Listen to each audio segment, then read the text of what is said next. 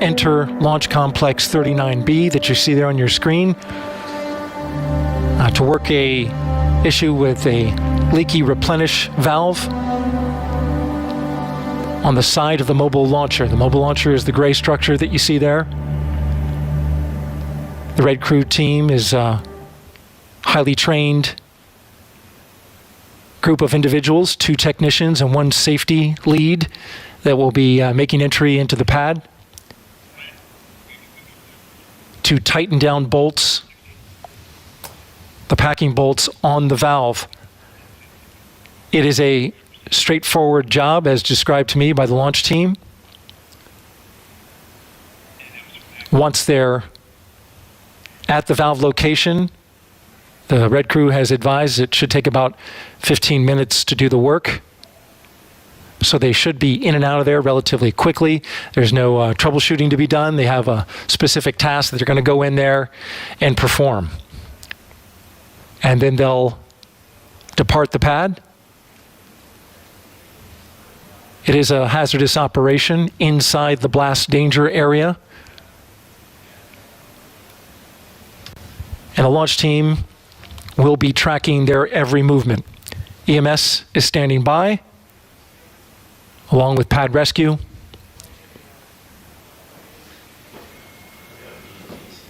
We'll keep you updated. This is Artemis Launch Control.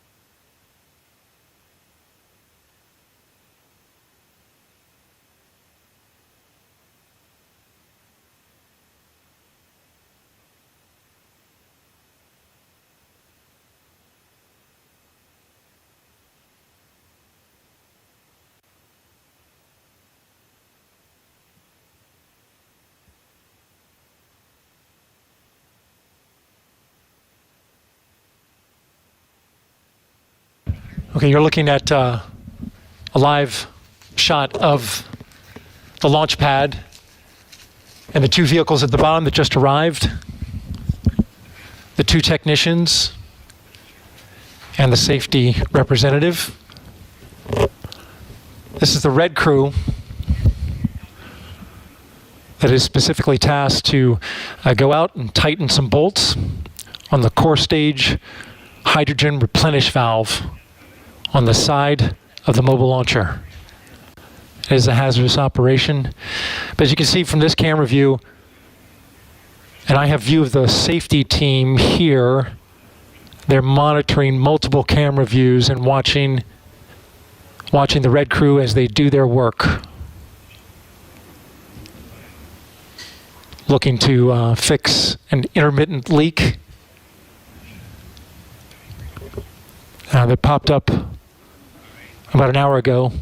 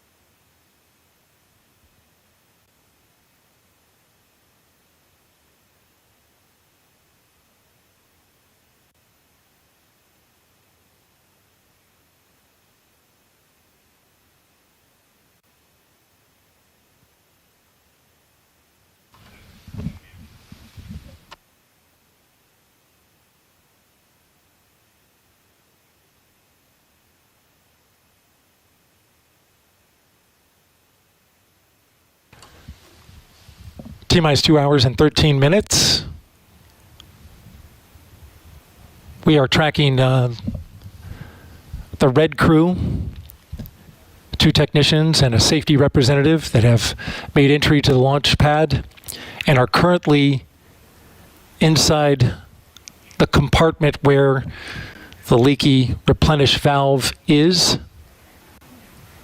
Again, the red crew, which is a specially trained crew to work in and around a fully tanked rocket, is inside the compartment area where the leaky replenish valve is. It's on the liquid hydrogen side. Their job is to torque down the bolts, the packing nuts on this particular valve, and that is, as I understand it from the launch team, currently in work. Safety team is watching on cameras that are in and around the launch pad.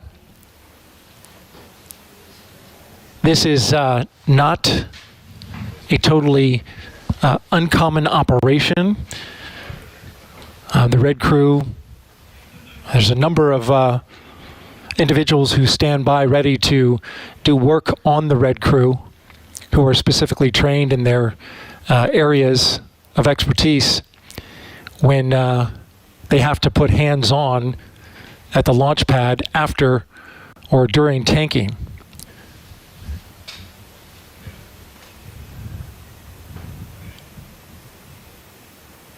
So this is likely to eat into the launch window. An update on the tanks. We are in replenish on both the liquid oxygen core stage and upper stage.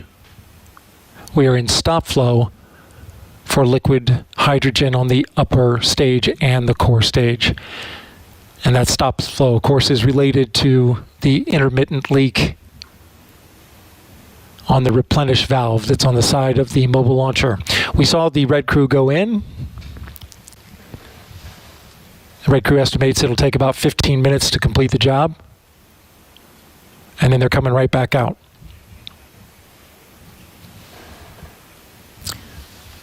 This is Artemis Launch Control.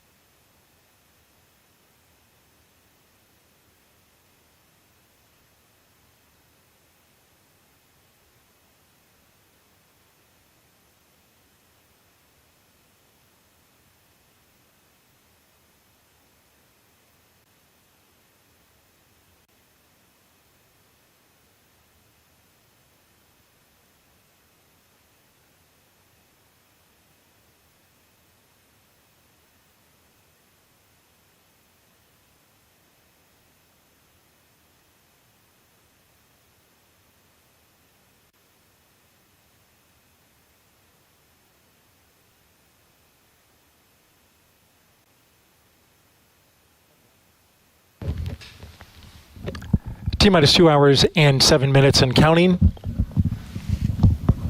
We are currently tracking work done by the red crew, currently out at the launch pad, a specially trained crew, torquing down some bolts on a hydrogen replenish valve.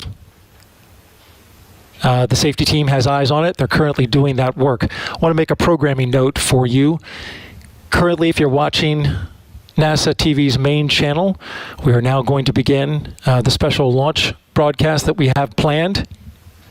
Meanwhile, over on the NASA television media channel, we will continue with operational commentary. Again, we're getting ready to start a launch broadcast, a special launch broadcast on the NASA TV main channel, but we will maintain operational commentary on NASA TV's media channel.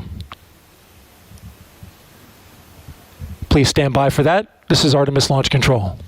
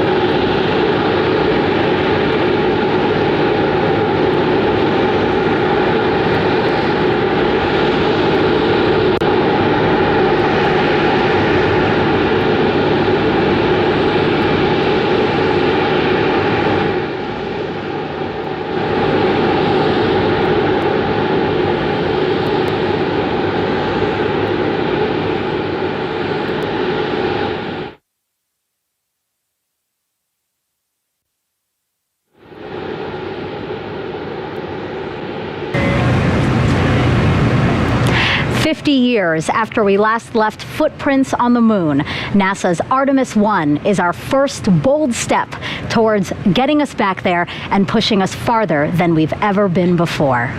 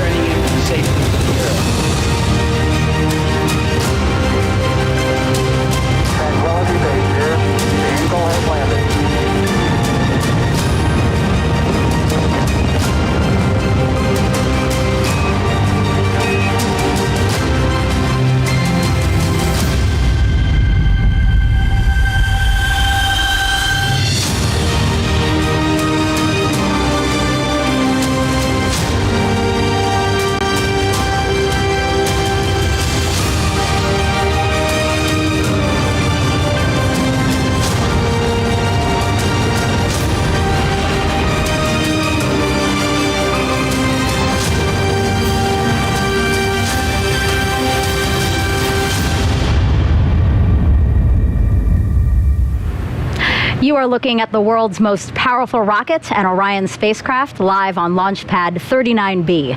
Artemis I embodies the hard work of thousands across the world, determined to explore for the benefit of all. Welcome, and thank you for joining us live at Kennedy Space Center, where the energy here is palpable as we attempt to make history today. I'm Megan Cruz, and this is NASA astronaut Kayla Barron. Kayla, great to have you here again. So awesome to be here tonight. Well, some of you may know this, but Kayla served as a mission specialist for NASA's SpaceX Crew 3 mission. It launched to the International Space Station in November of last year, and she lived and worked there for about 6 months. Today, I am thrilled to have her here with me to talk about this rocket behind us illuminating beautifully the night sky here in Florida. Yeah, it's so awesome to be here tonight. When I first walked up and saw the view from the desk here, I was just blown away by how close it is and what an awesome view it's going to be when we get to launch time. Yeah, it's a magnificent view, and I know you're especially excited about this because if we launch today, this will be the first launch that you actually see from the ground. Exactly. I've never been able to come see a launch in person, except for my own, of course, but that's a little bit different perspective. Very different, yeah. But to be here for the world's most powerful rocket and the first test flight of Orion and SLS is just amazing. Yeah. So our 2-hour launch window opens at 1:04 a.m. Eastern Time. So Kayla, tell everyone, why are we returning to the moon? We are returning to the moon to learn more about it. The moon is a perfect place to learn more about our solar system, how the moon formed, but also how the Earth and the rest of our solar system formed. And we know so little about it. There's a lot to learn by returning there and doing some awesome geology work, but it's also the perfect proving ground for our continuation, exploring further into our solar system and eventually going to Mars. Right. We need to test all the operations concepts, all the equipment, habitats, rovers, suits, all of these things. And so it's the perfect place to test all of those things out and learn the things we need to do something that's almost hard to wrap your head around, going all the way to another planet. Absolutely. Really ambitious goals, and it all starts here with Artemis I. So Artemis I is the first flight test of NASA's brand new Space Launch System, or SLS rocket. It's the world's most powerful rocket and will send an uncrewed Orion spacecraft farther around the moon than any of the Apollo missions before it. Artemis II will be the first crewed mission around the moon, and then Artemis III will use a brand new human landing system to bring astronauts to the surface of the moon. Future Artemis missions will dock to Gateway, NASA's lunar orbiting space station, before descending to the moon. So Kayla, what must we demonstrate with Artemis I before we put astronauts on board for those future crewed missions? This is our first integrated test flight of the rocket, the Space Launch System rocket, and Orion, the capsule that crew will fly in on Artemis II. And so it's really important for us to put all of those systems together and actually send them to do a mission, test all those systems in real time in concert together. We do a lot of testing before we get to this moment, before we get to launch day, but it's not integrated, and we're not actually putting the systems under all of the real world stresses they're going to see. Right. So we want to see the rocket perform, we want to see Orion make it around the moon, go super deep into space, and then come home and successfully re-enter. So the heat shield actually has to withstand the fastest and hottest re-entry we've ever seen in human spaceflight. So that's a big thing we want to see, the heat shield perform successfully, and then of course recover the vehicle, test all of that. So it's a lot, but it's the important first step before we put crew on the vehicle. Yeah, lots of eyes on this one for sure. So tanking of the rocket began at 4:30 this afternoon. NASA's Daryl Nail is inside with the launch team and has some information about an issue they're currently working. Right, Megan, the launch director gave the go for tanking shortly after 3 p.m. this afternoon, but as of right now, there is a red crew, as they are named, a specially trained team of individuals out at the pad making an unplanned change to a replenish valve on the liquid hydrogen side. There are 2 technicians and a safety representative that are right now working inside the mobile launcher. It's in an open air area that has a replenish valve that goes to the liquid hydrogen side of the core stage.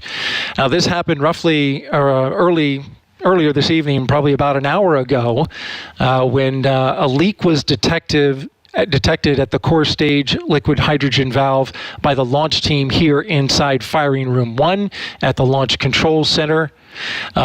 Unfortunately, the team here was unable to remedy the leak remotely, and so it became necessary to send a crew of individuals, called the Red Crew, out to the launch pad to make a hands-on fix, so to speak, to that valve. And what they're doing is they're torquing down bolts that are on the valve. They believe that by torquing these bolts down, they'll get a better seal on that replenish valve, and that should remedy the leak.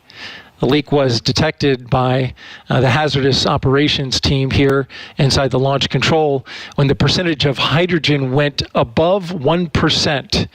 Now that's significant for this particular area because it is an open air location, the skid valve that runs the liquid hydrogen into the core stage. And we had reached replenish when this leak was detected. Over on the liquid hydrogen side, of course, there's two tanks on the core stage, liquid oxygen and liquid hydrogen. Both had been topped and gotten into replenish when this leak was detected. Currently, liquid oxygen is topped off and stable in replenish, but the liquid hydrogen is in stop flow at the moment, which will prevent them from proceeding forward with a launch until that leak is remedied. Again, this Red Crew is inside the area, inside the blast danger area, working inside the mobile launcher, torquing down those nuts that are associated with the replenish valve for the liquid hydrogen side of the core stage. Of course, we'll keep you updated on the operation. In the meantime, I'll send it back to Megan. Thank you for that update, Daryl. And yes, we are looking forward to your next update as to what happened with the red team out there on the pad. Now, today will be our third opportunity to launch Artemis I. The launch team called off the first two attempts due to issues while loading propellant into the rocket. The team addressed those issues and planned to try again in September, but then Hurricane Ian made landfall here in Florida as a strong Category 4 storm. Satellite imagery there shows us the storm went right by launch pad 39B. Thankfully, the rocket was safe inside the vehicle assembly building at the time. The team rolled the rocket back to the pad 2 weeks ago, and it stayed there through Hurricane Nicole, which made landfall last week as a Category 1 just south of Kennedy Space Center. Teams inspected everything after the storm and confirmed they were ready to try and launch today. Now, Daryl is one of a team of people helping to bring you today's uncrewed flight test. We have Jasmine Hopkins nearby, also inside with the launch team, who will interview some key players in our return to the moon. We also have Leah Cheshire inside Mission Control at Johnson Space Center. Dan Hewitt with a new tool we're excited to show you.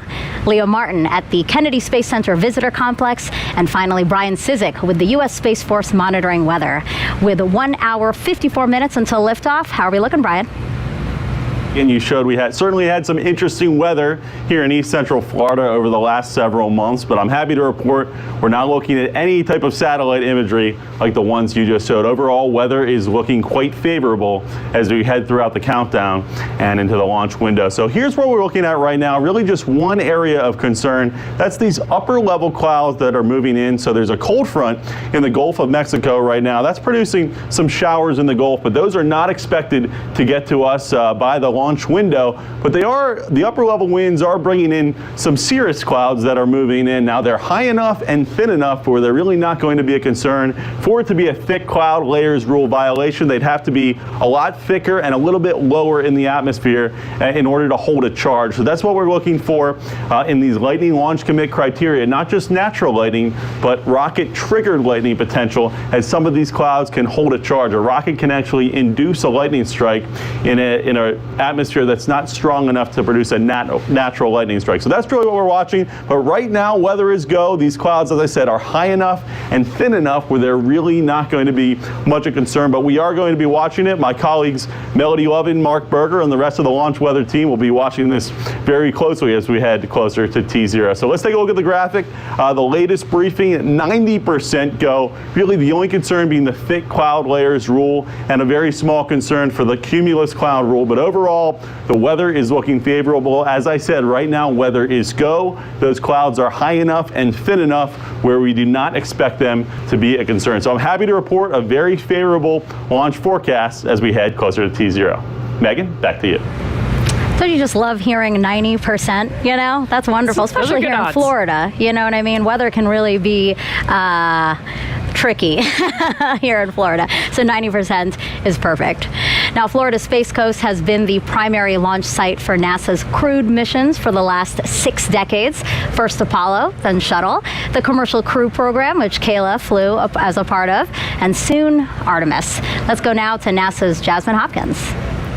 Thank you so much, Megan. We're here in the Launch Control Center amid all the excitement in Firing Room 2, and I'm so glad right now to be joined by our Kennedy Space Center Director, Janet Petro, and our Deputy Director as well, Kelvin Manning. Thank you both for being here. Thank you, Jasmine. Hi, Jasmine. We are so glad to have you. This team has overcome a lot to get to today. We are no stranger to storms on the Space Coast. We overcame Ian, and then Nicole. Janet, how did we embrace the challenge? That's my line, Jasmine. Yeah. I got to say, I couldn't be more proud of the team out here. Everything we did to get to this point, and then to have those 2 storms thrown at us at the last minute. Nicole, all the evacuations. As you know, one time we remained at the pad, and the other time we had to roll back to the VAB. But I got to tell you, across the workforce, whether it was our program people, across the agency, our institutional support organizations, they all came together and worked as a team. And so here we are tonight, looking forward to a great launch. Right, we're a very strong team, and we have been at this for years, for decades. We started off during the Apollo program, but now we've evolved into what we're calling a multi-user spaceport. Kelvin, what does that mean? So when we were getting ready to retire the space shuttle, a lot of people thought we were going out of business, literally shutting down. But our leadership team, we had a vision to create what we called a multi-user spaceport to become the world's premier government and commercial spaceport. And so that's happened over the last 10 or so years, probably a lot faster than we thought it would. But right, if you would say, you ask us, well, what's the future look like? I'll tell you, we're just getting started. Right, the future is very bright for us, and this is a really big day for NASA. I mean, Artemis launched, but an even bigger year for Kennedy Space Center, the Diamond Anniversary, our 60th anniversary. Janet, how have we commemorated that big milestone? Oh, we've had a whole bunch of celebrations all along this year. As you know, Kennedy became a center back in 1962. As you said, we've been celebrating all year long, and I can't think of a better way of culminating our Diamond Anniversary with a launch of the Artemis for the Artemis generation later this evening. Right, that is so exciting. And what does it mean for both of you to be leading the center at one of our busiest cadences we've ever seen? We've had over 40 launches this year alone. What has that been like? We're gonna get past 50 tonight, I think. But for me, I'm incredibly honored to be leading this team. It really is all about the team and the workforce. We have such a highly skilled, a highly dedicated, a highly motivated workforce. We have an incredible mission, and we all come together and embrace the challenge and make things happen. Right. Yeah, it is a privilege to work here, and it's not about us. Like Janet said, it's about the people. It really is. It's about this great team. Janet, Kelvin, thank you both so much for being here tonight. We really appreciate it. Thank you, Jasmine. Go Artemis. Yes, go Artemis. Go Artemis. Absolutely. Megan, back to you. Great to hear from them. So 1 hour and 48 minutes and counting till our 2-hour launch window opens. We heard Dale report out that there is a team at the pad working an issue. So why don't we go back to him now to see if he has an update for us. Yeah, Megan, now continuing to track the Red Crew's work at the launch pad. This is a specially trained team of 3 individuals, 2 technicians, 1 safety representative who are currently right now inside the mobile launcher at the base of the launch pad. They are doing work on a replenish valve, currently torquing down the bolts in order to remedy a leak in that replenish valve that was detected a little over an hour ago. Now, this is significant because currently with a leak, they have had to go into what's called stop flow on the liquid hydrogen tank of the core stage. Normally, under replenish, they continue to flow liquid hydrogen into the tank as it boils off in order to maintain a level of around 100%, but that has been in stop flow, and so at this moment we are slowly losing liquid hydrogen in the core stage hydrogen tank. The Red Crew went in and is currently working a little longer than expected on the issue. It was estimated that it would take 15 minutes to do the work, but as we're now finding out, the Red Crew is torquing down the bolts and then backing out of the area and allowing the launch team to cycle the valves to test to see if they've got that leak fixed. So as they do this, we understand they will cycle this work, go in, cycle the valves, torque them down again if it continues to leak, and then back out and test the work. And this may continue until they have it fixed. The Red Crew going onto the launch pad isn't a totally uncommon occurrence, certainly new with the Artemis program, but work like this was done in previous space programs. The Red Crew is specially trained for this work. They are accustomed to working around in hazardous operation, especially a fully tanked rocket. Again, we are tracking Red Crew's operation out at the pad. It's expected that this will eat into the launch window, which currently we have liftoff at 1:04 a.m. Eastern Time, but the window runs 2 hours to 3:04 a.m. Eastern Time. Again, monitoring the Red Crew's work. We'll have more updates for you a little later on. For now, back to you, Megan. Thank you, Daryl. Some quick programming notes. For the first time ever, we are broadcasting a launch in 4K. You can watch it on NASA's YouTube channel or check your local provider to see if you have NASA's UHD channel. The audio of our broadcast is also available on the local amateur VHF and UHF radio frequencies you see at the bottom of your screen. So if you're here along the Space Coast and interested in that, make note of those frequencies now. Or you can watch today's launch with live commentary in Spanish. That broadcast starts at midnight on NASA en Español's YouTube page, which we're showing you now at the bottom of your screen. Now, Kayla, why did NASA choose the name Artemis for our return to the moon? Well, in Greek mythology, Artemis is the twin sister of Apollo. So it's really a connection back to the Apollo era, the amazing things we did as part of the Apollo program. But we wanted to give a nod to the future. You know, it's a new set of missions. We're here with new objectives. So it's a connection to the past with an eye towards what we might do as part of the Artemis generation. Yeah, let's talk about what those future ambitions might be. I mean, landing the first woman and first person of color on the lunar surface, that is a worthwhile ambition. Oh yeah, absolutely. I think we've come a long way since Apollo in so many ways in the space program, but one of the ways we've evolved is our astronaut corps more closely reflects the nation it represents now. Sure. So those crews will be more diverse, and we think those diverse perspectives, not only in our astronaut corps, but our larger team, only make us a stronger one. Yeah, all right. Well, coming up, we are going to hear from some of the Apollo astronauts and learn more about what we will accomplish for humanity by going back to the moon. We'll meet some of the women shattering glass ceilings to bring Artemis to life, including NASA's first female launch director. We'll also show you the Space Launch System up close and what happens when the cutest group of visitors gets the surprise of a lifetime. Plus, we'll take you around the world to show you how people are marking this historic mission. And Kayla and I will also take your questions live. You can send those our way by using the hashtag Artemis. We already have some questions from some celebrities. I know you're going to love these questions. So you're going to have to keep watching to find out who sent those in. And we also invite you to share your moon-inspired content using the hashtag NASA MoonSnap. Here's a sample of some that's already been sent in. This one's beautiful. The flower in the foreground there, the moon in the background illuminated so beautifully. Here's an awesome one. It looks like we have an eagle here flying over the moon. Just beautiful. It's been really cool to see all these artistic submissions. Oh yeah, really creative. And we're going to compile as many as we can and show them later in the broadcast. Now, let's check back in with Daryl. We do like to check in with him as much as possible to see if we can get any updates from the launch team. Go ahead, Daryl. Yeah, Megan, we just saw the red team give a thumbs up to the camera as they are doing their work out at the launch pad. Currently, they're torquing down some bolts to the specification required in order to try and stop what has been described as an intermittent hydrogen leak in the area.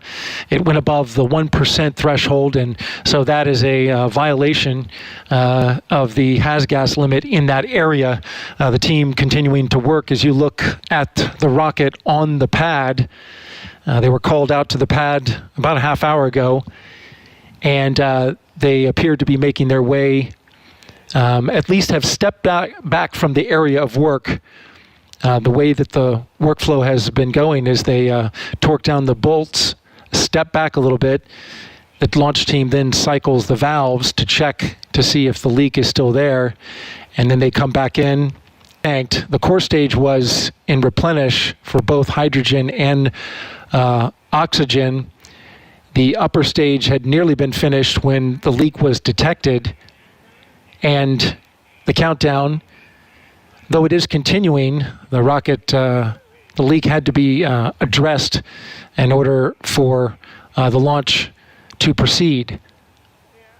The replenish puts the hydrogen back into the tank after it boils off, and so currently we're in a stop flow which no longer allows a replenishment of the hydrogen tank, and that would not allow us to have a launch without those tanks being in total replenish, and also in a vented configuration, which has also been put on hold. I'm sorry, not a vented configuration, but rather an engine bleed has been stopped. And so that would need to continue as well in order to get the engines conditioned for launch.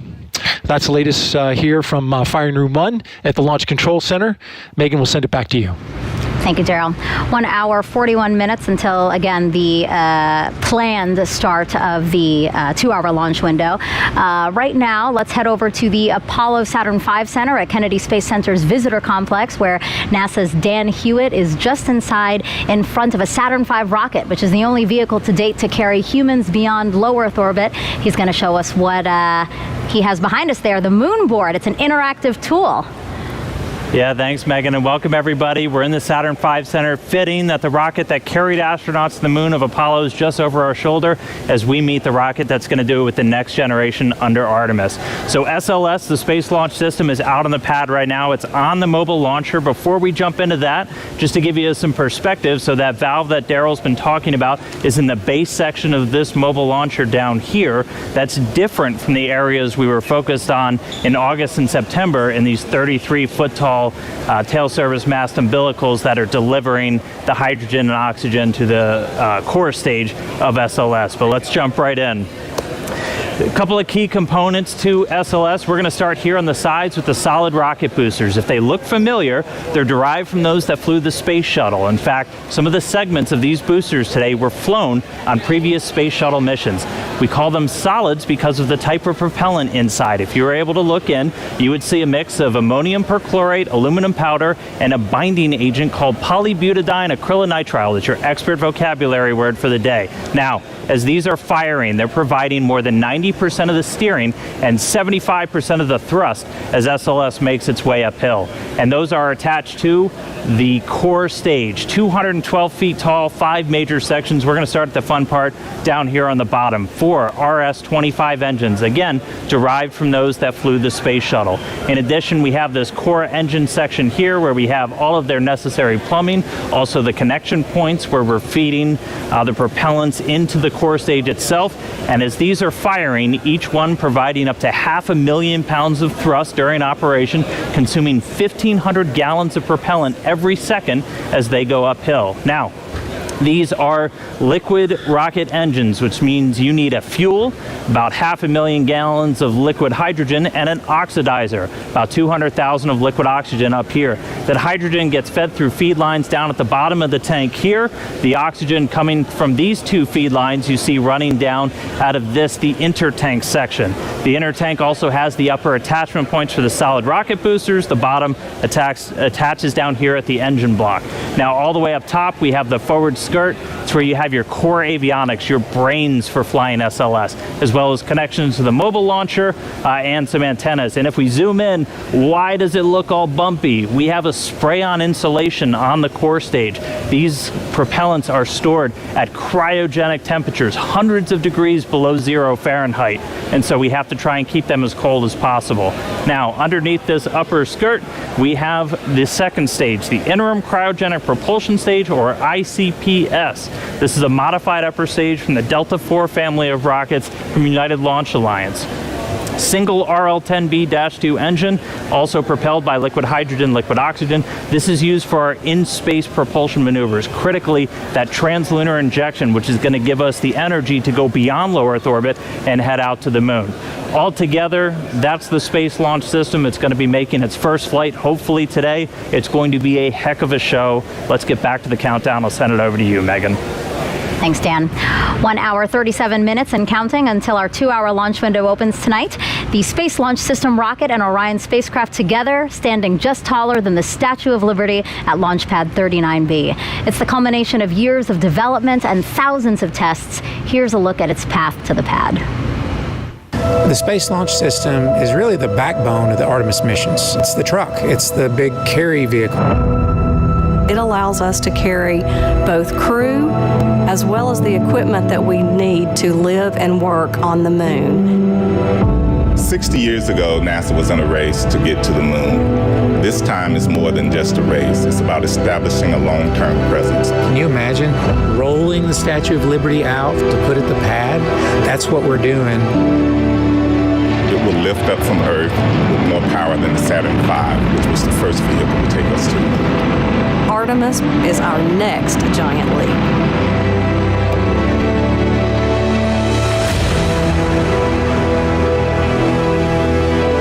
The difference between the Apollo program and the Artemis program is really the focus on sustainability and using the moon as an outpost for further exploration.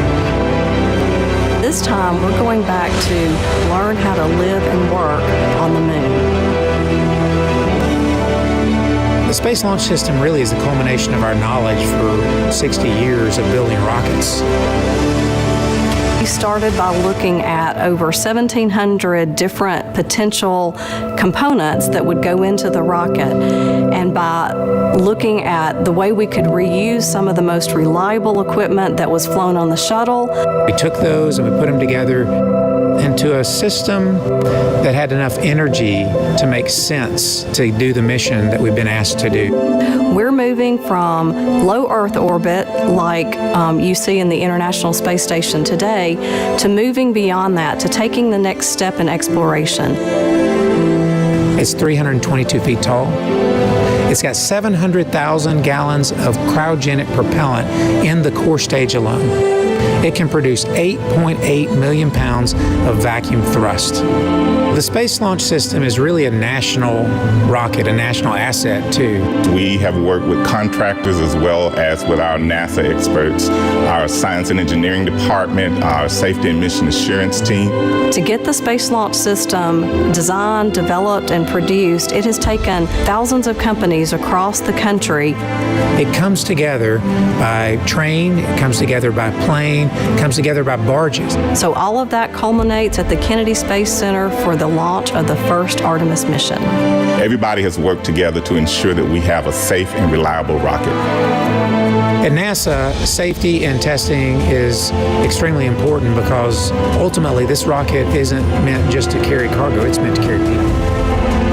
It takes all types of education, all types of backgrounds, all types of diversity to do the things we do, and it'll be great to see a diverse crew land on the moon. Where the Space Launch System comes in is providing that reliable transportation so that we can start flying these rockets on a routine basis to take people and to take to that outpost, the moon, and also the gateway system. We have a generation who've never seen deep space exploration, and this will give them an opportunity to see that this is something that they can potentially do themselves.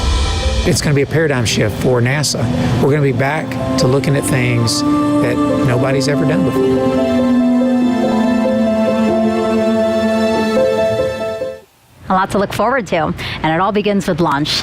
Afterwards, our friends at Johnson Space Center in Houston will control Orion once it's on its way to the moon. Let's get an update of operations there with NASA's Leah Cheshire. Thanks, Megan, and welcome to Mission Control Houston, home of the red, white, and blue flight control rooms. But today we're in the white flight control room, which is just across the hall from where you usually see us in the International Space Station flight control room, like this morning when we conducted a spacewalk outside the space station. Now, this white flight control room has been used before during some space station missions, plus commanding Boeing's Starliner. Previously, this room was used for space shuttle missions and was renovated in 2014 to support our use with the Artemis program. Today's flight director is Judd Freeling, a flight director of 11 years who will lead the team through the Ascent portion of the mission. After Freeling's shift today, flight director Rick LeBrode will lead the team through the rest of the mission all the way to entry and splashdown when Freeling will step in again. Other console members will be monitoring the various systems on Orion like propulsion, solar arrays, and trajectory, and they arrived on console about 5 hours ago. And you might also be surprised to learn that there is indeed a Capcom or capsule communicator on console today as well. While there are no crew on board, Jay Marshke and other capsule communicators will be training throughout the mission in preparation for Artemis II and beyond. The Capcom is the single person in the room who speaks with the crew, gathering info from mission control team and keeping streamlined communication with the astronauts in space. We're counting down to liftoff when teams here will really jump into action and monitor the first Artemis flight, sending Orion further than any crew-rated spacecraft has gone before. But for now, Megan and Kayla will send it back to you at Kennedy Space Center to keep walking us through the events of the day. Well, you just heard Leah remind us that no one is inside Orion today. Again, it's because Artemis I is a flight test to prove we can safely return crew from lunar orbit on Artemis II. And when we launch the first crewed mission, NASA has a very diverse and talented core to choose from, including Kayla here. We're looking at video now of some of your friends who got to go to the pad. That looks fun. Yeah, it's always so exciting to see the rocket on the pad because you know you're getting close to launch. So we're all just really excited to see how this test goes today. I wish I could have gone out there with them. You and me, what happened? We didn't get our invite. And I thought this was fun too. Some of your friends also got to fly over the pad in T-38s. Here's video of that now, incredible video. So these flyovers were common during shuttle, right? Yeah, and we still try to do them whenever we can. We actually use the T-38 jet as a training platform. It's a chance for us to practice making real-world decisions in a high-risk environment, practice working as a team, and a good analog for spaceflight. Okay. But we also like to fly by the pad when we can, when we have a rocket out there. It's a way of saluting and thanking the team for all the work it took to get to this moment. That's great, yeah. A worthwhile thing to do because, yes, the team has worked so hard to get to this moment. And you spoke about training. Has training already started for Artemis II for you guys? We've been developing the training, but the crews aren't assigned yet, so they're not in dedicated training flows yet. But our team at Johnson Space Center, where we train for human spaceflight, are working on all of the things that we're going to need to teach the crew and the best ways to go about that. Once we get that crew assigned, they'll be straight into training right up until launch day. Awesome, cool. All right, I can't wait to hear who gets assigned. And the absence of crew today doesn't mean Orion is empty. There are plenty of other interesting things flying on Artemis I, including several technology demonstrations and science investigations we're going to show you throughout the broadcast. There are also some mementos like these seeds that we have right here, right, Kayla? Yeah, we have an example of the moon seeds that will be flying as part of this mission today. And the idea actually comes from an Apollo 14 astronaut, Stuart Roosa, who flew seeds with him to the moon, hundreds of them, and then brought them back to Earth. And then they were planted all over the country and the world, and they're called moon trees. And so we're kind of carrying on with that idea on Orion for this launch. Yeah, I love that. And the seeds that are flying on Artemis I, it's going to come back and they're going to distribute it to a number of organizations through NASA's STEM program. So it's really a neat idea. And so these moon seeds are part of what's inside Artemis I's official flight kit, along with more than 10,000 other mementos, like this Apollo 8 commemorative medal you see here, a nod to 1968 when humans first orbited the moon. and a bolt from Apollo 11, 1969, when humans first landed on the moon.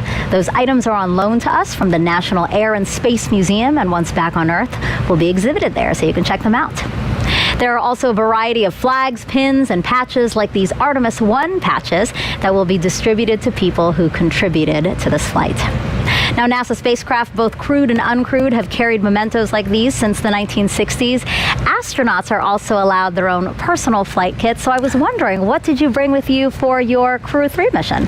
I actually brought a couple of examples to show you. The moon seeds inspired me to share that I actually brought some vegetable seeds that's with awesome. me. So these are kind of fun. They're dragon themed. So I got dragon carrots and dragon beans since I went up on a SpaceX Crew Dragon vehicle. Sure. And then of course, I think the most important, meaningful thing to all of us is usually pictures of our family and friends. So have like a picture family. of me and my family at my sister's wedding, friends backpacking in Alberta, Canada, and then my in-laws right side up. together on a family vacation. And I also brought some flags, some American flags, and then United States Navy flags, since I'm a naval officer. So things like that, I think it's just so human to want to bring stuff with you, right? Souvenirs, who doesn't love that? Yeah, absolutely. But I think for most of us, pictures of our family and friends, things that connect us back home, are the most important. Yeah, 6 months might not sound like a long time for people, but it is, right? Wouldn't you say? And you're also so far, it's nice to have those tangible things that remind you of home.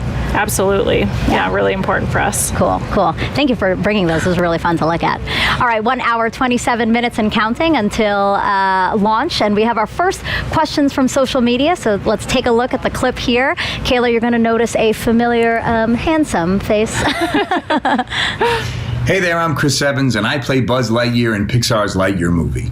I was wondering, when we fly future Artemis missions with astronauts, how many people can fly on board the Orion capsule at once? My nephew's probably asleep, but he's a big Buzz Lightyear fan, so he's probably going to enjoy watching that question tomorrow. But we can get 4 astronauts in the Orion space capsule. It's a little bit bigger than the Apollo capsule, about 30% more habitable volume. And so instead of supporting 3 crew for about 2 weeks, Orion can support 4 crew for about 21 days. Okay, good first question. Let's take a second question now. Can a microbiologist be an astronaut?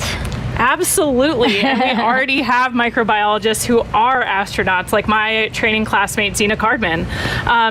We hire people from all sorts of different backgrounds. All you have to do is have a STEM degree.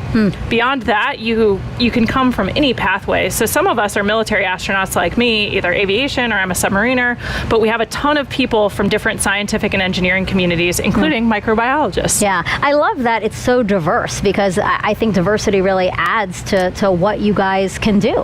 Yeah, and those unique perspectives, I think, make us stronger as a team whenever we're tackling a new problem. Having people with different, not only academic backgrounds, but all of these scientists, a lot of them have different field experience. So like Zena worked in some really extreme environments in Antarctica, in caves, doing a lot of her research. So it's not that different than what we're hoping to do at the South Pole of the moon. So these perspectives are really important for us to form the best team that we can. Yeah, that's interesting. All right, I think we have time for one more question, so why don't we pull one up? What is the coolest part about Artemis to you? What is the coolest part about Artemis to you? I think I can't even quite get my head around how it might feel for the crew to orbit the moon on Artemis II and see it up close. And then, of course, on Artemis III to actually land on the moon and conduct a moonwalk. It's just going to be incredible to have that view back of our home planet. And so just the thought of sending human beings back to the moon, it's just super exciting for all of us. I honestly didn't know how you're going to answer that, because there is so many things to look forward to pinpoint, the thing that you're most excited about. I thought that was going to be a hard question, actually. All right, so great questions. Keep them coming using hashtag Artemis wherever you're watching this broadcast, and keep sending those moon-inspired content too. Again, that's hashtag NASA MoonSnap, and we're going to show some of them later in the broadcast. Okay, 1 hour, 24 minutes and counting until hopefully liftoff of Artemis I, and it's time for another update with NASA's Daryl Nail, who's with the launch team as they were monitoring a leak. Yeah, that's right, Megan. We're inside the firing room number 1 here at the Launch Control Center at the Kennedy Space Center. And currently we have an update on that red crew, which went out to the pad to torque down some bolts on a leaky hydrogen replenish valve for the core stage. And that update is that the red crew has departed the blast danger area. They have completed their work. They got the go at 10 p.m. this evening, 10 p.m. Eastern Time, to go out and conduct work that took roughly an hour from the time they were given the go till the time they left the blast danger area. The technicians, 2 technicians and 1 safety representative, did the work out at the pad on the replenish valve. And now that they are on their way back, the team is now examining the work and whether or not that leak is still there. What we do know is, you may have heard me mention that this put the liquid hydrogen tank into stop flow, and as a result also stopped a required 90-minute engine bleed for the liquid hydrogen side. Teams have come to the conclusion that only a 45-minute bleed is required at this point. They can resume the bleed at the point that they left off, and it'll be enough to meet that requirement for launch. You're looking now at a graphic where we're tracking the core stage fill rate. We did this earlier this evening. Took about 4 hours and 20 minutes to fill the core stage. You can see on the left that the core stage liquid oxygen is at 100%. That's the same for the upper stage, and both are in stable replenish. As you can look to the right, though, you can see that we're at 97% for liquid hydrogen. The reason for that is because when we went into stop flow, that means that the replenish was no longer refilling the tank, and that liquid hydrogen was boiling off and draining some of the capacity out of that particular tank. So we've lost some liquid hydrogen. The plan is to resume, of course, the filling of liquid hydrogen, which goes into that into the liquid hydrogen tank on the core stage and then vents out on that flare stack that you see to the right, where excess hydrogen is burned off. That's the latest here from Firing Room 1. Megan, we'll send it back to you. Thank you, Daryl. All right, let's go back inside our Apollo Saturn V Center now with NASA's Dan Hewitt. We last sent humans to the moon using the rocket behind you. Can you show us how we're going back now with Artemis? Absolutely. Thanks, Megan. So Artemis I is going to take us from planet Earth around the moon and all the way back, and I'm going to show you every step of the way. Like every great space mission, it starts with a launch. In this case, 4 RS-25 engines, 2 solid rocket boosters ignite, sending SLS and Orion into the sky.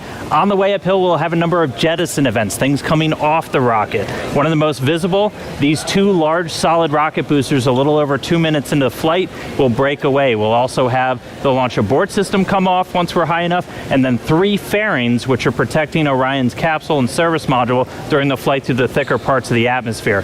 Now, after the core stage has consumed its propellants, we'll hear MECO, main engine cutoff. Those 4 engines will cut off, the core stage will drop away, handing over propulsion duties to this, the interim cryogenic propulsion stage. Its first job is a Perigee raise maneuver. Perigee just means the lowest point of your orbit. This will give us a nice circular path for Orion around our planet.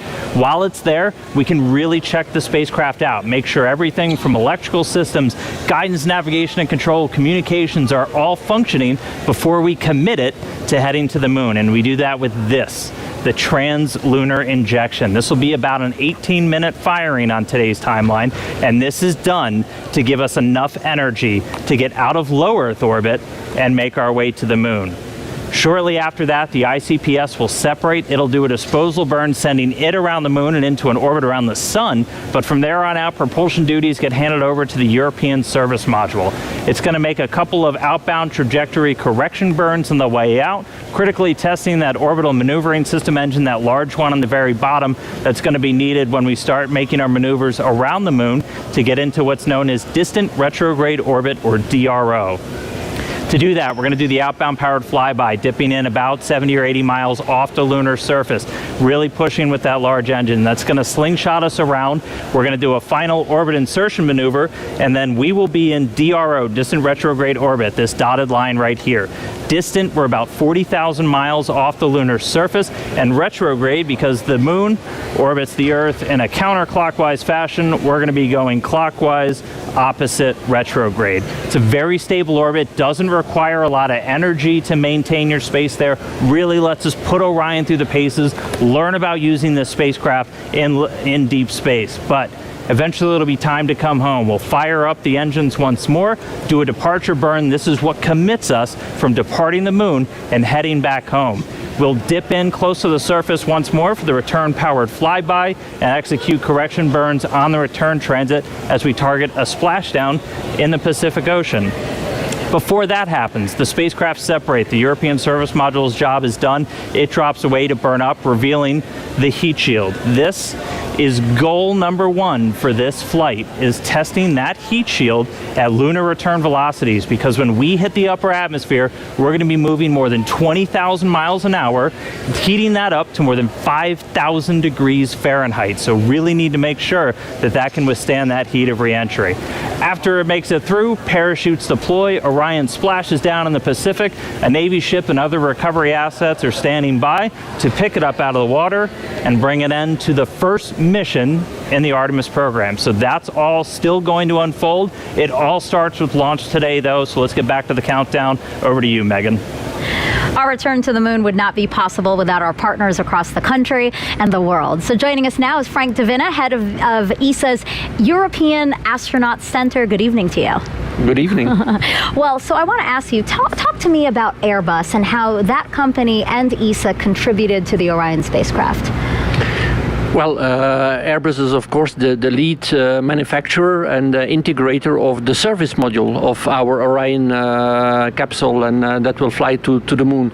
So this is a very important part, of course, because without the service module, it's clear that we would not get to the moon or would not be able to return from it. So it's a very important partner for ESA, but there are industries across Europe, not only Airbus, but across Europe, that are contributing to the service module in Italy, in France, Belgium. Really, it's a really European project. Yeah. Frank, we've been close partners, NASA and the European Space Agency, for decades now, and partnering on things like the space station, scientific exploration, and of course commercial crew missions. Matthias Maurer, ESA astronaut extraordinaire, was on my crew, Crew 3. Can you tell us a little bit more about what makes these partnerships so important? Well, it's important, these partnerships, because we want to do sustainable exploration of the moon. We want to explore space on a sustainable way. And I think partnerships in that sense are essential. One nation alone, could they do it? The US maybe, yes. Europe certainly could not participate to a lunar program by themselves or could not do it by themselves. But I think if we do it as a partnership, we can go a lot further, we can do a lot more. We can leverage technologies, we can leverage talent in all these countries across the globe that can really push the partnership forward. So looking ahead to future Artemis missions, we're going to have ESA astronauts on board those. Have you guys begun preparing for that training, anything like that? We have actually started preparing already for lunar missions, surface missions. We have a program called Pangea in ESA, which is basically, there are NASA astronauts participating in those trainings. Stephanie was just over with us just 1 week ago, doing field trips, and we are actually starting to prepare to see also which technologies do we need to use that we can at the best possible way do science on the moon, because of course we just do not go there to walk around or do two things. We want to do real science, we want to do discoveries, we want to live there for a sustainable way. So which technologies do we need? And that we are actually starting already in the European Astronaut Center. We actually started already more than 5 years ago developing this training program. So yes, we are involved again together with our NASA colleagues and colleagues from the international partners to start preparing crew to really do sustainable surface exploration of the moon. Yeah. And you guys are doing more than just crew, right? You guys are contributing to the Artemis programs in other ways? We are contributing to the Artemis program in many ways. Of course, the service module that we will see launching here hopefully today is the biggest part today. But we are looking into a lot of other capabilities. First of all, there is the gateway. That will be a real element to enable the sustainable exploration of the moon. We have the communication system on the gateway. We have the IHAP, the habitation module. We have Esprit, which is a refueling module, which is essential if you want to sustain the gateway there for a longer period of time. Of course, you need to be able to refuel the system. So these are essential elements, again, that ESA is providing. We're also providing small technology experiments. Radiation, for example, will be very important. We are looking in crew exercise device for the gateway. We are looking into medical systems. So these are also small components, but for the crew that are very important because we need to keep the crew healthy there, of course. You're a great partner. You have so much that you're contributing. We really appreciate it. We have a lot that we can contribute. And, Thank you. And of course in this ministerial, because we have now our ministerial conference coming up next week, where the big decisions are going to be made for the next decade. And there we will propose a European lander that will bring logistics to the moon. And this logistics capability that will be a big part of the integrated Artemis program will allow us to have European astronauts actually walking on the moon. So that is really interesting for us. Wow, Frank, thank you so much. And we continue to look forward to the contributions that we can make together with this partnership. Thank you so much. Thank you for having me. And good morning to the viewers in Europe. Thank you so much. All right, and speaking of viewers, we have a ton of people out here on along the space coast of Florida watching today's launch. So let's head on over to NASA's Leah Martin. She's over at the Visitor Center with a whole bunch of excited people. Oh my goodness, Megan. You know, this normally is a time of night that people are winding down and getting ready for bed, but there is not a single person here who has sleep on their mind. Everybody is so excited on the edge of their seat, trading stories, talking about previous launches and being excited for this one. And I'm actually joined here by three women who are thrilled to come out and watch tonight's launch. What does it mean to be out here and see this historic launch tonight? It's an amazing moment. I grew up on the Space Coast watching launches, and so to be out here tonight, it's incredible. It's an amazing feeling to be out with all of these people celebrating, and we're super excited to be here. And Isabel, I know that you said that you have been having your eyes on this launch. You've been watching on the previous attempts. What does it mean for you to be here tonight? Well, yeah, this is our third attempt here. We were here for the first and second here at Banana Creek, so we're really excited. The energy out here is electrifying, and we can't wait to see this thing go off. Now, this is the first of a series of missions that are becoming increasingly more complex. What are you most excited about for the Artemis missions? Leah, I am so excited to be here. I just feel so honored because, as you know, this isn't just a momentous launch for humanity as a whole. It's so important for gender and cultural minorities across the globe because Artemis is landing the first woman and the first person of color on the surface of the moon. This is this generation's Apollo. And so all of the people who didn't have the opportunity to live through Apollo and be inspired by that have the opportunity today to witness it. And I'm just so grateful to be here. I can't wait to see the positive impact. One more question. This is going to be something that you guys, I'm sure, will remember for your entire lives. How are you marking this? Do you have any special plans of capturing these memories and being able to pass them on to people in your life? Well, my son is growing up here. I didn't grow up here, and so he's going to grow up here on the Space Coast, and I just can't wait for him to just grow up with the Artemis missions. Well, Megan, we're out here. We have our eye to the sky, and we can't wait to see it go. Back to you. Really great interviews, and wow, I saw that drone shot that we had showing all of the bleachers filled with people there to watch the launch. That was incredible. If you're just joining us, welcome to NASA's live launch coverage of Artemis I, our return to the moon in almost 50 years. I'm NASA's Megan Cruz, and this is NASA astronaut Kayla Barron, who flew on NASA's SpaceX Crew 3 mission and returned home earlier this year after living and working on the International Space Station for about 6 months. I gotta ask you, how was that experience? It was incredible. We had such an amazing time up there. The Expedition 66 crew was awesome. I've been saying since I got back that we're the happiest crew in the history of the space station, and nobody's been able to really challenge me on that yet. You guys look very happy in that photo. Oh man, we were just like a family up there executing an incredible mission. Some amazing science experiments. We got to do 3 spacewalks. It was just, you couldn't have planned a perfect first mission for me, Matthias, and Raja, and of course our veterans up there, Mark and Tom. It was amazing. We had an incredible time. Yeah. Wow, look at that photo of you in the cupola. That is amazing. Yeah, the views are beautiful. It's just like every time you look out the window, it takes your breath away. Wow. And now here you are, adding some valuable insight into Artemis I. This is our 3rd opportunity to launch NASA's brand new Space Launch System rocket and Orion spacecraft. This is an uncrewed flight test to pave the way for future crewed missions, starting with Artemis II. And Kayla, you could be chosen to fly on some of those future missions. How does that make you feel? Honestly, it's a little unbelievable to me. I could barely imagine what it'd be like to go to the space station until I did it.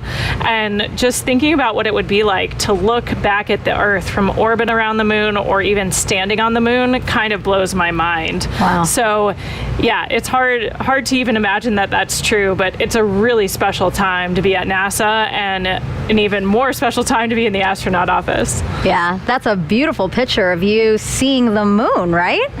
Yeah, that's sort of a moon spotting adventure there. I've got binoculars. One thing that's really cool about seeing stars and the moon from orbit is you're not looking at them through the atmosphere. So you get these very clear views. And the moon is always super spherical. You never get these sort of slices that look kind of flat from Earth. Up there, you see it in 3D, it feels like. Wow. So yeah, I think we all sort of fall in love with the moon from space in a whole new way. Yeah. Well, today's launch attempt comes amid a very busy year for us at NASA. Some of the highlights include 2 more commercial crew launches with SpaceX, Crew 4 in April, you're seeing there, and Crew 5 last month. In May, NASA and Boeing flew OFT-2, the 2nd uncrewed flight test of the Starliner capsule. The goal is to certify the capsule for regular flights to the International Space Station after a crewed flight test next year. In July, we released the first images captured by our James Webb Space Telescope, and wow, they are magnificent.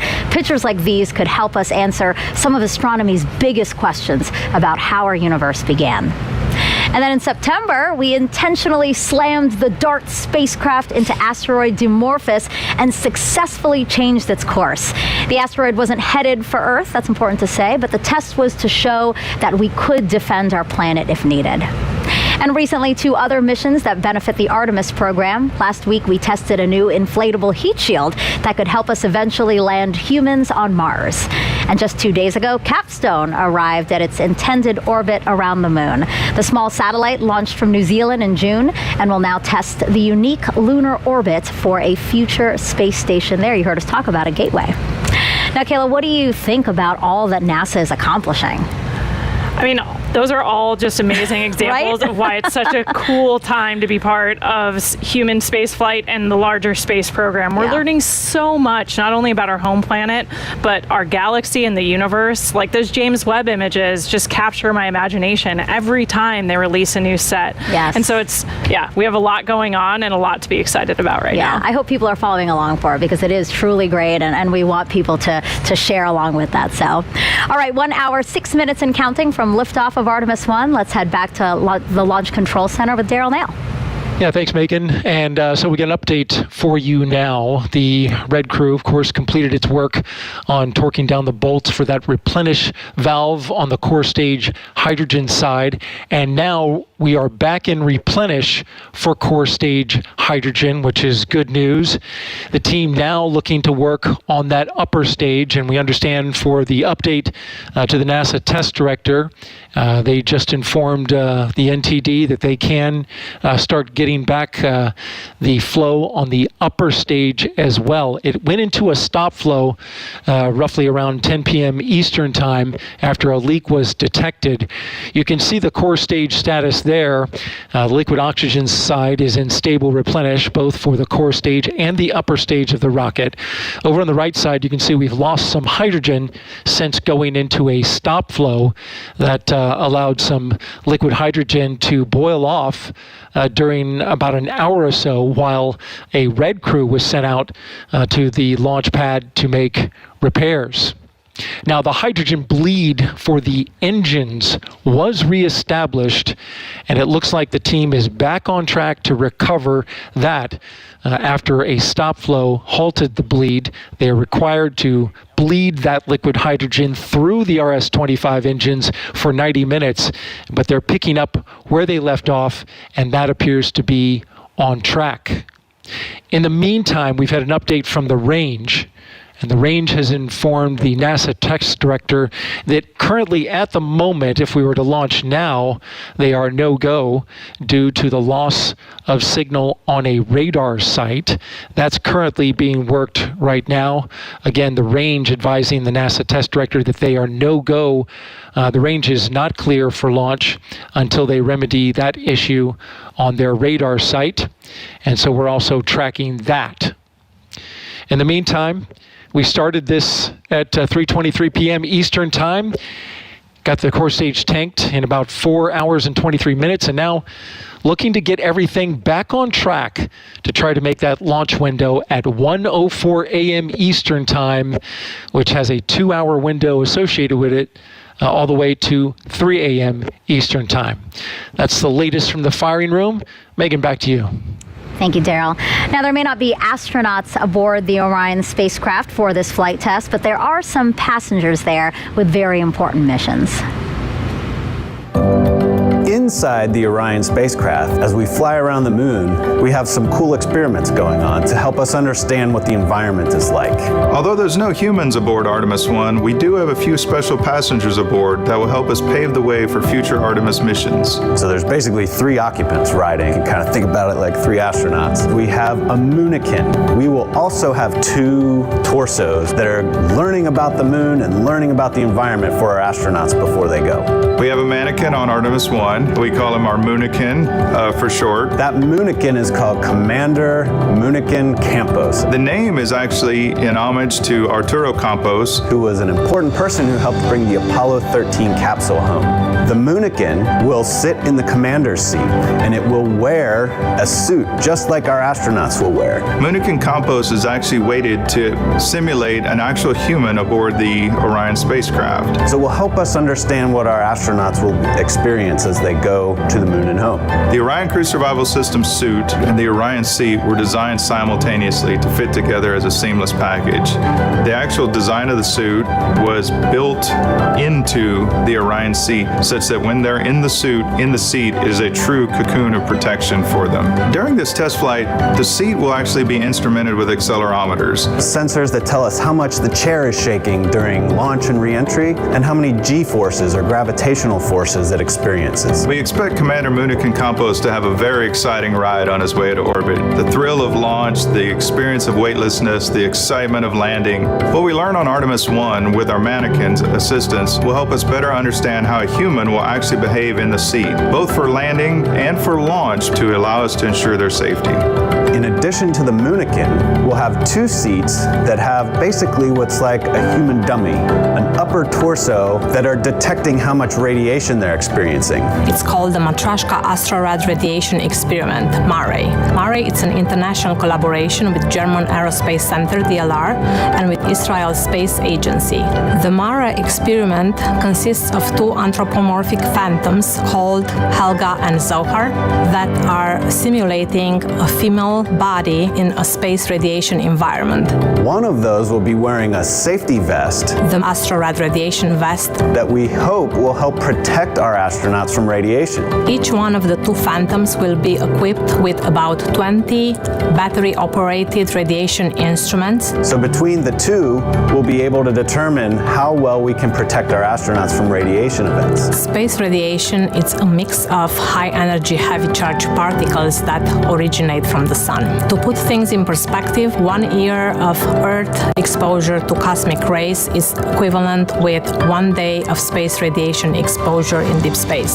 The purpose of the MARA experiment is to learn more about the radiation exposure as well as the biological effects of different organs.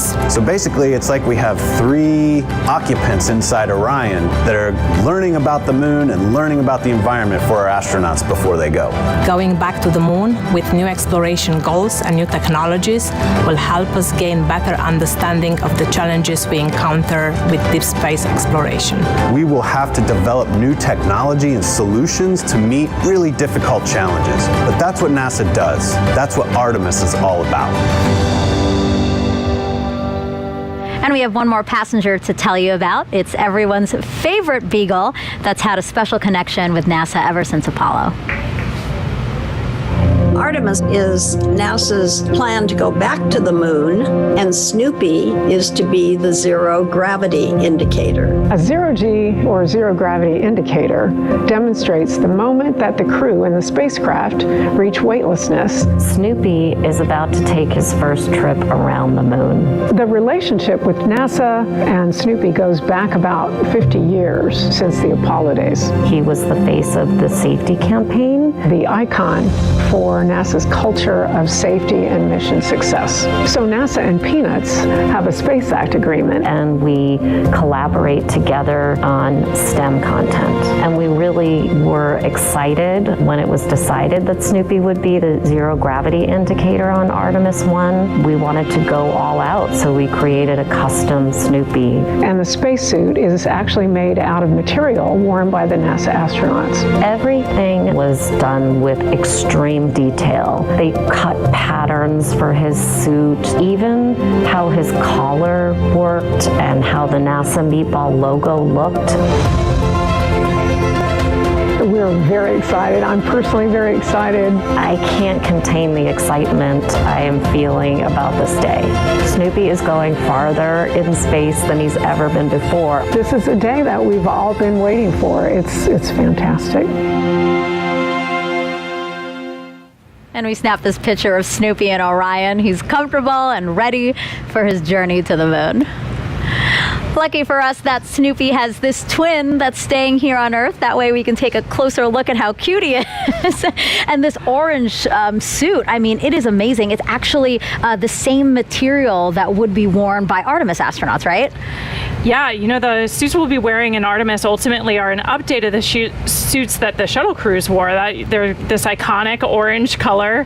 And we've updated them, though, with new technologies and also new crew capabilities so that they can best protect the crew in our return to the moon. I actually got to work with that suit team before my assignment. That's cool. And so the suit's kind of near and dear to my heart. Yeah, I think we have a picture of you wearing the suit as part of when you were helping to design it, right?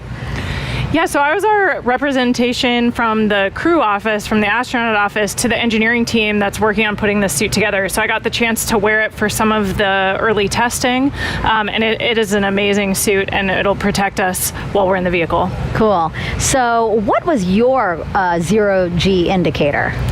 Yeah, like the video mentioned, we always choose stuffed animals. So we actually had a turtle. We named her Fowl, which is German for peacock. And we chose that because Raj and I are from the turtle training class, so we thought it would be fun to have a sea turtle as our zero-G indicator, but we wanted to have a nod to Matthias, who is a German astronaut, so that's why we gave her a German name, and Tom, who's from the peacock class, so she's peacock colored, and it kind of worked for everybody. I was about to ask, I was like, wait, why is it German for peacock, but it's a turtle?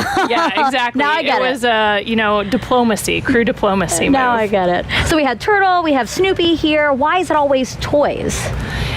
I think the tradition goes back to crews taking stuffed animals from their children and sometimes flying the stuffed animals of their kids. That still happens to this day when a crew selects a zero-G indicator, but they're convenient because they're nice and soft. So if you're going to allow something to bounce around in the capsule, you want to make sure that it won't hurt the crew or any of the equipment. And they're cute. I mean, come on. Who doesn't want a mascot? Makes you smile, yeah. Absolutely.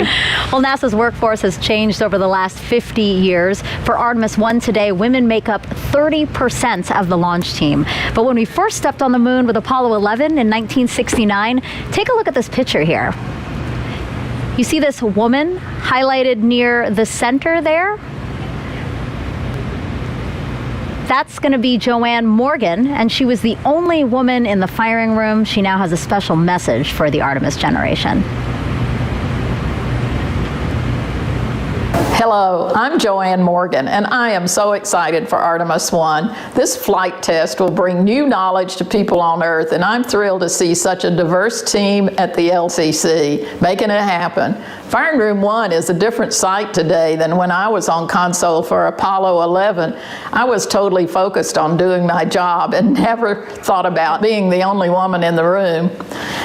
Today, women at NASA are center directors and launch and flight directors and have substantial roles in engineering, science, and technical areas. This is so important for a new generation, the Artemis generation, to see how individuals are leaders and contributors to the mission, and for youth across America and the planet to see this as well. After 50 years, it is gratifying to see this change, and I can't wait to see what you all accomplish together. New century, new generation, new mission to the moon and beyond.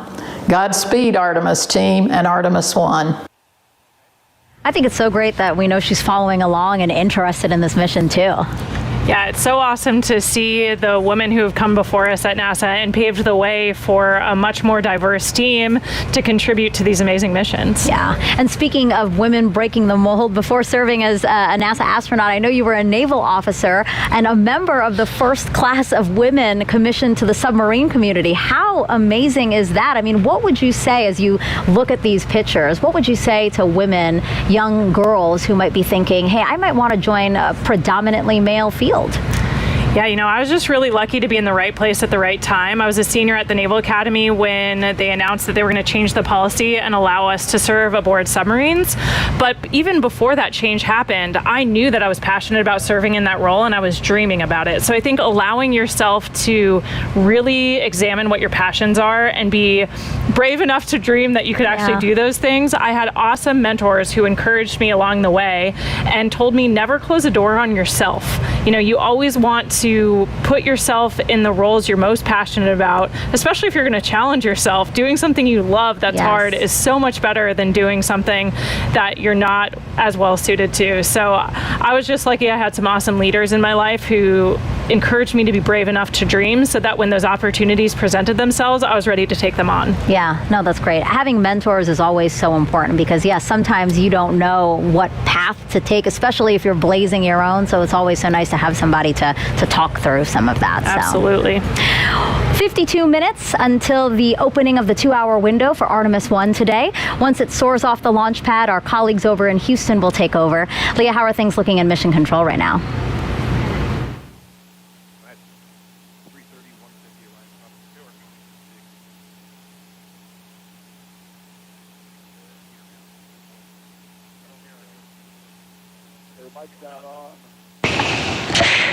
Hey Megan, I'm here now, and thanks for joining us again here in the White Flight Control Room here at NASA's Johnson Space Center. So you might be wondering why Johnson Space Center will control the flight of Orion after liftoff, even though it's launching at Kennedy Space Center, and that's all about how our flight control centers are designed.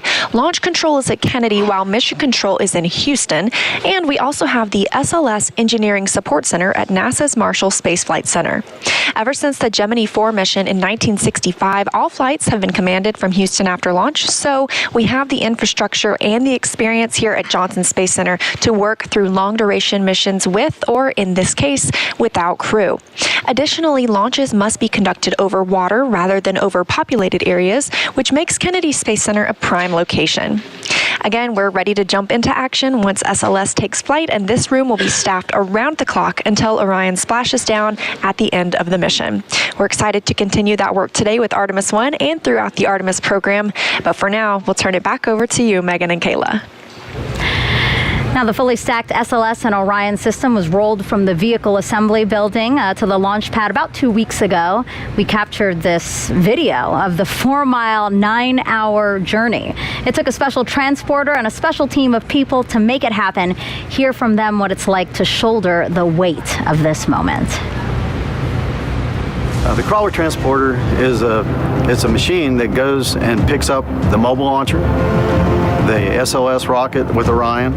It's basically the cornerstone of the mobile launch concept. Without the crawler, you couldn't transport the mobile launcher and the vehicle from the VAB to the pad or the pad back to the VAB. And it was designed and built for the Apollo program to move Saturn V's to the launch pad. Since then, we've modified it and used it to move the entire shuttle program. And after the shuttle program, we did extensive modifications, and now it's to be used to move Artemis to the launch pad. The crawler is 136 feet long from end to end. It's 114 feet wide from the edge of the truck to the other edge of the truck. It weighs 6.6 million pounds. It has the power to do 2 miles an hour, but you never want to go that fast. Generally, we're around 0.83 for SLS. Artemis will be one of the heaviest loads we've ever carried and one of the tallest loads we've carried. I am exceptionally proud of our team. They're very talented, they're very committed, and they're just all around good team. I think any problem that crops up or anything that comes up, we'll fix it and we'll get moving again. And again, it starts right here with the crawler. So if we do our job and everybody else does theirs, then we're going to have a successful launch. We're going back to the moon. This is going to be just fantastic. Such an impressive team, and the crawler, Kayla. I mean, this is a certificate from the Guinness Book of World Records.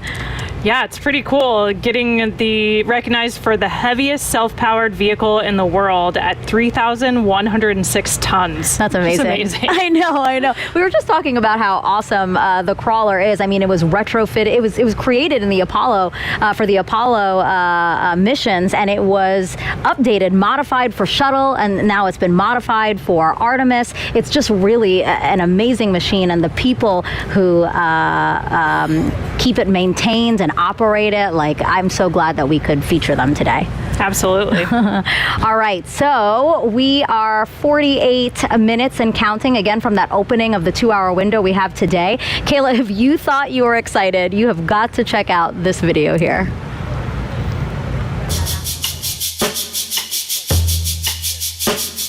This is really cool. We got some children that are on a bus, and they're going to come here to the vehicle assembly building, and the administrator and I are going to jump on the bus and surprise them. We're going to give them the opportunity to come in and go up the elevator with the rocket.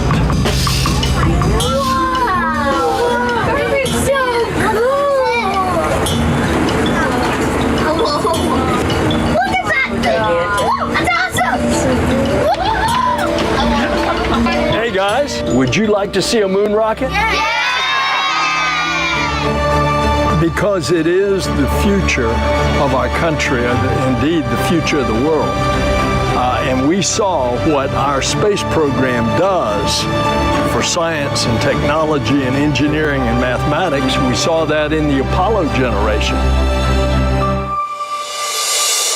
All right, guys, what do you think?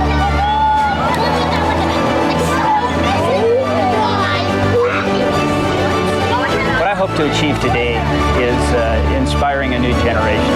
I mean, the more people that we can get to see up close and personal this rocket, it's awe-inspiring.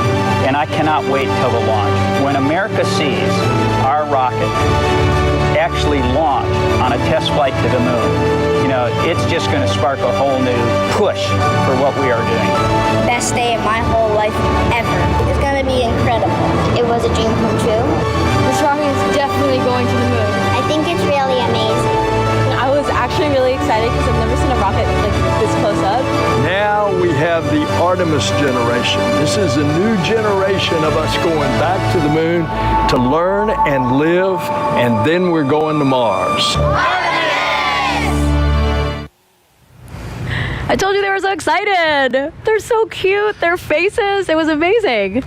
I think my face looked pretty similar the first time I walked into the VAB and looked up at that rocket. I mean, the building is huge, and standing at the base of the rocket just takes your breath away. The scale of it, 322 feet, especially stacked on its end like that, is just amazing. So I almost relived my first time in the VAB through their eyes. And it was really cool. There was this opportunity where they got to just ask any questions they wanted. I was there, so they were asking me questions. They were asking the administrator, Bob Cabana as well, and they just hands shot up. They just had questions, and then sometimes I didn't really know the answer, and they're like, well, it's this, and I was like, oh my God, they know so much, and they're so interested in it. I mean, again, this is why we're doing this. This is part of the inspiring the next generation. Absolutely. Whenever I get a chance to interact with kids, kind of any age, all the way from elementary school up through college, the human spaceflight program, and Artemis in particular, I think really captures people's imagination and gets them interested in everything it takes to do something so daring and so complicated. Yeah. And actually, before we move on, an interesting note about the opening music in that video. It's an original composition called The Artemis Generation, performed by the Cooper Middle School Band percussion section of McLean, Virginia. And to continue to inspire the Artemis generation, NASA invited students to take part in a national essay contest, challenging them to imagine what it'd be like to lead a week-long mission to the moon's South Pole. Here's the first winner now. I gazed out of our moon pod window just before it was time to exit. My crew of 3 and I had been working for years to get here. Our crew consisted of a botanist, an engineer, a doctor, and me, an astrobiologist. We'd been picked because of how well we got along together, with our complementary STEM backgrounds and our naturally upbeat personalities. Houston, this is Artemis Crew 1, initiating airlock sequence, I said over my microphone. I looked at my crewmates, and as I stepped out of the pod, I felt so gratified, becoming the first woman on the moon.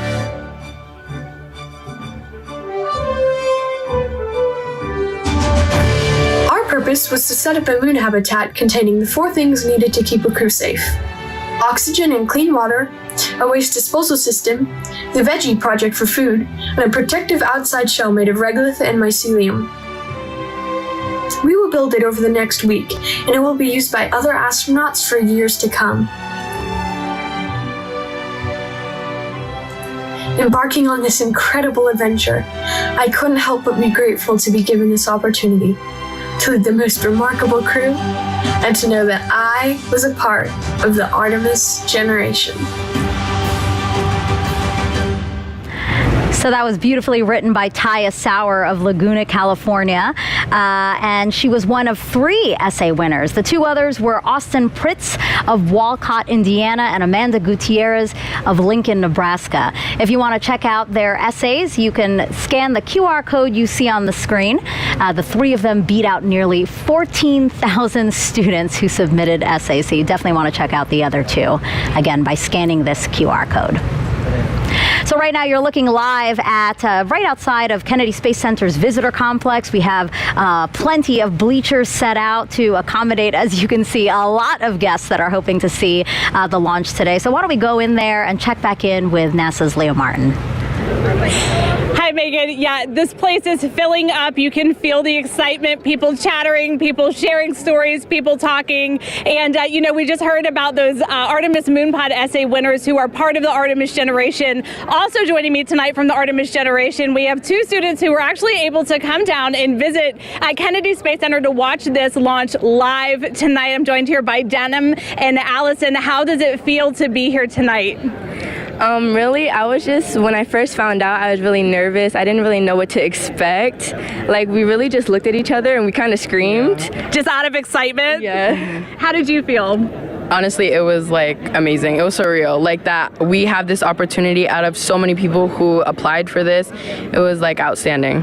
And you guys actually got to take a tour of Kennedy Space Center a little bit earlier this week. What was something that you got to see that was just really outstanding? I think it was the shuttle experience, how it is when the rocket ship goes up with people in it. It was honestly really fun doing it and learning how they feel at the moment. And Denham, what do you think it will be like to watch the world's most powerful rocket launch tonight from just across the river? Well, really, I don't really know what to expect because I've never really done this before, but I feel like it would really be outstanding. I might shed a little tear, but I don't really know. Like, I'm really excited to be here, and it's amazing. Like, it is amazing, and I don't think you're going to be the only one shedding tears tonight. Megan, we're super excited, eyes on Artemis, and we're ready to see the launch. Thanks so much, guys. Now, Kayla, are you ready for more questions from social media? We're getting them in. Always. All right, let's take a look at the screen now. We have another celebrity question. Hey, I'm Keke Palmer, and I play Izzy Hawthorne in Pixar's Lightyear, and I can't wait to see Artemis I launch today. How will going back to the moon pave the way to Mars? Thank you, Keke. Yeah, what an awesome question for tonight. I mean, the return to the moon is going to give us a chance to test all of the capabilities we need to operate on Mars. Mars is really far from home. It's going to take us 6 months just to get there, and that's with ideal planetary alignment and expected advances in propulsion technology. Then we'll spend about a year plus on the surface before it's 6 months home. And so the moon is a lot closer. We can get there in 3 days. The communications delay is a lot shorter, and so we can really test our operational concepts a lot closer to home. The moon's super far away. It's 250,000 miles, but that's way closer than Mars. So it's going to give us a chance to test all of our technologies so that we know what we need to develop in order to take that next step. Yeah, we call it the next giant step for a reason. Mars is very, very far, like you said. All right, let's take another question from social media. Kayla, what inspired you to be an astronaut? My journey was a little bit different than some of my colleagues. I didn't grow up specifically dreaming of becoming an astronaut. I don't know what the barrier was there. I was aware of and inspired by the space program, but I never allowed myself to dream of becoming an astronaut until I had served on a submarine, actually. I think that operational experience that's so similar to what we do in the space program, if you think about it, we're sending humans to live, work, and do something of importance in a place where people aren't supposed to be, the depths of the ocean or the vacuum of space.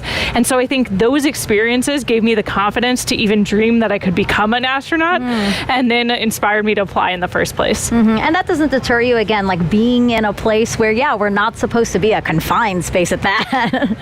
Yeah, I think those parallels, I got a chance to meet an astronaut after serving on my submarine, Kay Heyer, who's also a Naval Academy graduate, class of 1981, and hearing about her experiences working on the space station really made me click. All of a sudden I said, the space station's a submarine in space. Yes. And it sounds silly, but I had never made that connection before. And once I did, I just couldn't stop dreaming about it. Oh, that's so cool. I love that your story isn't, the typical one, as you said. Okay, I think we have time for one more question. Is Snoopy ready and excited? Of course. I think like any crew member, Snoopy's been training for this moment. He knows what to expect in a nominal and an off-nominal launch and all the actions expected of him. So like any good crew member, he's ready to go. And he has his suit that's been tailored to him. It's especially made for him, the way that the astronaut suits are especially made for them. So yeah, I think he's ready. Yeah. Seeing the moon up close, he's ready to go. So keep those questions coming. Use that hashtag Artemis and tweet or drop them in the comments wherever you're watching this broadcast. And don't forget those NASA moon snaps. Hashtag NASA moon snap for your moon-inspired content. Okay, we are now 37 minutes from the opening of our 2-hour launch window today. Let's check back in with Daryl with the launch team. Yeah, we've had a couple of issues that the launch team has been working, and we have an update on both of those. First of all, is the leak, the liquid hydrogen leak in the replenish valve out at the mobile launcher. We understand from the launch team that leak has not recurred.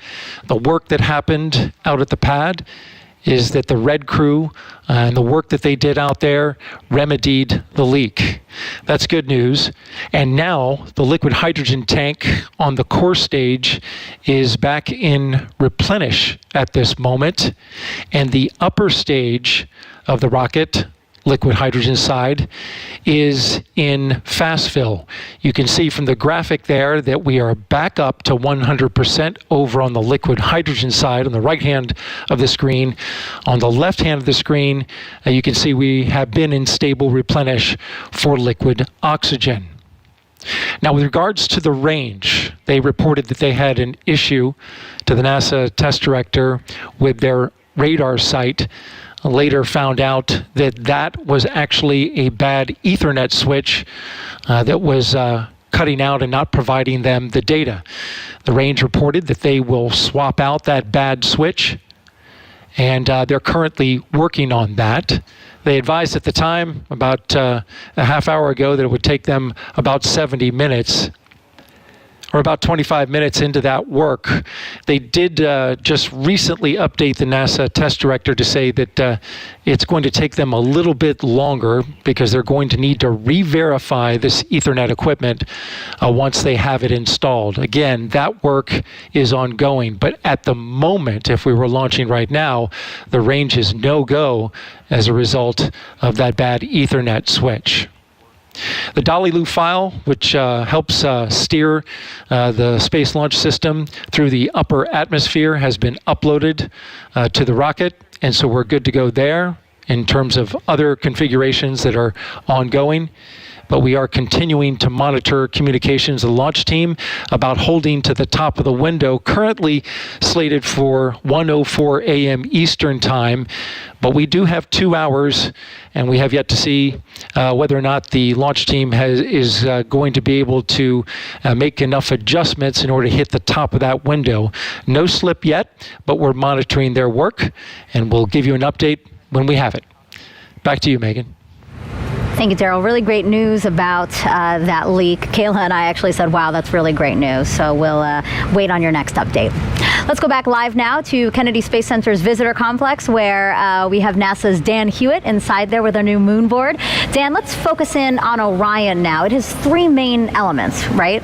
That's right, Megan. And Orion is the spacecraft that's going to be carrying our Artemis astronauts off of planet Earth and then returning them home. As you said, 3 major components, so we'll jump in here at the top with the first one, the launch abort system. This is a critical safety feature on Orion, designed to pull the capsule away from the SLS stack in the event of an emergency on the pad or the way uphill. And it does that using 3 solid rocket motors. The first one, the abort motor, can fire within milliseconds of automatically detecting an issue, pulling the capsule away to a safe distance. After that, the attitude adjustment motor. This one will fire. We can cancel out any rates, put us into a nice stable glide before we get ready to fire the jettison motor. This is the one that will actually take the launch abort system off of Orion, allowing it to then deploy parachutes and parachute down to safety. I will note the jettison motor, the only one that fires no matter what on a normal mission. It's going to fire once we're high enough in the atmosphere. And for Artemis I, that is the only motor on this that is active.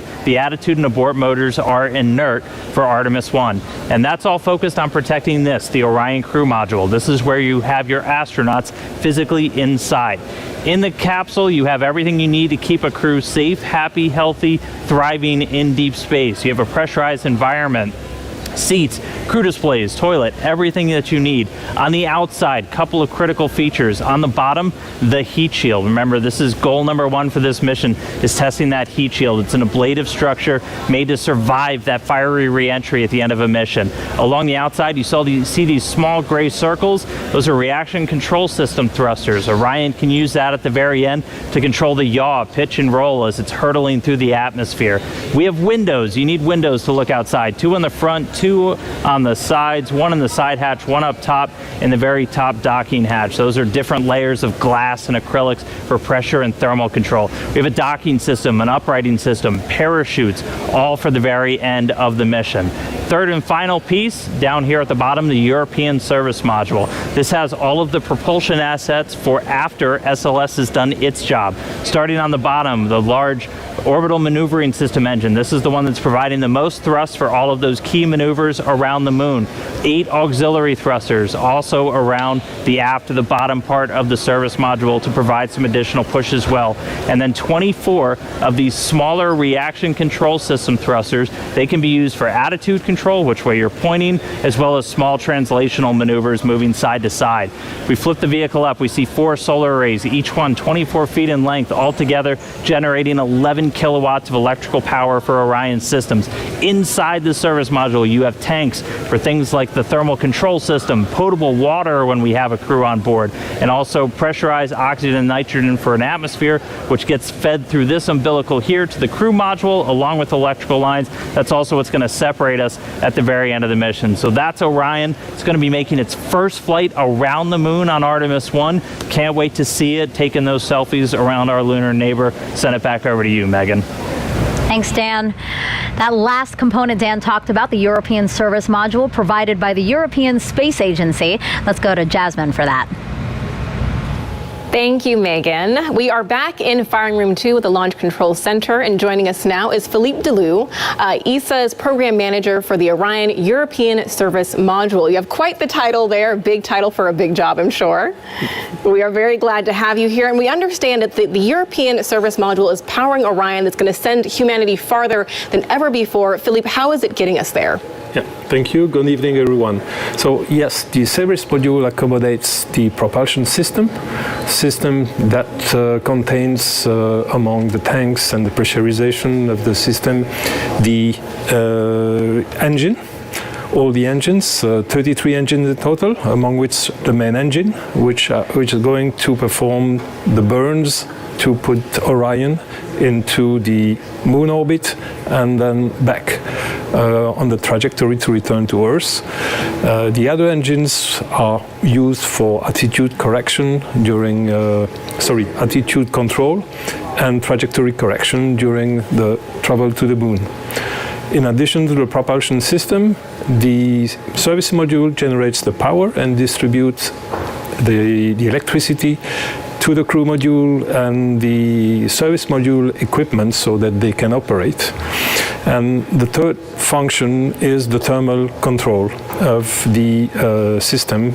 The service module accommodates radiators to reject the heat that is produced by all the equipment and the crew that will eventually be in the Orion.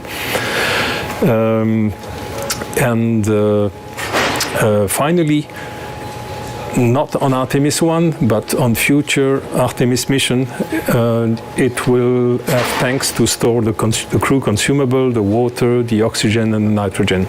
Right, so we understand too that you are monitoring launch here in Firing Room 2 with us, and you also have a team. We're going to bring up a picture of that team right now, or a live look inside ESA's control room in the Netherlands. So can you tell us, what is your team working on today? Yes, well, the ESA team is not only back in the Netherlands, it's one aspect, but we have also a significant team in the control room in Johnson, in the Mir control room, and their role is to monitor the telemetry from the service module to make sure that all parameters are within their nominal behavior, that the operations are performed also nominally, and for sure identify if something goes wrong, if something goes not nominal. And if something non-nominal is identified, then they will have the role to support the NASA team to troubleshoot the anomaly and prepare the recommendation to be brought to the mission management team for a decision on how to operate the vehicle forward.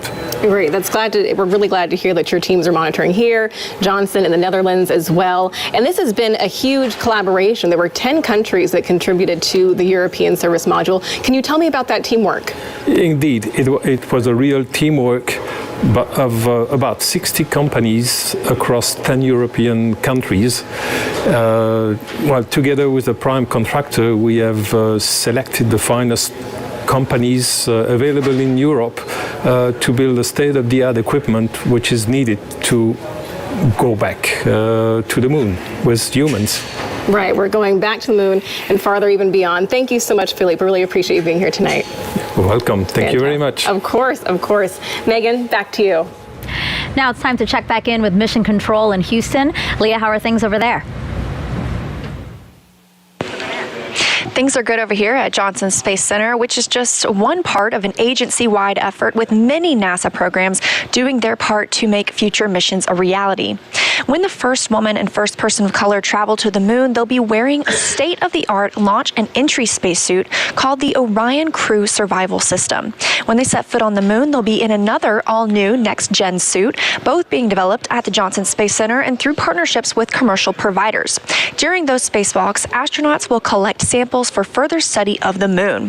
The Astromaterials Research and Exploration Science Division at JSC is preparing to receive rocks, soil, and ice collected from the moon's south pole, which has a unique crater impact history and ice deposits that have never been sampled.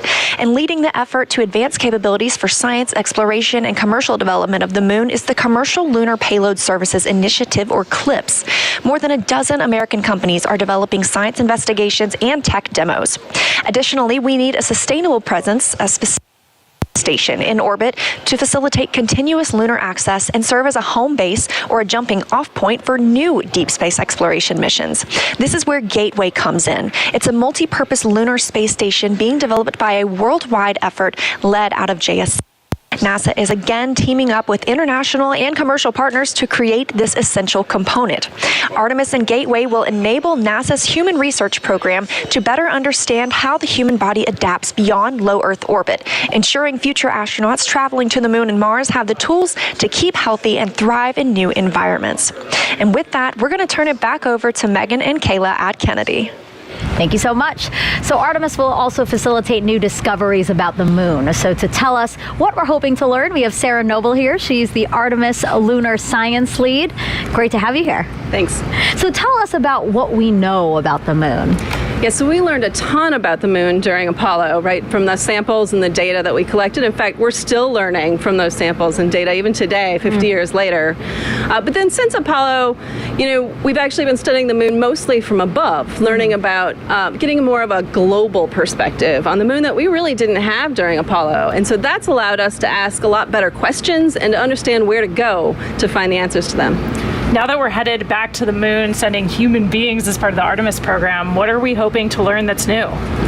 Yeah, so we're going to an entirely different part of the moon for Artemis, right? During Apollo, we kind of landed almost in the same place, like 6 times, right? In the sort of central near side of the moon. But for Artemis, we're going to go explore a new part of the moon. We're going to go to the South Pole, which is some of the oldest rocks on the moon. It's the part of the original crust of the moon. And there's places there that are permanently shadowed, where we think that water and other molecules sort of get trapped, and we really want to understand what those are, and so that we can use them for both science and for as a resource. Sarah, we're also planning to land a rover at the South Pole of the moon in late 2024. Can you tell us about that? Yeah, absolutely. The Viper rover, the Volatiles Investigating Polar Exploration Rover, is going to go land near the South Pole, and it's actually going to explore some of these permanently shadowed areas. It's going to dip into them, drill down, try to find out what that water is, what else is there, what form that water is, how much is there, so that we can really understand it both from a science perspective, and if we want to use it as a resource, we will understand how to extract it. So some people might say, we have all these rovers, we have access to machines that can do a lot of the work on the surface of the moon for us, so why is it important to return humans to the moon? Yeah, it's not an either-or proposition, right? There are some things that robots are better at and some things that humans are better at. And it turns out that humans are much better field geologists. We're really much more efficient and better at that. Plus, we can do better. We can deploy more complicated instruments, and we can use tools in ways that it's very difficult for robots to do, so we can collect better samples. And one of the great things is that we can bring back a lot of samples, right? When we do robotic sample return, it's usually a very small amount. But if you look at what we brought back from Apollo, it's a large amount of samples that literally hundreds, probably maybe thousands of scientists have been able to study over the years and over generations. And that's a lot of brain power to put behind those samples. So again, that's how Artemis and Apollo are different. Now we're utilizing machines and people. That's right. To Work hopefully together. Advance. Yeah. That's right. Perfect. Sarah, thank you so much for your time. Thanks for having me. So in honor of our destination, the moon, we asked you all to create moon-inspired content and share them with us using the hashtag NASA MoonSnap. We got so many wonderful submissions, so why don't we check them out now? That was a really cool look at all the different kinds of creations, recipes, and also art, and it was great to see what people submitted. Yeah, it's awesome to see the creativity out there and how people are engaging with this mission in so many different ways. Yeah. So I know that you didn't submit it yet, but you did create a moon snap, so to say. So why don't we take a look at that picture? Yeah, this is one of my favorite pictures of the moon that I was able to take from orbit. I think for me, it kind of reminds me of that iconic picture of moonrise or Earthrise from the moon from Apollo. And it's kind of that in reverse. I think there's something about seeing the moon from orbit around the Earth that makes it seem a little bit easier to imagine what it'd be like to have that view from the moon looking back at our home planet. Yeah, you should definitely submit that because that's an amazing photo. Did you take that yourself? Yeah, out of the cupola window aboard the space station. Wow, the resolution's great. The cameras we have up there are incredible. Yeah. It's awesome. So I haven't taken a moon snap, so I had nothing to submit. So how do you feel about creating a moon snap with me? Let's do it. All right, well, take that, if you don't mind lifting it up, and we're just gonna snap a photo here. Oh, lighting. Perfect. So I just created a moon snap. I love it. I'm going to share it. And again, this is just to encourage people to really get involved in this mission. So we will continue to collect and share those photos. So again, if you have a NASA moon snap, just use that hashtag. Okay, Artemis I comes amid a very busy year and exciting year at NASA. Some of the highlights include 2 more commercial crew launches with SpaceX, Crew 4 in April, and then Crew 5 last month. In May, NASA and Boeing flew OFT-2, the second uncrewed flight test of the Starliner capsule. The goal is to certify the capsule for regular flights to the International Space Station after a crewed flight test next year. In July, we released the first images captured by our James Webb Telescope, and oh my, those are really beautiful, fascinating photos, and they're going to really help us answer some of astronomy's biggest questions about how our universe began. And then in September, we intentionally slammed the DART spacecraft into asteroid Dimorphos. Boom, look at that.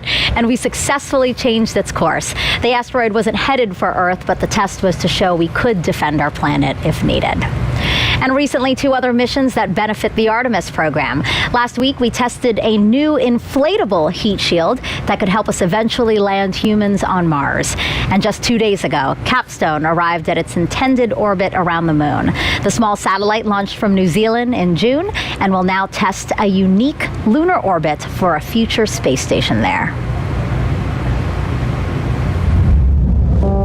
Artemis I heralds a new era in the history of human spaceflight. It marks a pivotal next step in humanity's return to the moon, ushering in a new generation of astronauts, technology, and research. This critical flight test sets the course for a bright future at the moon. It represents our ability to safely send Artemis astronauts and critical hardware to lunar orbit. Humanity will experience Artemis in different ways than we did Apollo. We will explore new areas of the moon with 21st century materials, technologies, systems, and operations.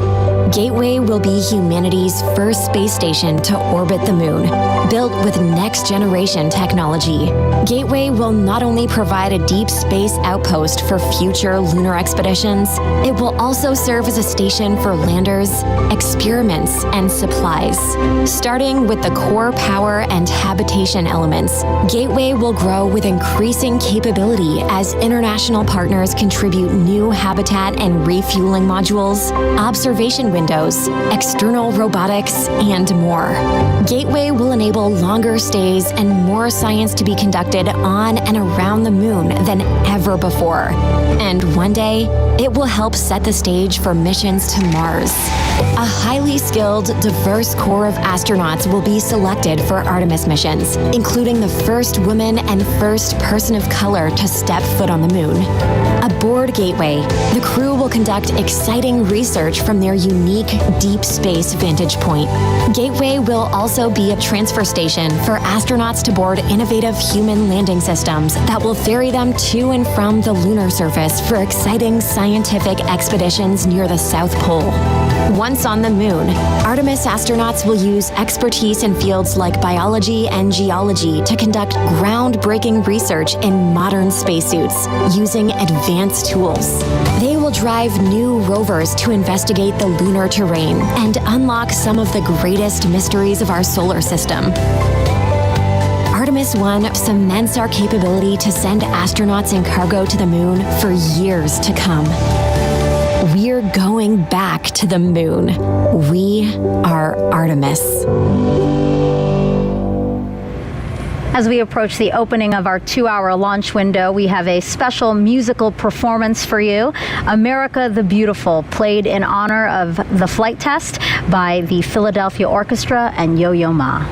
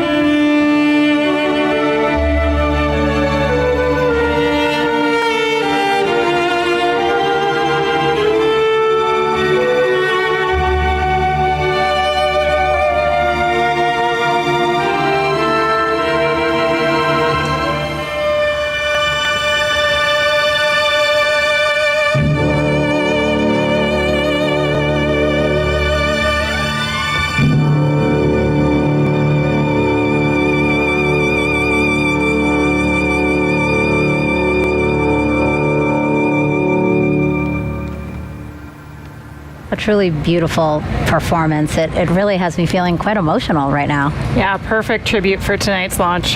You know, it's just, it gives me a sense of pride, really, to just remember that our country continues to lead our nation in space exploration. So, and as such, the White House is closely watching this historic launch. Earlier this year, Vice President Kamala Harris came down to Kennedy Space Center and met with NASA leadership as well as astronauts. She also toured our facilities where teams are working on hardware for future Artemis missions. Before leaving, she signed a piece of the Orion spacecraft that will fly on Artemis III. She's doing it right there, which will return astronauts to the lunar surface. Okay, Kayla, time for more social questions. So let's take the first one. You know now the drill. It's going to be a celebrity question, so let's take that. Hey guys, I'm Jack Black and I'm super excited for the Artemis I launch today. I was part of a little movie called Apollo 10.5, A Space-Age Childhood, and I have a few burning queries. Question the first. How is Artemis different than Apollo? Artemis is different than Apollo because we're returning to the moon, but this time we're going to stay. So rather than a short visit where we can do some amazing science, but it was pretty limited by these short visits, kind of a small area of the moon, we're going to the South Pole and we're going to learn how to live there long term. So we're going to be building habitats, we're going to have rovers, we're going to have all of this infrastructure on the moon supporting scientific discovery, but also that next big step to Mars. I love seeing celebrities also take part and ask questions because it really shows that this is something that's captivating a lot of people. So that was really fun to see Jack Black. Also, query the first. That was funny. All right, let's go to the second question. How does it feel in space? Being in space is amazing. I mean, for us launching to orbit around the Earth and then go to the space station where I just was for 6 months, we're in an apparent microgravity environment. So for us, it feels like we're weightless, like we're floating. So you have to relearn how to live and work in that space. But once you get used to it, it's a lot of fun. Yeah, we were just talking, Jessica Watkins, another NASA astronaut, was just here, and she was saying that actually when you came back on Earth, that was an adjustment as well because you got so used to living on the space station. Yeah, the transition home was actually a lot harder for me than the transition up there because our vestibular systems kind of remap. We start ignoring all the sensors in our inner ear that tell us how our bodies are moving because the space environment is so strange, but we really need that on Earth to balance and control our bodies. Sure. So when we get back, it takes a couple of days before we feel comfortable again. Really interesting. Thanks so much for those. Okay, so we are 10 minutes until the opening of our 2-hour launch window today. So why don't we head back over to Daryl. Daryl, tell us what's happening now. Yeah, Megan, we actually have about 10 minutes before we go into a half-hour hold.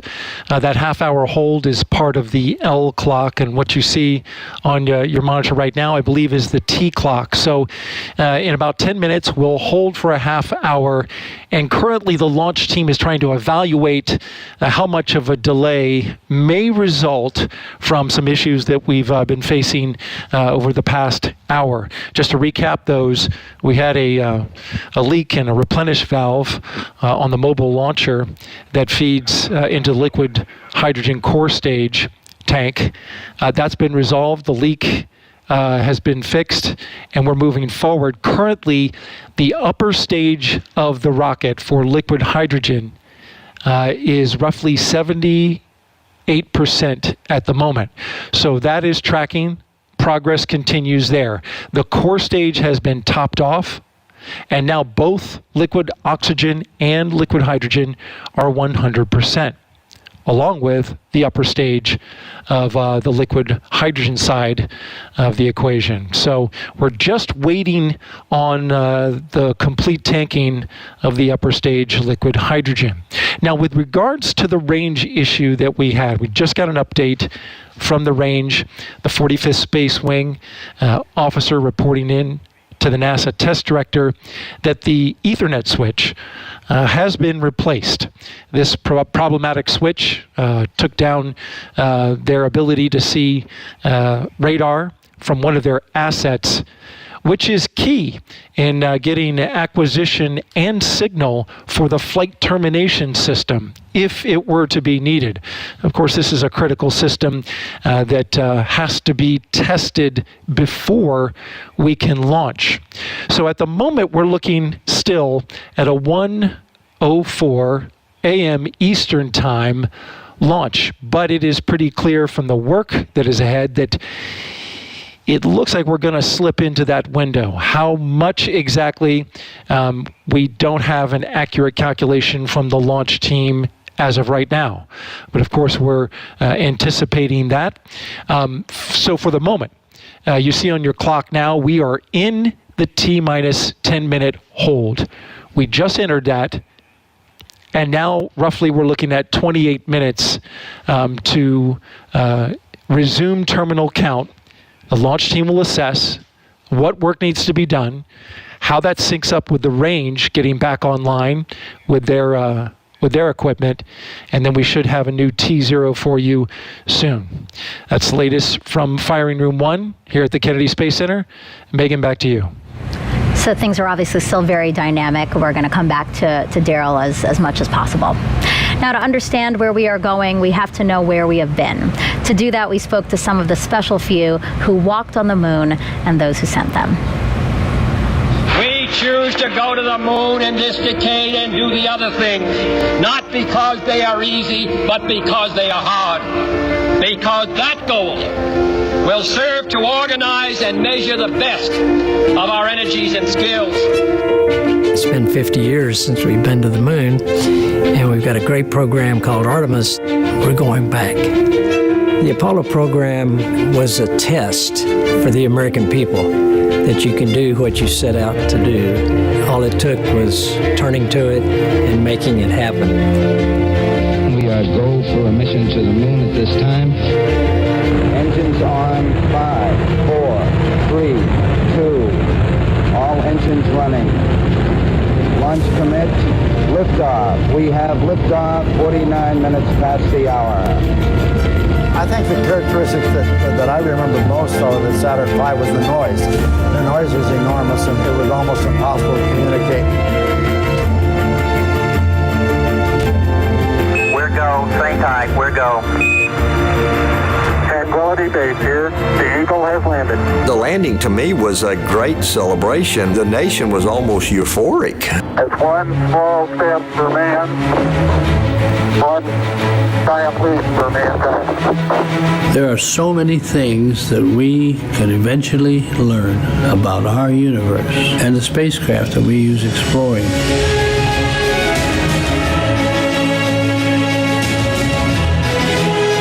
We are a nation of explorers. During Apollo, we were on national TV literally every day because we were doing something visible that Americans could see and they could feel and say, look what we are doing.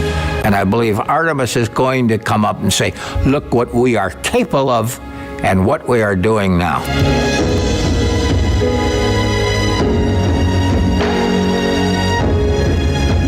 Artemis will stand on the shoulders of Apollo. They're going to have the eyes of the world on them when they start down this trail. The science of spaceflight is one that will continue to inspire. Going to the moon generates technology, more communications, more computer technology, more sophistication in manufacturing that help us in everyday life. We have a generation that is ready, a generation with the technology, a generation with the education. Artemis represents the future in space. It is our next big step, and it is time to take it.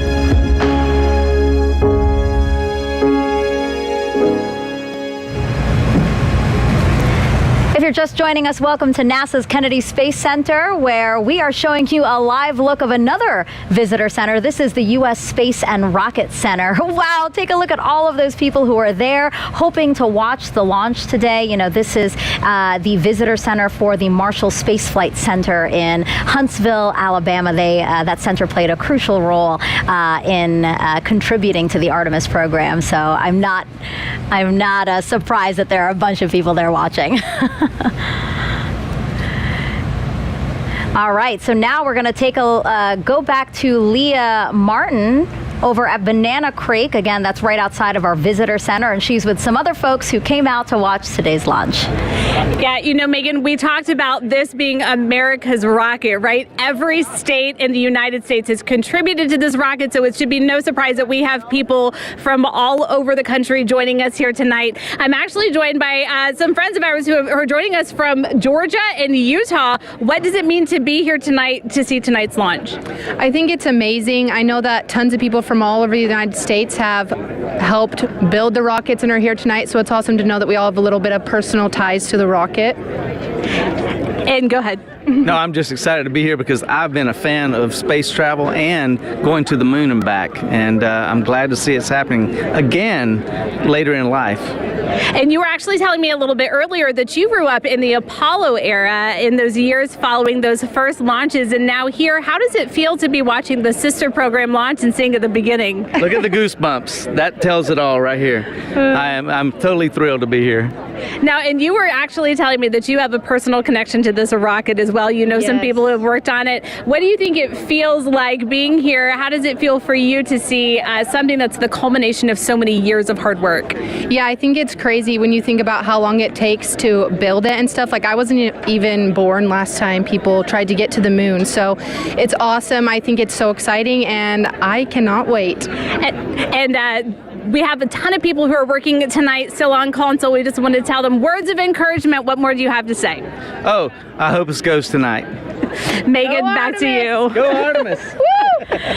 Go Artemis. Yes, I love that. And again, I just love these drone shots that we're showing of all the people who are here ready, hoping, anticipating launch today. So now let's head back over to Dan. So Dan is in the Apollo Saturn V Center, which is right next to this crowd that you're seeing here. He's inside there, and he's going to tell us more about SLS using an interactive state-of-the-art tool we're calling the Moonboard. That's right, Megan, and everybody, welcome back to the moon board. So just to recap, SLS out on the pad, on the mobile launcher. Daryl's been walking you through all of the tanking, all of the preparation. We had that hydrogen leak that was in the base of the mobile service structure here. That's been remedied. We haven't had any issue with those tail umbilicals that we were tracking so closely back in August and September. So everything looking really good with SLS. Just to recap, most powerful rocket we have ever built. It's propelled by 2 solid rocket boosters and 4 engines on this core stage. Now these solid rocket boosters are going to be firing for the first roughly 2 minutes of the flight, a little more than 2 minutes. And we call them solids because of the type of propellant in there. If you forgot it already, it's aluminum powder, ammonium perchlorate, and polybutadiene acrylonitrile. It's a binding agent that's inside. Solid propellants are extremely stable. They're very reliable, but once you ignite them, they're going to keep burning. You can't really throttle them up and down like you can with liquid-fueled engines. You can throttle just based off of the distribution, so you basically put more propellant in some areas and less in others as you're trying to really throttle the rocket down, which we do as we go through things like max Q, maximum dynamic pressure. And just a reminder, as these things are firing, they can steer, they can gimbal. The bottom part here, gimbal just means you can really direct, and they're providing 90% of the steering as SLS is making the flight uphill, and more than 75% of the thrust with those two firing at the same time. And again, they're attached to this. This is the core stage, 212 feet tall, the largest single stage we've ever constructed. It's been through the green run test, a lot of preparation for this flight today, and it is propelled by these 4 RS-25 engines. Now these are liquid fueled rocket engines, so you have a fuel and an oxidizer, and one of the great things about liquid fuel is you can throttle them in real time. You could kind of like the gas in your car, you can go faster or a little bit slower. So these throttle up to 104% of their rated thrust at the time of liftoff. We throttle them down as we go through max Q, so the maximum amount of pressure on SLS on the way uphill, and then throttle them back up until they've consumed all of their propellants. And they're consuming that propellant at more than 1,500 gallons a second. That is just an astronomical amount of fuel that's running through these engines to produce that thrust. Each of these up to 500,000 pounds each during their operation. And of all the different components, we've got this engine block section down here. You have all of the associated plumbing, everything to feed those propellants down to these engines. You also have these 2 attachment points here, and that's where we actually tank the SLS rocket. So a lot of focus on those in the previous attempts.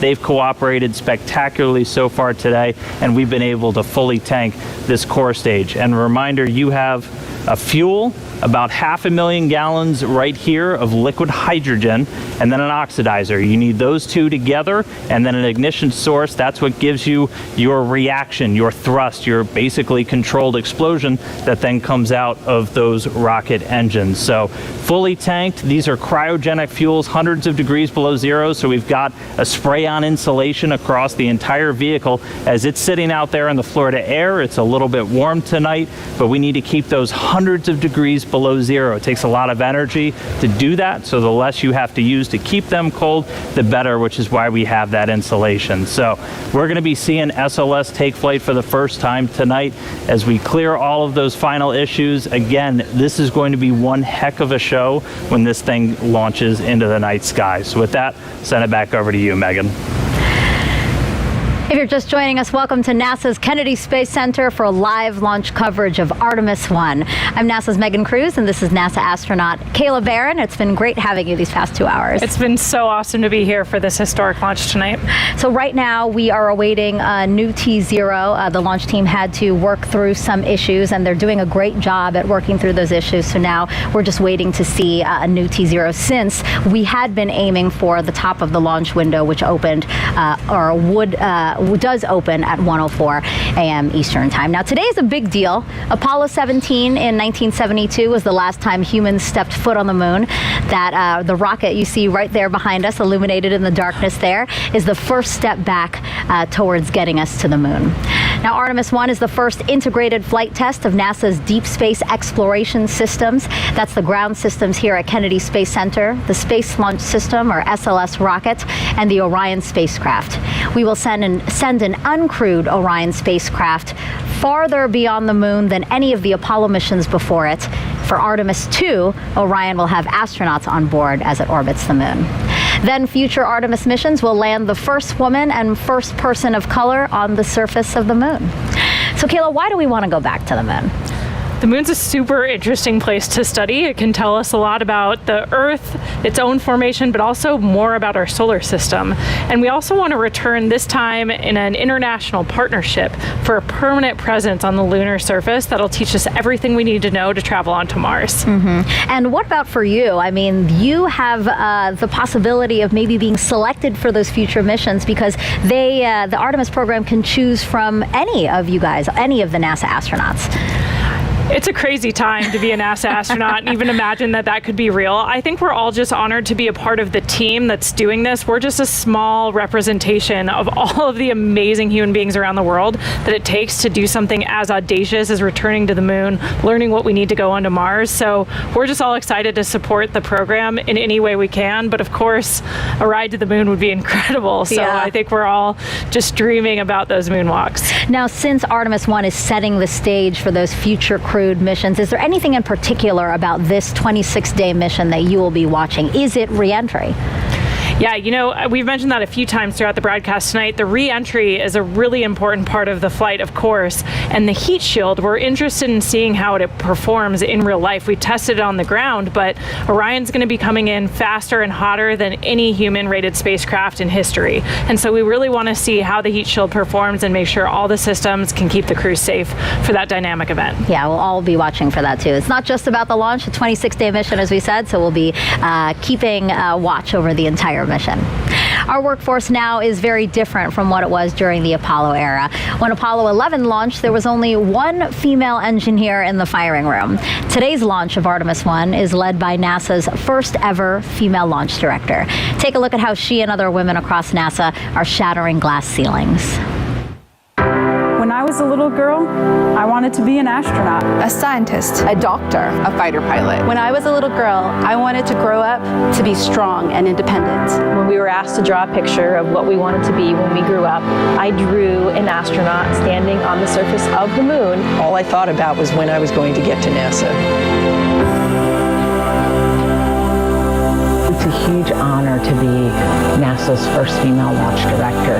To be the launch director for Artemis, NASA has so many wonderful women pioneers, so many heroes to me. Some of the most amazing women in my eyes are people like Katherine Johnson and the other women that you've seen in Hidden Figures.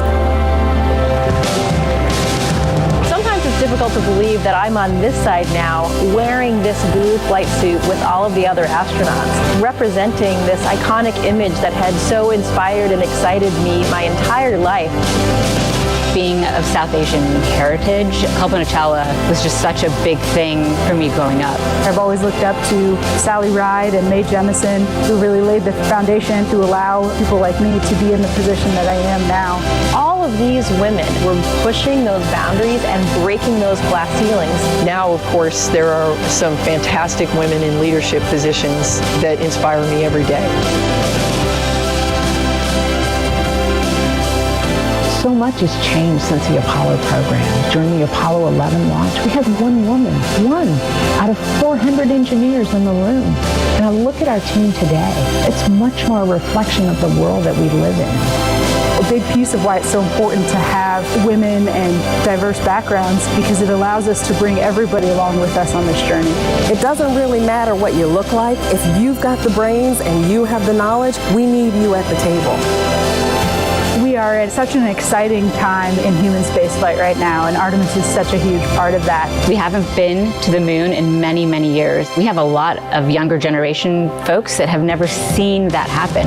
We will understand so much more about the moon, about the Earth, about our solar system. We're going to stay And to me, that's an amazing idea. The moon is going to be the blueprint for how we go to Mars and out into the solar system and maybe beyond. It is incredibly exciting to be part of this Artemis team. It still feels pretty surreal to think that I might one day walk on the moon. To see a woman and a person of color on the surface of the moon, to be able to say that space is for everyone and that we go to space to make life better here on Earth for everyone.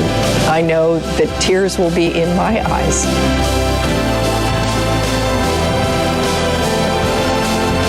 My message to women and girls out there is to find your passion, whatever that is.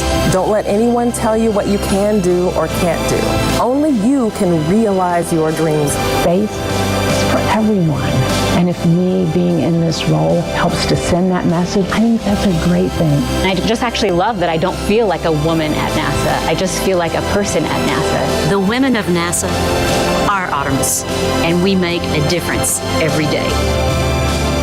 I am NASA's Spacewalk Office Hardware Manager. I'm the Program Scientist for Space Biology. I'm the Director of NASA's Johnson Space Center. I am Artemis. I am Artemis. 私は Artemis です。Yo soy Artemis. Us some Artemis. Anna. Je suis. Ich bin Artemis. I am Artemis. I just love the way that that video ends with you and all these other women saying, I am Artemis. What do you think, why is it so powerful to just hear those three words, I am Artemis? Why does that resonate so much? I think it just represents how far we've come since the Apollo era and how we take advantage of the incredible diversity our country has to offer. Having seats at the table for everyone, you know, space is for everyone. You heard that a few times in the video, and I think we're proving that out every single day in our work, not just at NASA, but with our international partners. I think it's so important to our ability to succeed on these really complex missions. Yeah, I thought that was a very powerful video, and I'm glad that people got that message, young girls in particular. Another person who you saw in that video is Pam Melroy. She's a former astronaut and NASA's deputy administrator. So why don't we head over to Jasmine Hopkins, because Pam is there with her now. Thank you so much, Megan. Yes, I am honored now to be joined by Pam Melroy, NASA Deputy Administrator. This is just a fantastic night. And we just saw that powerful video with you among so many of the great women here at NASA. What is so important about us now being ready to send, you know, the first woman, the first person of color to the moon? Yeah, I loved watching that video. Just inspires me. So many of those women are my friends, but also they're just such fantastic engineers and scientists and just so many roles at the agency. I've always thought one of the strongest teams that you could ever find is a family, and families have men and women, and so our teams are stronger, I think, when we have that balance and that diversity. So that was exciting. But for me, I was a part of the Apollo generation, and I was very inspired by, you know, Neil Armstrong and Buzz Aldrin and Mike Collins on Apollo 11 and all the Apollo astronauts. I just cannot even imagine the inspiration, though, for a little girl. I mean, it never occurred to me that I wanted to be an astronaut, but of course there were no women astronauts then. I think what's going to happen now with the Artemis generation is that that first woman and the first person of color is just going to have a huge impact on the next generation. Right, we are just watching with bated breath, and I know that it's going to mean so much to little kids to look up to them. And we understand too, this is a huge, I mean, when we launch Artemis, it's going to be a global accomplishment. We have the Artemis Accords, which are helping us make sure we explore peacefully. Can you tell us more about those? Yeah, it's really important, actually, especially because, you know, unlike in Apollo, where it was actually just a few countries that had the capability to go to space, now those capabilities are proliferating throughout the world. And so what we do with the rocket is really important, and how we go is just as important. And how we go is as teams and with our partners, and with a sense of the responsibility that we have as we go out into the solar system to do it peacefully, for scientific purposes, and responsibly. Right. Pam, you have a great sense of teamwork, and this is definitely not our first time. You know, there's a lot of things that go into testing out a first-time vehicle. There's actually dynamic activity going on right now. So how does this first flight test of SLS compare to other first times, you know, with Shuttle or with Saturn V before that? Well, I can do even better as a test pilot, right? So there's a history there. In fact, the amazing thing about this is, so first flight of a first aircraft, you actually taxi it out to the end of the runway and then run down the runway and come back and check all the data. And then you might take off once and go around the pattern and come back and land. This is a little bit like taking off and going to fly a full mission on your very first flight of an aircraft. And so everything has to be right. So this compares it's very similar to the experiences that all new rocket developments have, where, it's not just about learning the hardware, that's a big piece of it, but it's also about gelling that team together and your procedures and how you're going to deal with issues that come up, because they will come up. They always come up. Exactly. And you have that experience as a test pilot, but also as a former astronaut. In that video, we saw you getting your induction into the Astronaut Hall of Fame, which is pretty cool. So what is your perspective, or what advice do you have for the Artemis astronauts, those ones that are going to maybe set foot on the moon? Oh, well, they don't need my advice. I'd love to elbow them out of the way and go to the moon too. But they are fantastic. I mean, I'm so proud of all of our astronauts. I was just talking to Jessica Watkins, who just came back on Crew 4. This generation is prepared, ready, and excited. And I think they're really excited that we're putting science front and center in the Artemis program too. We're going to learn so much about the solar system from the moon and even about the Earth. And so I think the astronauts are really excited about doing that hands-on science, and they are ready to go. Right, I know they're ready to go, and maybe you are as well. But Artemis 1 is just the beginning. Then we have Artemis 2 and on. We're learning so much. What do you think about this just forward movement that we're making right now? Well, it's really important. This is the Artemis campaign is actually part of a multi-decade effort that we're doing right now, which is really with the goal of creating a blueprint for how we're going to explore with humans and do science throughout the solar system. So we're going to learn through the Artemis campaign on the moon, and then we're going to go demonstrate it on Mars, and then the next destination, who knows where. Right. I mean, we're going so much further than we ever have before. Pam Melroy, thank you so much for joining us. Thank you. Go Artemis. Of course, go Artemis. Megan, back to you. Thank you both for that interview.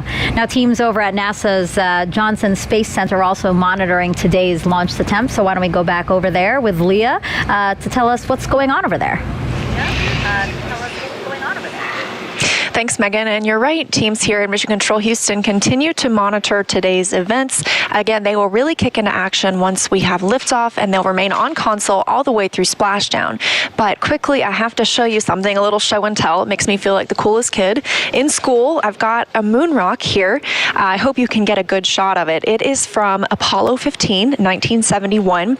And when it was brought back to Earth, it was part of a larger rock. In total, it was 21 pounds. This is, of course, a smaller section of that. But we're looking forward to the Artemis program and being able to go back to the moon so that we can continue to gather these kinds of samples. But this time at the lunar South Pole. We've never been there, and we've never brought samples back from that area. So we're really excited to see what might differ in those samples and the ones that we have here. Now, of course, we've got a whole laboratory of scientists that are able to study all of those samples. We just opened some up for the first time earlier this year, so that we're able to test with new technology everything that we can learn about these samples that we brought back now 50 years ago. So hopefully within the next few years, we're bringing some new ones back to use that same experimental process on and tell us a little bit more about the moon. But just had to show this off. Apollo 15 moon rock. We're looking forward to having some Artemis ones here at Johnson Space Center. With that, I will send it back to you at KSC. You were a cool kid before you even had the moon rock, so. But now you're even a cooler kid. Now, the name Artemis was chosen because in Greek mythology, she's the twin sister of Apollo. NASA's Leo Martin is over at the nearby Kennedy Space Center Visitor Complex, where thousands have gathered to watch today's launch attempt. Hi, Megan. I'm actually joined here tonight by a very special group of guests here from Stennis visiting Kennedy Space Center. Why don't you tell me, Ryan, what it is that ties you to tonight's launch? So we were lucky and privileged enough to be able to test the core stage of the SLS rocket that's going to launch today. We got to green run, which is a full duration hot fire. It's a very historic time for us at Stennis. It was so exciting to be a part of. It was 7 years of hard work by a lot of really great people. And Jack, Sorry about just so excited to be here to see it. And Jack, you were actually telling me that you know firsthand, how much work has gone into tonight's launch. What does it feel like to be here tonight, seeing the rocket fully integrated on the pad, ready to go? Man, I'm just incredibly grateful to be a part of this history and just really excited to see this thing launch. And Barry, you were telling me that you know also firsthand, the adversity that these teams have overcome to be here tonight. Do you have a word of encouragement, anything that you'd like to say to the teams all across the United States right now, both at Kennedy and at JSC, who are just sitting in these seats ready to get the rocket launched tonight? Sure, persevere. I mean, it's hard work, but it's so well worth it. We spent many hours doing the testing and trying to get ready for this moment, and I think we've forward that information to those guys, and we also give them the encouragement to continue on, so we know they can do it. Thanks so much, Barry, and I think it would be great if just on the count of three we can give them a great big go Artemis. 1, 2, 3. Go Artemis! Back to you, Megan. That was amazing. And that's just, people who were actually able to come here to Florida. There's many people who are joining us from around the world who couldn't obviously make the trip out here. So let's take a look at some of those watch parties there. Here's Space Center Houston. It's the visitor center over for Johnson Space Center in Houston. And you can see a lot of people there after hours because that visitor center is closed right now. People are waving. I love it. Wow, look at that. Whatever that is, it's awesome. amazing. I don't think I've ever noticed that when I'm at Space Center Houston. Maybe it's new. I know. But yeah, just look at that crowd. It's really fun to see, again, all these people who are captivated, young and old, by today's launch attempt and the beginning of the Artemis program. I know that they're probably looking at the clock and wondering when we might see the launch today. So lovely to see all those people.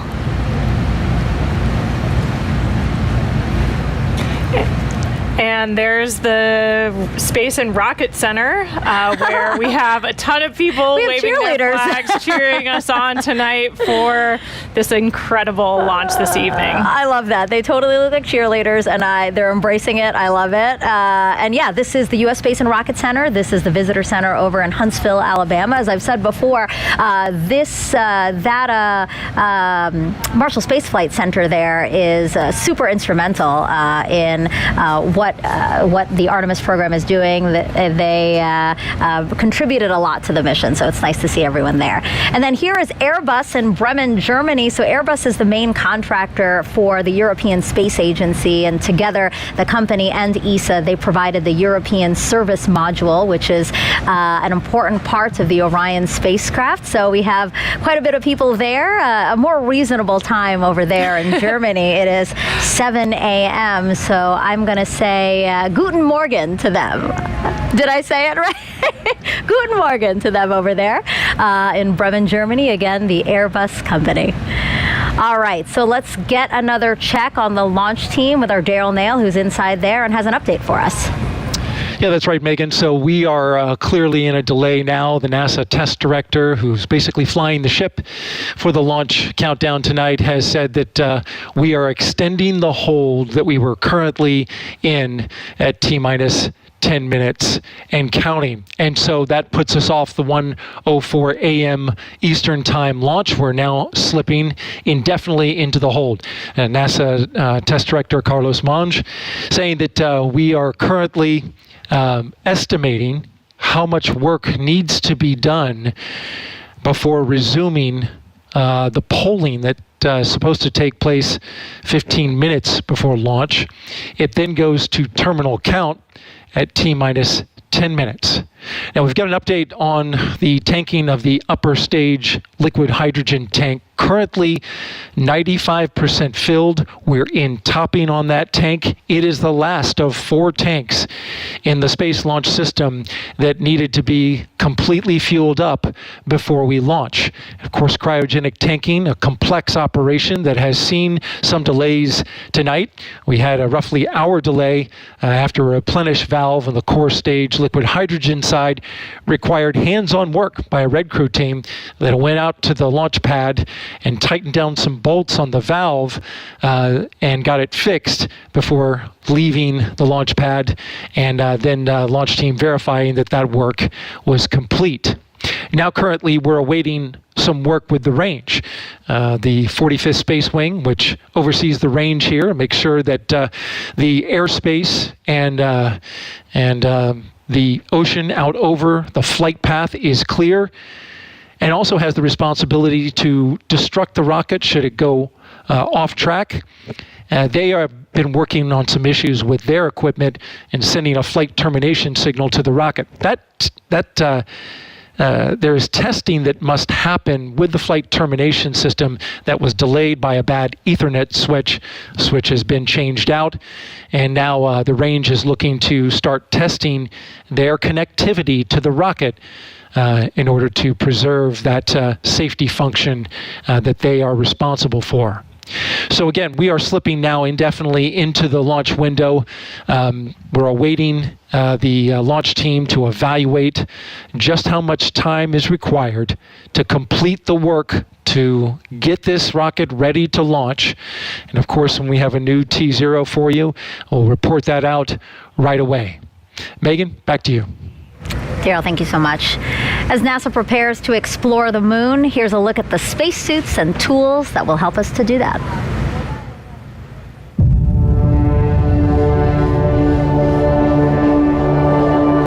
Watching Apollo footage of astronauts doing geology on the surface of the moon is a really great way to think about preparing for Artemis, for putting people on the lunar surface once again. We learn a lot in how they did science operations on the moon and what it's like to work on the moon. You see them doing geology. You see them taking rock samples, putting in a drive tube to take a core sample. You see them bouncing along the surface of the moon on the lunar rover that they used in Apollo 15 through 17. So it's a great way to help drive technology development for the next generation of spacesuits and geology sampling tools. There's these facilities that help us train like we are on the lunar surface. You know, these 1.6G offload systems or putting people in the aquatic environment are great ways to train the mobility part, right? Like, what can you do and how different does it feel to be in 1.6G and do these tasks? We've been training astronauts in geology and geoscience for decades now. The Apollo astronauts had literally hundreds of hours of training in geology before they flew to the moon. It's often said that the Apollo astronauts had the equivalent of a master's degree in geology by the time they flew to the moon. In the intervening decades since Apollo, we've been training astronauts who fly to the International Space Station because when they're on the ISS, they spend time observing the Earth, looking out the window, taking pictures of what they see on the Earth's surface. Now that we're looking at putting astronauts on the surface of the moon, we also take them into the field. We take them to field sites here on Earth that resemble field sites that we expect them to see on the moon. That's the reason why we take them out into places that are unique, like volcanic landscapes or places that are analogous to the lunar surface, to train them on the scale and fidelity of science that you just can't recreate in these facilities. And so by combining this classroom and field training, we're able to prep them for fundamentals of geology, the major driving lunar science questions that we have that we hope to address with the Artemis program, and teaching them how to do field work in relevant analog environments. For just science aspects of developing new spacesuits, can it get you to where you need to go? And then once you get there, can you do the cool science that you need to do? And so that's, can you move effectively and efficiently in the suit to be able to collect the samples or use the tools or the instruments? For the visibility, it's like, can you make the necessary observations that you need to? Or does the suit have the lights on it that it needs to illuminate the surface and make the observations you need to?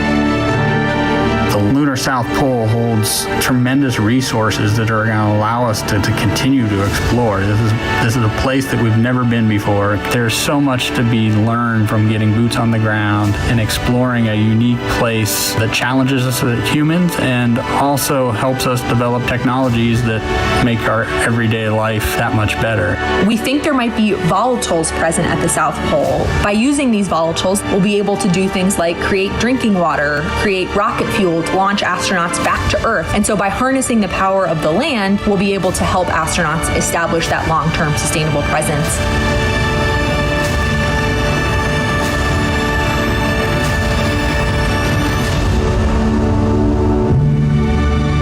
It's human nature to explore. Pushing our boundaries and exploring our universe is, I think, just one of those things that's just stuck in our human nature, and that we need to do it in order to understand the world around us, including our Earth and our solar system.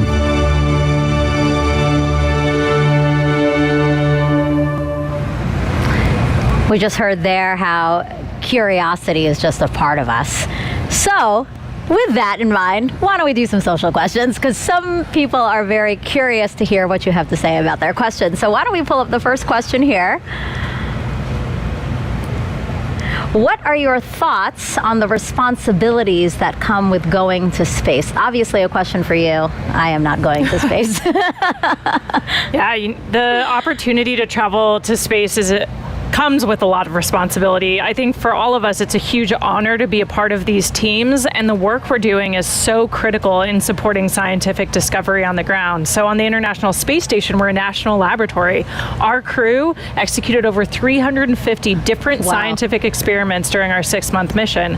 And so when you think about that, it's years of work to get one of these payloads or an experiment on the space station. Yes. And sometimes that's someone's life's work you're holding in your hands and executing. And so being prepared for those moments is really important, and understanding how to bring the team from the ground into solving complex problems. We take that really, really seriously. And of course, we want to share what that experience is like. Only a few people have been able to go to space. And as we commercialize space, as low Earth orbit becomes more accessible, that'll change. But still, it's only available to some of us. So we really want to share what that's like and the perspective we gain from our time up there. It's really great to see and hear that you guys acknowledge that, right? Like that this experiment that you're holding, that you're working on for 6 months, somebody has been working on literally for years. I mean, I've talked to some scientists and they're saying, oh, this has been my life's work, 20 years of my life's work. So yeah, that was a really good question. I like that question a lot. Okay, we have another one from social media here. Astro Kayla, have you considered what you might say if you had the opportunity to be the first female to set foot on the moon's surface? No, I have not considered that. If I was in that role, it's something I would take really seriously. I think the iconic words of Neil Armstrong, one small step for man, one giant leap for mankind, are something that we all know, whether you witnessed that moment or not, or it happened before you were born. For me, I think we all have that embedded in our psyche, those important words. So I think it's something I would have to think a lot about ahead of that mission. Yeah, that would be in the history books. That'll be something you're remembered for. Oh my gosh, I'd be so anxious delivering it, even after I've thought of what I want to say, like to actually open my mouth and say it from the surface of the moon. Wow. Yeah. That we'll have to think about that one for sure. Okay, let's see another question here. Oh, why is the spacesuit orange in color? That's an awesome question that I wish I knew the answer to. Megan and I were actually talking about that earlier when we had Snoopy up here.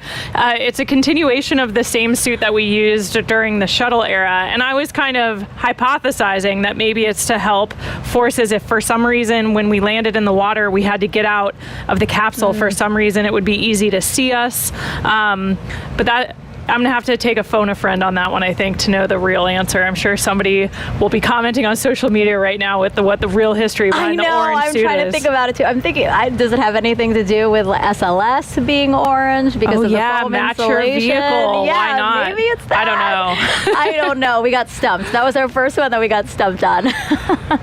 Do we have another question? All right. If you could name one of the moon's craters, what would you name it? Oh, man. What would you name it, Megan? I don't know. That's a big decision. I thought you might say the name of your zero-G craft. Oh, FOW? Yeah, maybe. I don't know. That's a pretty big responsibility, I think, to name these geological features. And a lot of the craters on the moon already have names. So I'm sure there's some that maybe they haven't named, they're too small, or we haven't explored them yet. But a lot of them already do have names. Like we're going to be exploring the edge of Shackleton Crater as part of Artemis mission. So a lot of them are already named and mapped.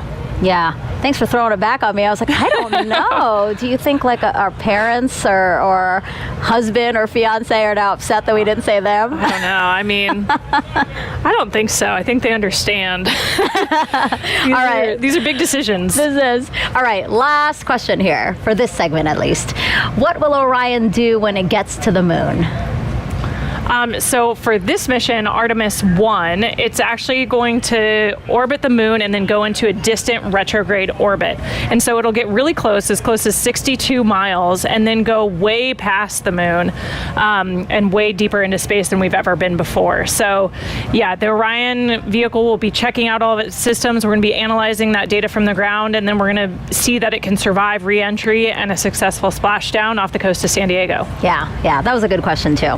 Okay, well again, just keep those questions coming. You know, we're entering into this launch window, and we do have time, so we'd love to hear from you, and we'd love to try at least to answer most of your questions. So you've been hearing throughout the broadcast all the different science that returning to the moon will enable us to do. So there's actually something called the Prime 1 mining experiment, and that's going to robotically look for ice and other resources below the lunar surface. NASA's first polar resources ice mining experiment, also known as Prime 1, will robotically look for ice and other resources below the lunar surface. Thanks to data from spacecraft orbiting the moon, scientists believe that the polar regions contain water ice in the form of ice just below the surface. With the right technologies, that ice is a game-changing resource that can be mined and used to produce propellant and breathable oxygen for future explorers. Under NASA's Commercial Lunar Payload Services Initiative, the agency selected intuitive machines to fly and land Prime 1 on the moon's south pole. Prime 1 will land near the Shackleton crater to drill into the lunar soil in an area that could contain water ice. Prime 1 is made up of two instruments, Trident, the regolith and ice drill for exploring new terrain, and M-SOLO, the mass spectrometer observing lunar operations. Trident will drill up to 3 feet into the lunar surface, extract lunar soil, and bring it up to the surface. Trident drills to its maximum depth in multiple phases, stopping at different increments. As it reaches each desired depth, it will pause and retract the drill string to deposit lunar soil on the surface for analysis. This is where M-SOLO comes in. M-SOLO is a commercial off-the-shelf mass spectrometer modified for spaceflight.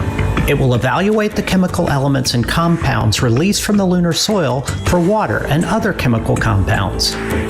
Trident will then proceed to the next specified depth and repeat the process until samples at all desired depths have been analyzed for water. If no ice is found where Prime 1 lands, NASA will still collect valuable information about drilling into the lunar soil for a future mission. NASA's Viper, the volatiles investigating polar exploration rover, will use Prime 1 technology on a mobile robot that will navigate the moon's south pole searching for additional resources. Prime 1 data will help NASA assess lunar resources to inform future Artemis missions and a robust human presence on the moon.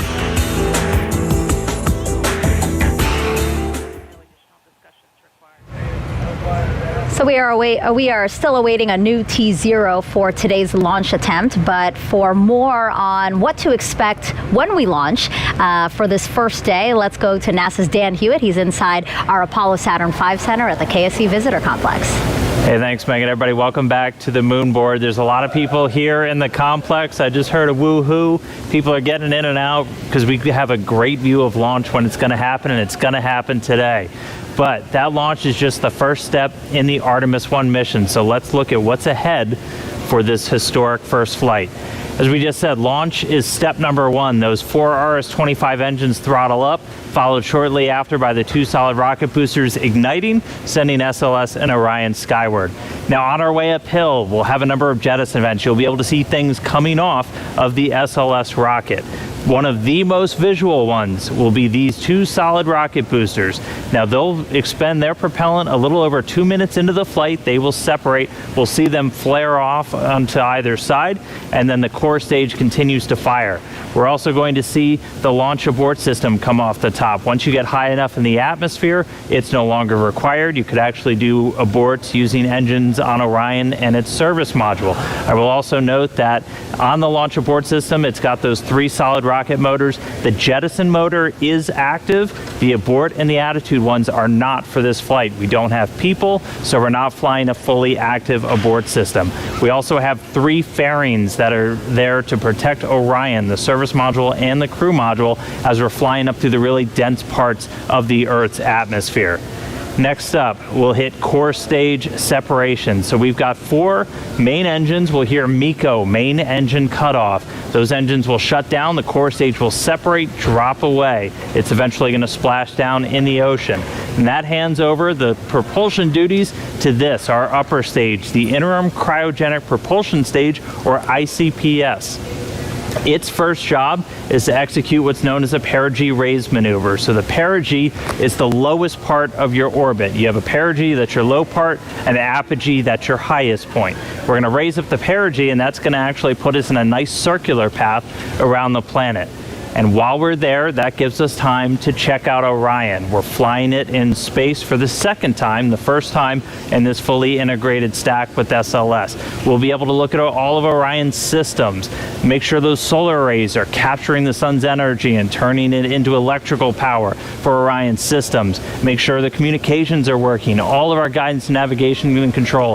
That is your time to make sure you have a healthy spacecraft before you do something that is going to send it to the moon. And that's next up on our list. That's the Translunar injection. For today's launch profile, that's going to be a firing of about 18 minutes of that single engine on the upper stage. Now that engine optimized for a vacuum, it's producing about 24,000 pounds of thrust. So it's a pretty big engine, and it's doing that because we need enough energy to be able to send our payload, Orion, beyond low Earth orbit and send it on a path to head out to the moon. Now after that burn is complete, ICPS separates.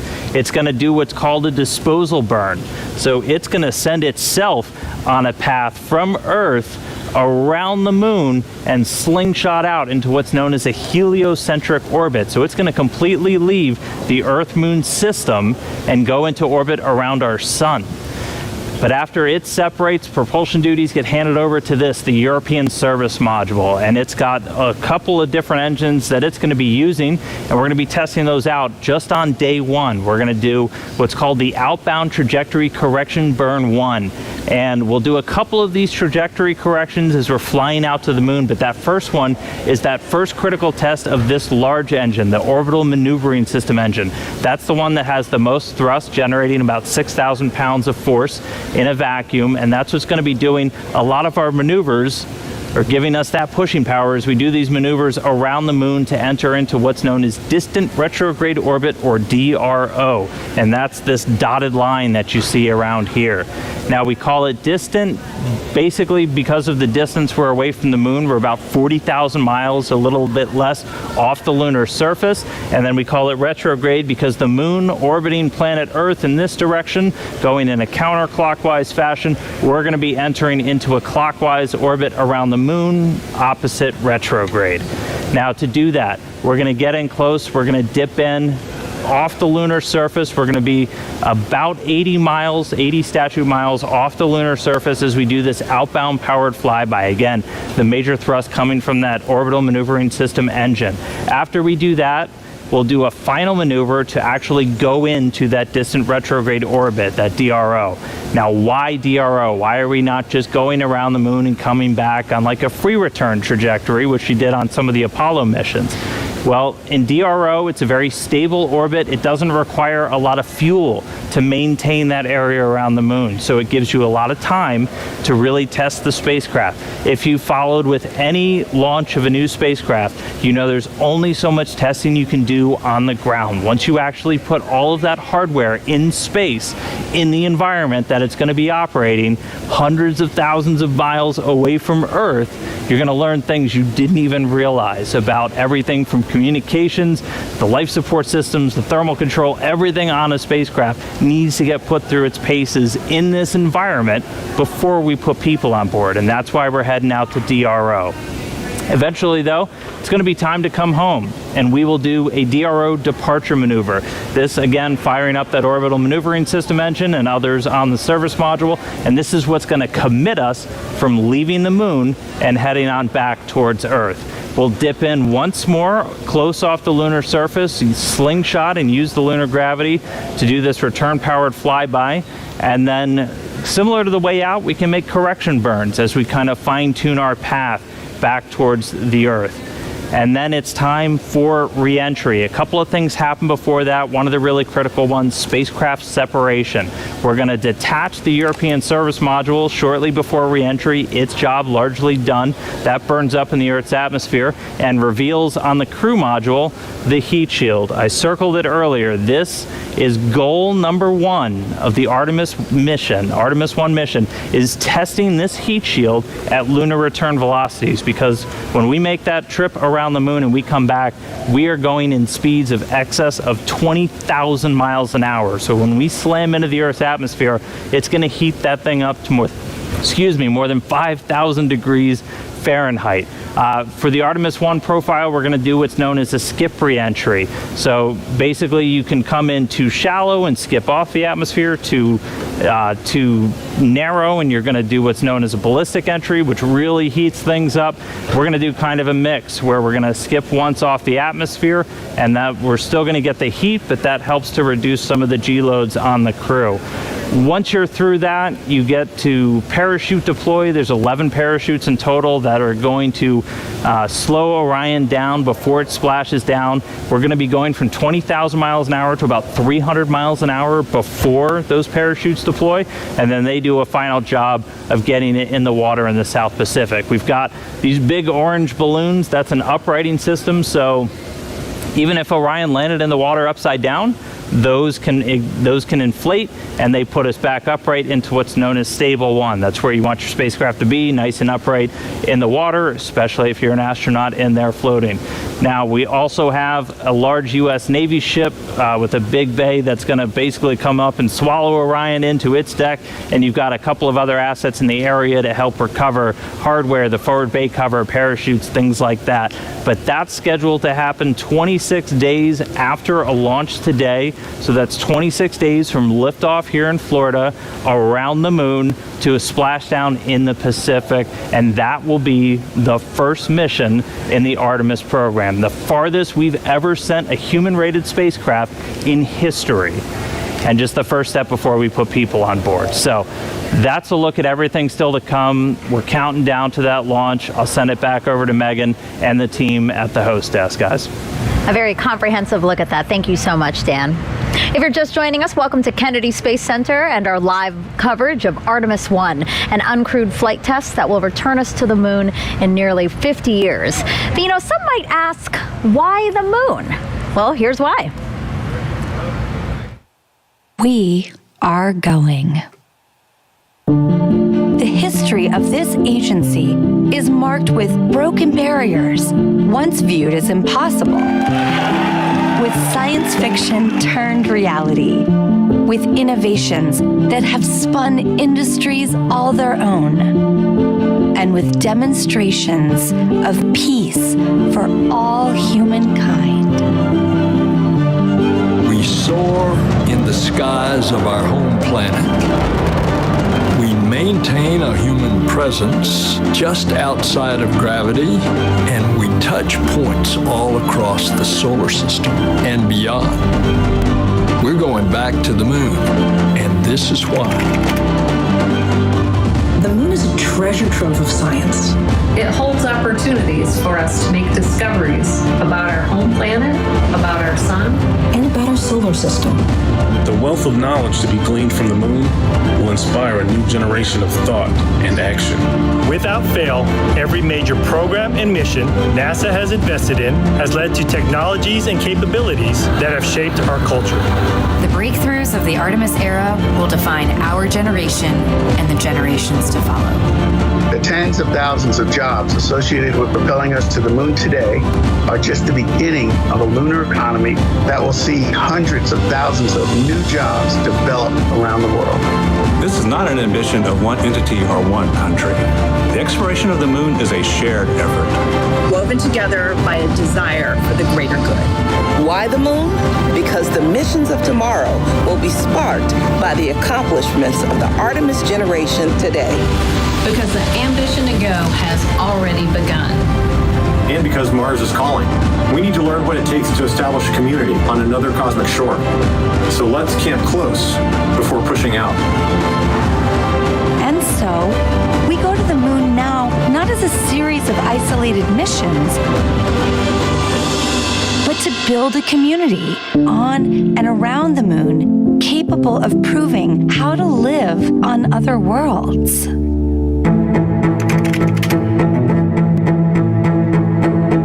We'll use the lessons from more than 50 years of peaceful exploration to send a new generation to the lunar surface to stay. We will anchor our efforts on the lunar South Pole to establish the Artemis Base Camp, positioning us for long-term science and exploration of the lunar surface. We will prove what it takes to assemble a complex ship in deep space. We will perfect descending down to and returning from a distant surface. We will learn how humans can survive and thrive in a partial gravity environment. With improved spacesuit designs, mobile habitats, and with reconnaissance robots pre-positioning and relocating supplies. We will learn how to utilize the resources we find on these other worlds, starting with finding water ice and purifying it to drinkable water. And refining that into hydrogen for fuel and oxygen to breathe. We will establish fission power plants on the surface of the moon, capable of supporting a growing community of efforts. And we will expand the logistics supply chain to enable commercial and international partners To resupply and refuel deep space outposts. None of this is simple or easy, but nothing in our history ever has been. The Eagle has landed. We got a bunch of guys about to turn blue. We're breathing again. Thanks a lot. This kind of continuous lunar presence is a natural extension of all that we've learned in low Earth orbit. And what we will accomplish there will ensure the monumental missions to Mars are within reach. As we ready the launch of the first Artemis mission, and as commercial companies ready their lunar landers for the first private payload deliveries, we have already begun to take the next step.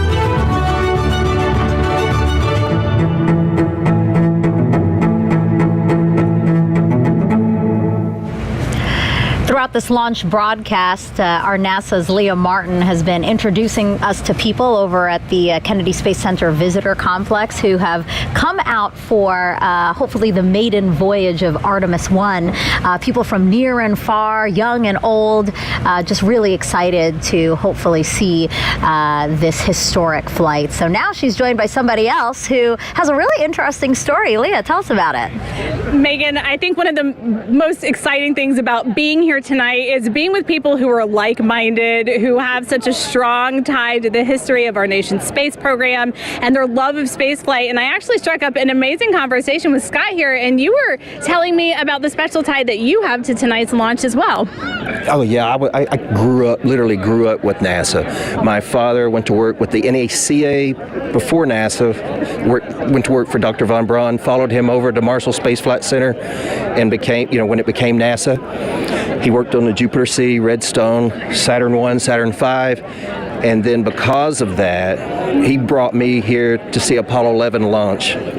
So that was my first launch. I was 5 years old. I loved it. Still remember the sound. That's about all. And then years later, through my flying career, I was able to bring my sons back with my friends that flew the shuttle, and they saw 5 launches and 4 landings. But basically, I wanted to be here. I was here for the first moon launch, the last moon launch back when Uncle Gene Cernan, our family friend, went on Apollo 17. So I wanted to be here for this because it's kind of in our family, in our blood, and hopefully I'll be around for the next one when we go and land again. So that's incredible. So you have NASA actually in your DNA, grew up with the program. Yeah. I knew most of the German scientists, the kids sat in our lap, Dr. Ernst Stirlinger, and my father flew with von Braun because he was a general aviation pilot as well. So they get off work and fly, and they were in Life magazine together, National Geographic. So it was fun. I literally got to knew Al Shepard, all the Mercury, Gemini, Apollo guys, and it was an honor. I would have loved to have been an astronaut, but I went a different route, but I can still come here and see them. We can, and we're so grateful, so thrilled to see you here tonight, and so excited that you will be able to actually compare the last launch and the sound of the last one with the one tonight. It's absolutely going to rock the sky. I want it to be even louder. I want to feel it. Yeah. Well, thanks so much for joining us tonight. It's been an honor to meet you, and Megan, we're going back to you. Yeah, thank you so much for sharing that. That was such a fun story. Here we are now at Space Center Houston. This is a live look inside of the visitor center there.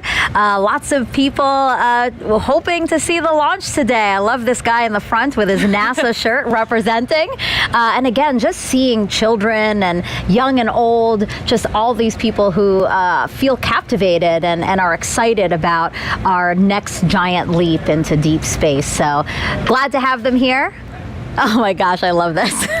Yeah, the team in Marshall in Huntsville there is always ready for their shot, waving their flags. They're super pumped. That's the home to the SLS program office, so they have a dog in the fight tonight, seeing Artemis launch for the first time. Is that an inflatable astronaut in the center? Do you see that? I think somebody is dressed up as an astronaut. Look at that. Yeah, they're representing. Ready to go. I love this. Yeah, I'm so glad that they're there. Again, these visitor centers are closed to the public, but the people there decided to hold a watch party. Oh, and look, our friends in Germany are ready for us this time. I know, they anticipated the delay. They look pumped and ready to go.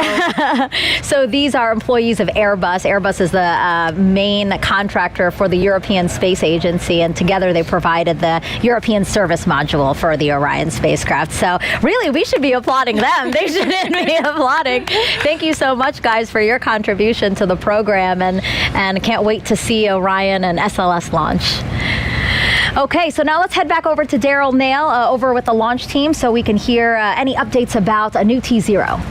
Yeah, Megan, thank you. And a clearer picture is starting to emerge as the launch team now reports out that they only have a few minutes left of work to do before they're ready to pick up polling. And we're also hearing that some of that polling, which kicks off with the mission management team, is also now just about 3.5 minutes away. Now, we are currently still in that hold. But the launch team, NASA's test director, is continuing to move the team forward. We've wrapped up work on the upper stage and the lower stage. You're looking now live inside Firing Room 1, where Launch Director Charlie Blackwell Thompson is overseeing her launch team. We've had a number of delays that have put us off the T0, but we are starting to track to a T0 close to around a quarter till, top of the hour. But we do need to have some polling that takes place. I'm pausing now because I'm listening in to the teams as they communicate.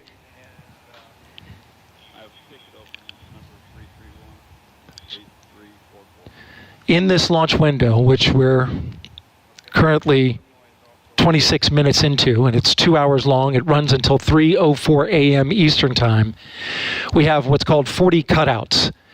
And in those cutouts, they range from about a second to about a minute. These are times where they can't launch. These cutouts must be accounted for when determining a new T0.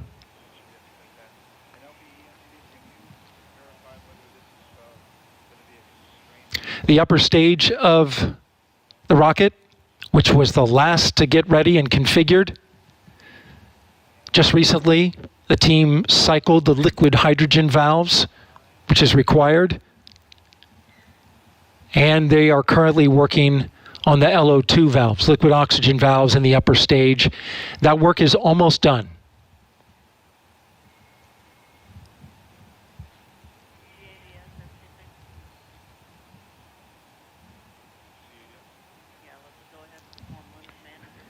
We are now a minute and a half away from the pole of the mission management team, which is several minutes before T-minus 15 minutes.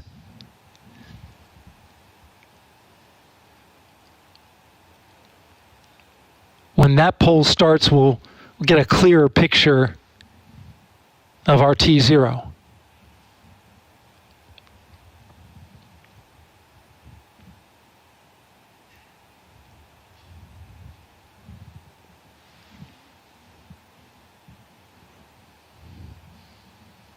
NASA's test director has informed the launch team to all switch to a common communication channel. It's called 232.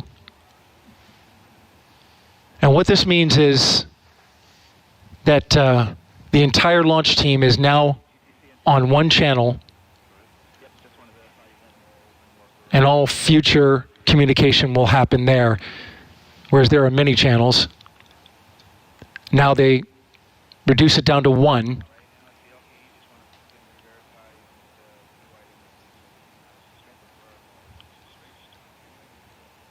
Just heard from NASA Test Director Jeff Spaulding. Jeff Spaulding's on. They swapped out. There are currently no constraints to launch. Great news. Again, no constraints to launch, and they're getting ready to pick up with a poll to determine readiness for launch.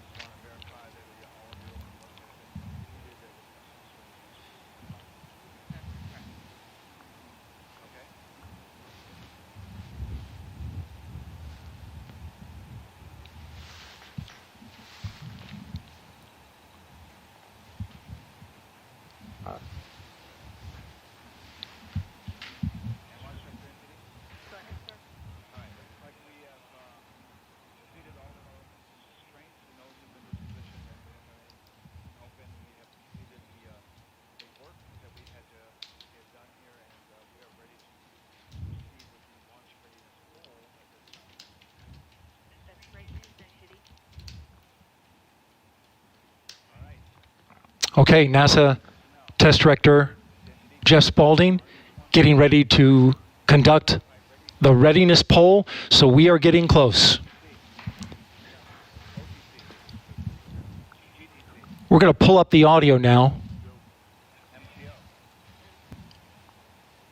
so that you can listen in. LPs go. And rockets go. All right, copy all. And Launch Director NTD, our launch team is ready to proceed at this time. I copy all NTD. At this time, I will proceed with my poll. And attention on 232, this is the Launch Director performing the final poll for launch. Verify no constraints and go for launch. EGS Program Chief Engineer. EGS Program Chief Engineer verifies that the EGS, SLS, and Orion Program Chief Engineers have no constraints and are go for launch. Copy, Greg. Thank you. EGS Chief Safety Officer. The EGS CSO verifies the SLS Orion and EGS CSOs have no constraints and are go for launch. Copy, John. Thank you. Range weather. Weather has no constraints and weather is go for launch. Copy LWO and Mission Manager.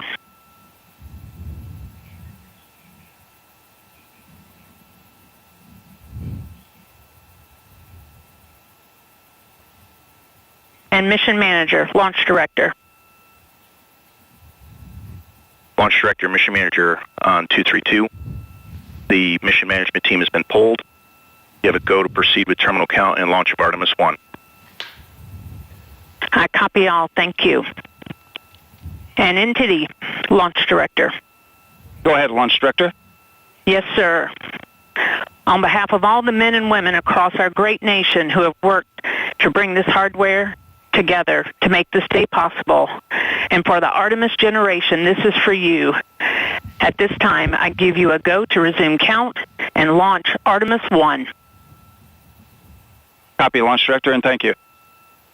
All right, we do have a couple of steps to configure, and then we will be ready to resume the clock. CVSE, NTD. CVSE here. Initiate recording of Orion cameras at this time. In work. R, NTD. RSR here. Perform the booster ignition SNA arm rotation enable. NDT, RSR, booster ignition SNA arm and rotation enable is complete. And I copy. Thank you. Okay, so there you heard the poll from Launch Director. Early.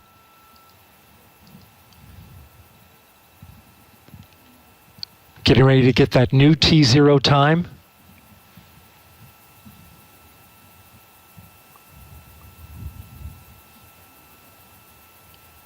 The poll that you heard was the NASA Test Director's poll. And all right, and we have verified no cutouts at this time. And all personnel, we are going to resume the clock. GLS, you can resume the clock on your mark. GLS copies. Countdown clock will resume on my mark. 3, 2, 1, mark. GLS mainline has been initiated. Okay. T-minus 10 minutes and counting. We are T-minus 10 minutes away from liftoff of Artemis I. As you can see, the clock is now moving. Let's put that up. T-minus 9 minutes and 47 seconds. The L-minus 15 poll complete. Show 06:47:44 is the new liftoff time. Affirm. Okay.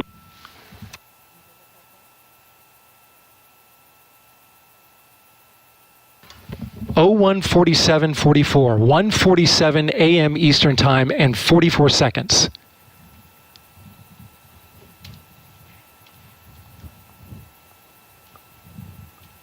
We went straight into terminal count.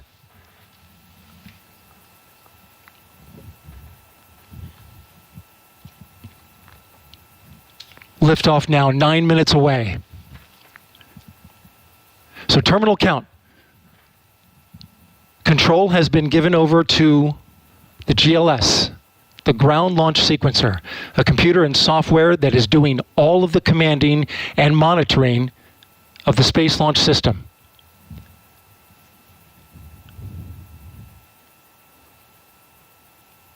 We'll hear call-outs from the GLS operator, Alex Pandalos.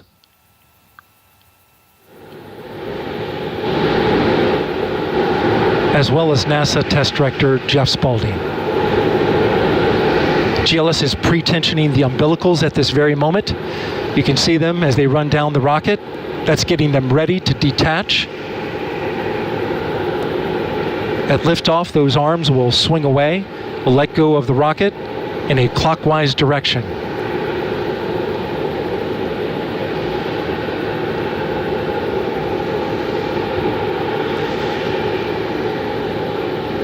T-minus 8 minutes and counting.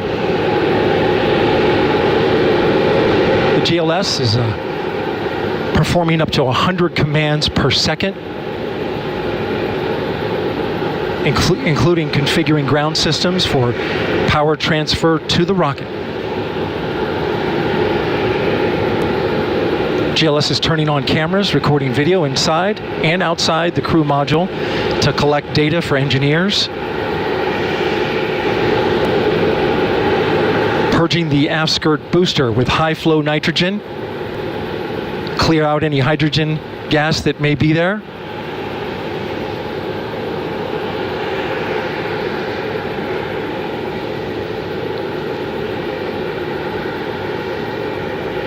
You can see the crew access arm is already retracted. When there is crew during Artemis II, it would happen at T-minus 6 minutes. But out of abundance of caution, they went ahead and retracted the arm well ahead of liftoff. Want to point your attention to the base of the mobile launcher. If something wasn't done to reduce the power from the pressure caused by the rocket's ignition and thunderous sound, it could damage the rocket. So the ignition overpressure and sound suppression system will flood the mobile launcher with water. You'll see that sequence start at T-minus 17 seconds. Now coming up in less than 30 seconds, the ground launch sequencer will start bringing the high energy systems online, starting with core stage pressurization.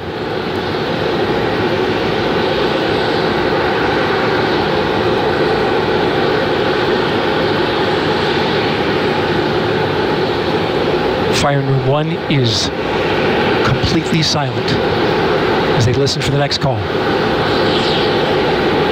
GLS's go for core stage tank pressurization. The core stage tank is now pressurizing to flight levels. The replenish valve to the liquid hydrogen tank now closing.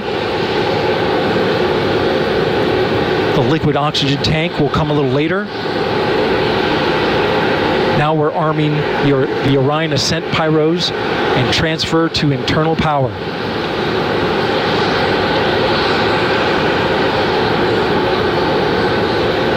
The launch abort system, or LAS jettison motor, is now armed. On this flight, the abort motor is inactive because there is no crew on board. Up next is the flight termination system, or FTS, which gives the Space Force the ability to destruct the rocket if it goes in the wrong direction. Let's listen in for that.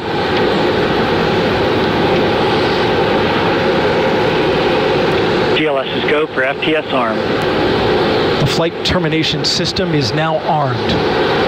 Coming up at 4 minutes and 40 seconds, a big moment. This is where the RS-25 engines and their bleed go to high flow. It's been a little tricky to dial in. GLS's go for LH2 high flow bleed check.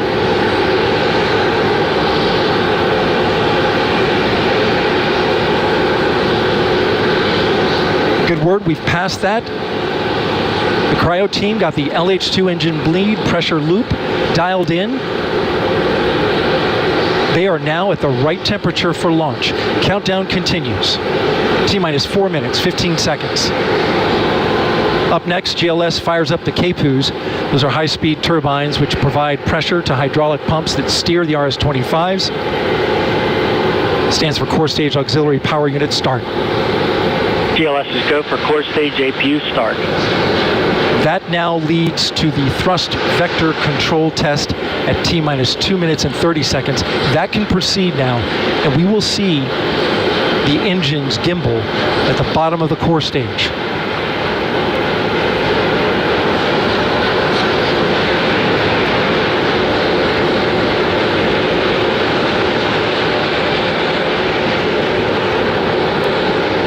T-minus 3 minutes and 10 seconds, you will hear the go for purge sequence 4.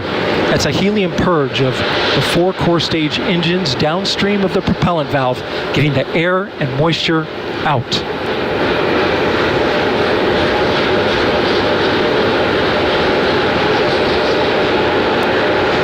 GLS's go for purge sequence 4. And in just a few seconds, GLS will close the core stage LOX vent, liquid oxygen. The white vapor cloud caused from the super cold gaseous oxygen condensing the water in the atmosphere will disappear. You see it coming out there now. And there it goes, it's closed.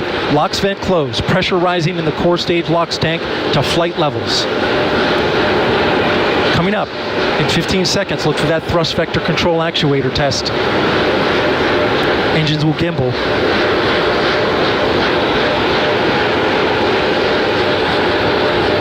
And there they go. The 4 core stage RS-25 engines gimbaling around, testing the ability to steer the rocket into space. They will operate at 109% performance. Each RS-25 throwing down 500,000 pounds of thrust. All 4, 2 million pounds. All together with the boosters, 8.8 million pounds of thrust. GLS is go for upper stage to internal power. Now the upper stage has gone to internal power. So power is removed from the rocket's upper stage, the ICPS, and it's been switched to battery power. The same milestone is coming up for the core stage at T-minus 1 minute and 30 seconds.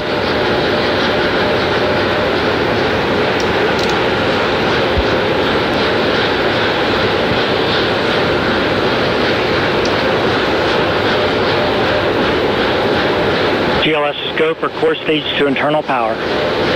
The rocket's core stage, which houses the 3 flight computers, is now on battery power. So there is no more hold time available because there's no more margin on the batteries. So if we have a hold, we'd have to recycle back to T-minus 10 minutes and recharge those batteries. The count continues. A note now, shortly after liftoff. 1 minute. Shortly after liftoff, Mission Control Houston will take control of the rocket, and my colleague, Leah Cheshire, will take over commentary. T-minus 50 seconds and counting. Coming up at T-minus 33 seconds, the GLS will hand off control to the ALS. This is the autonomous launch sequencer. On board the rocket, it will take over command and control of the rocket. But the ALS will check, make sure there's no holds coming from the ground up until T-minus 2 seconds. GLS is go for ALS. And we are go for ALS. The Space Launch System is now counting down to liftoff of Orion on its maiden voyage to the moon. Launch team can no longer recycle the count. Sound suppressor water now flowing under the ML. And here we go. 10. Hydrogen burn-off igniters initiated. 7, 6, 5. 4 stage engine start. 3, 2, 1. Boosters in ignition. And liftoff of Artemis I. We rise together back to the moon and beyond.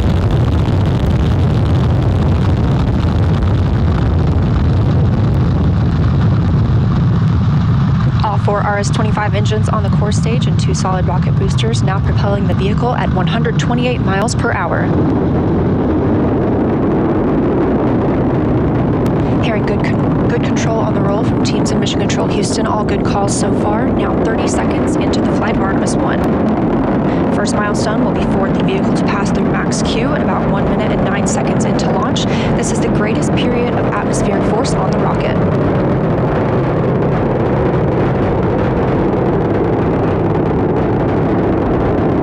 SLS now traveling 607 miles per hour.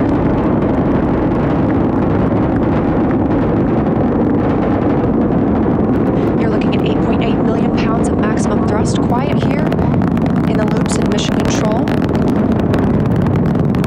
The 4 core stage engines are throttling down ahead of passing through max Q.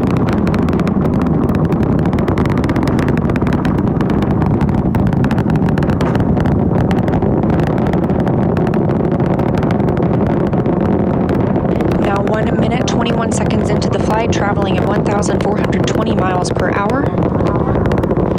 The 4 core stage engines are back at maximum thrust. The next major milestone will be for the solid rocket boosters to cut off and jettison at about 2 minutes and 11 seconds into the flight, so about 30 seconds from now. Again, quiet here in Mission Control Houston as teams continue monitoring the flight of Artemis I. We're now 16 miles downrange from the launch pad at Kennedy Space Center, traveling over 2,800 miles per hour.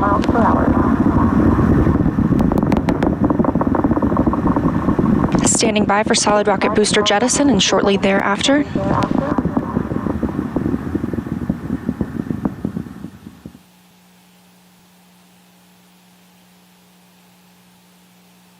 Confirmation that the solid rocket boosters have separated these 177-foot boosters. Now the core stage continues to power the flight of Orion, all 4 RS-25 engines firing, traveling over 3,400 miles per hour, 46 miles downrange. 2 minutes and 36 seconds into the flight. Hearing nominal calls here in Mission Control Houston. We've still got 4 good engines on the core stage.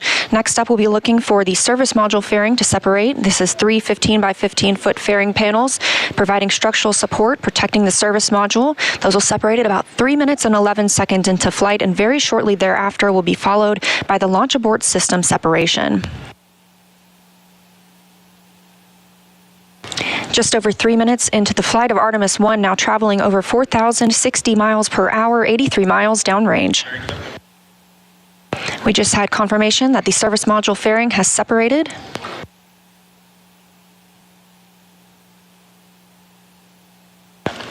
And that the launch abort system pyros have fired, separating those from Orion as well. For future crew members,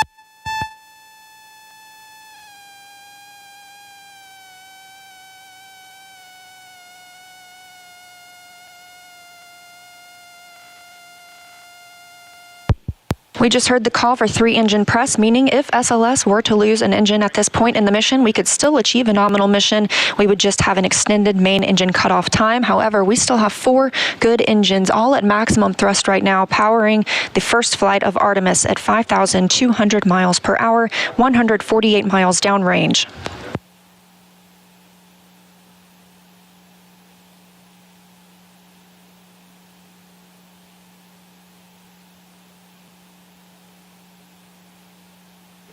We're 4 minutes and 16 seconds into the flight of Artemis I so far. Stage engines will continue to fire and power the flight of Artemis I, now traveling over 6,800 miles per hour, 229 miles downrange. Booster flight controller reports that the engines are looking good.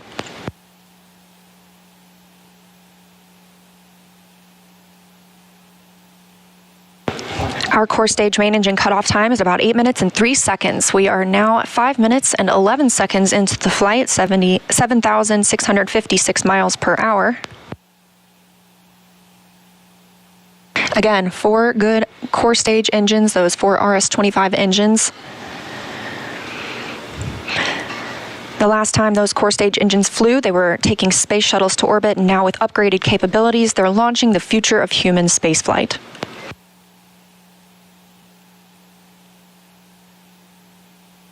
Five minutes and 42 seconds into the mission, we are now traveling 8,800 miles per hour, 345 miles downrange from the launch pad at Kennedy Space Center.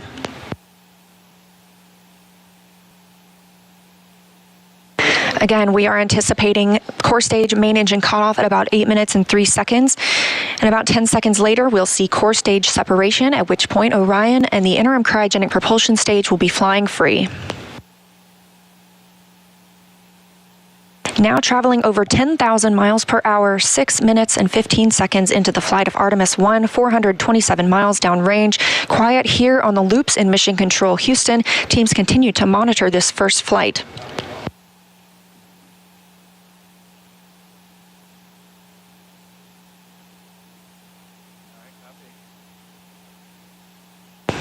About a minute and a half now until that core stage main engine cutoff time.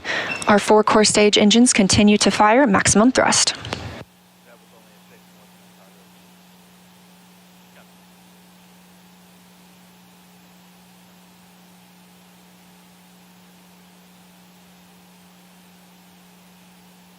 Coming up on 7 minutes since launch today, now traveling over 12,800 miles per hour, 563 miles downrange. Again, still quiet here in Mission Control Houston.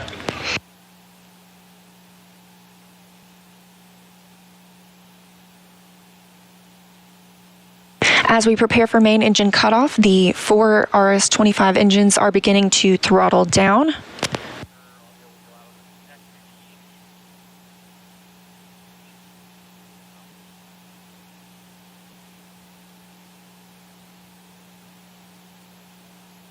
"30 seconds now until core stage main engine cutoff. All 4 engines continue to throttle down.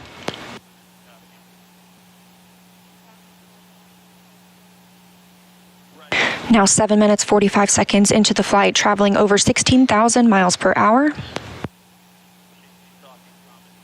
Continuing to hear good calls here in Mission Control Houston. We're standing by for core stage main engine cutoff.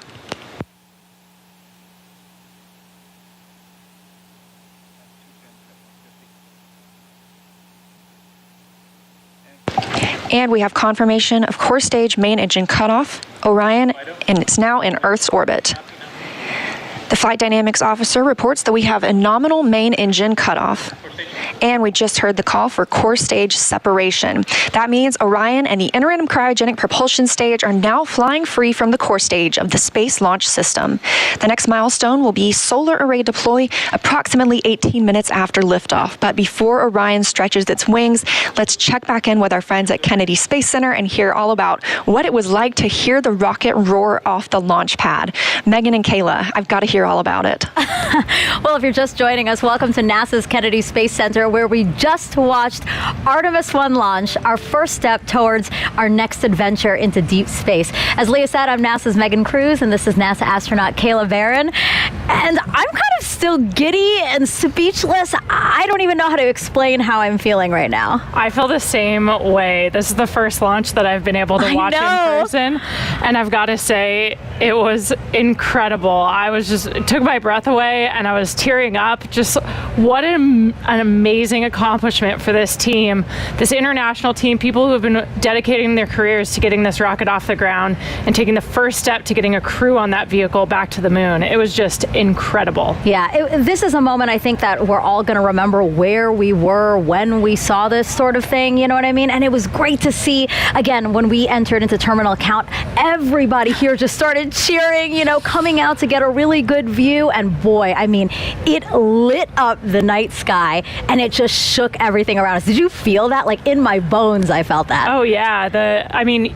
The cool thing is just kind of the delay between what you see and what you hear, because of course the sound travels a little bit slower, and it was just amazing. The ground shook. We could hear the thrust pushing that rocket into space. 8.8 million pounds of thrust. Yes. It's incredible. It was amazing to see here live in person. How does it compare? So this is your first launch on the ground. How does it compare to your launch when you're in the capsule soaring towards space? I mean, equally emotional, I think. Yeah.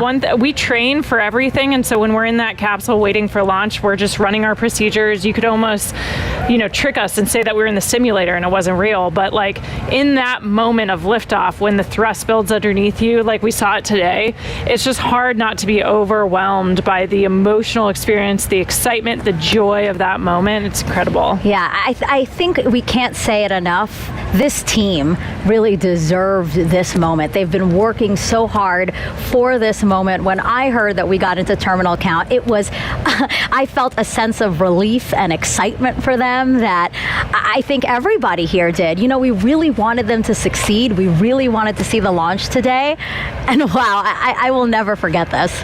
Me neither. It was an incredible experience to be here and see that happen. Yeah. Was there anything that was particularly surprising to you? Again, this is your first launch. What were you expecting?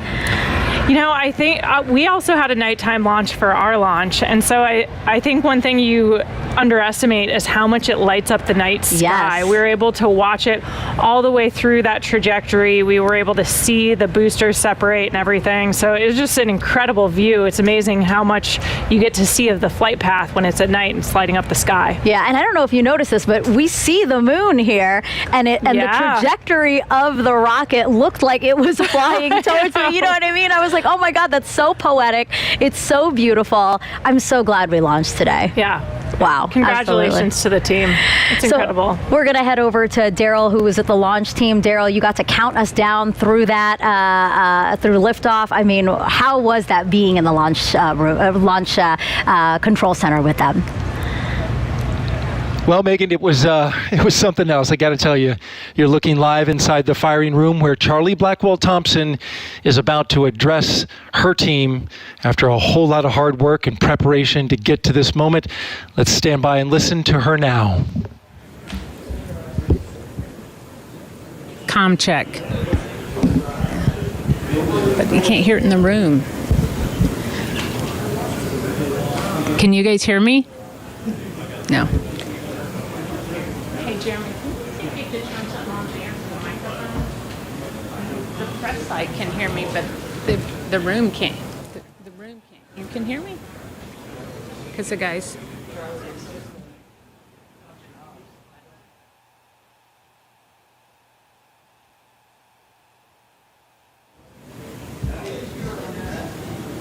I don't know what he's telling me to do.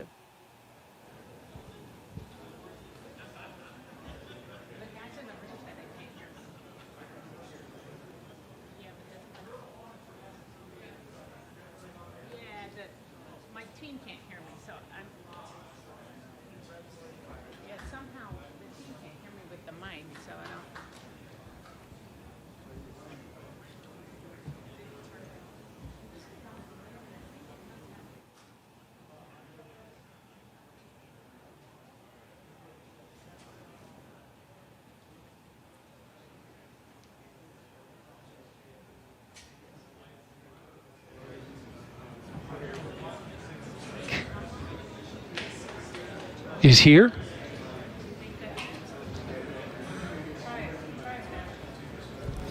Can you guys hear me? Pam Melroy. Oh, there we go. Is he ready for me?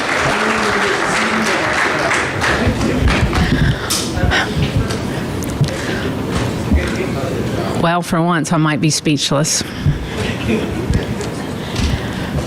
So you guys know I have talked a lot about appreciating the moment that you're in. And we have worked hard as a team. You guys have worked hard as a team for this moment. This is your moment.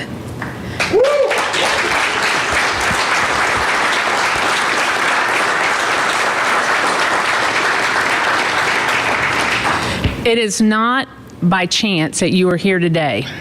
So I want you to look around at this team and know that you have earned it.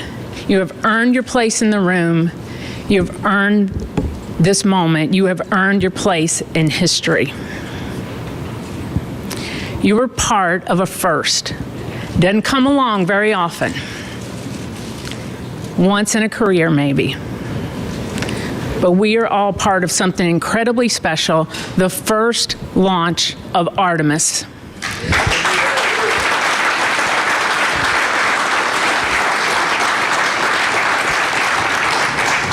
The first step in returning our country to the moon and on to Mars.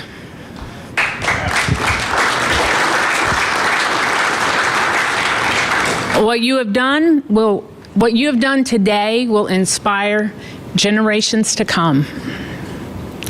So thank you. Thank you for your resilience.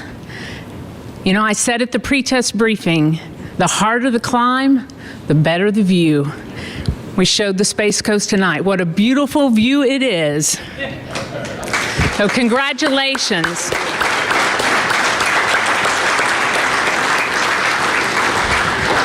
So we got a couple of traditions here in launch control. And the first one is when you're in the position for the first time, you get a tie cutting. And so I have my launch director scissors. And I'm going to get my tie cut by a couple of legends that are here. And then anyone who wants their tie cut will be making the rounds in the firing room. You got your console chiefs if they want to do it. That's fine. If you want me to do it, you might have to wait a little while, but I'll stay all night if I have to. It'll be my pleasure to cut ties. So I'm going to take care of mine, and then I have one other presentation that I want to make this evening.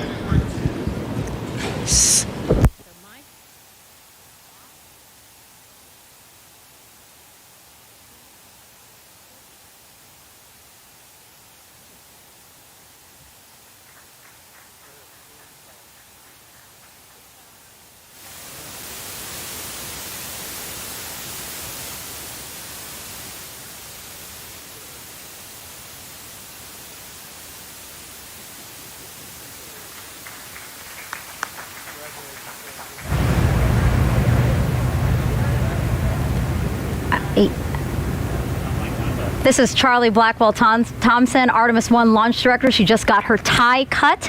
That is a tradition here at NASA. We just got to hear her talk to the team, and one thing that really stuck out to me that she said is that they've really earned their place in history. We're coming up on solar array deploy. Let's go on to Leah.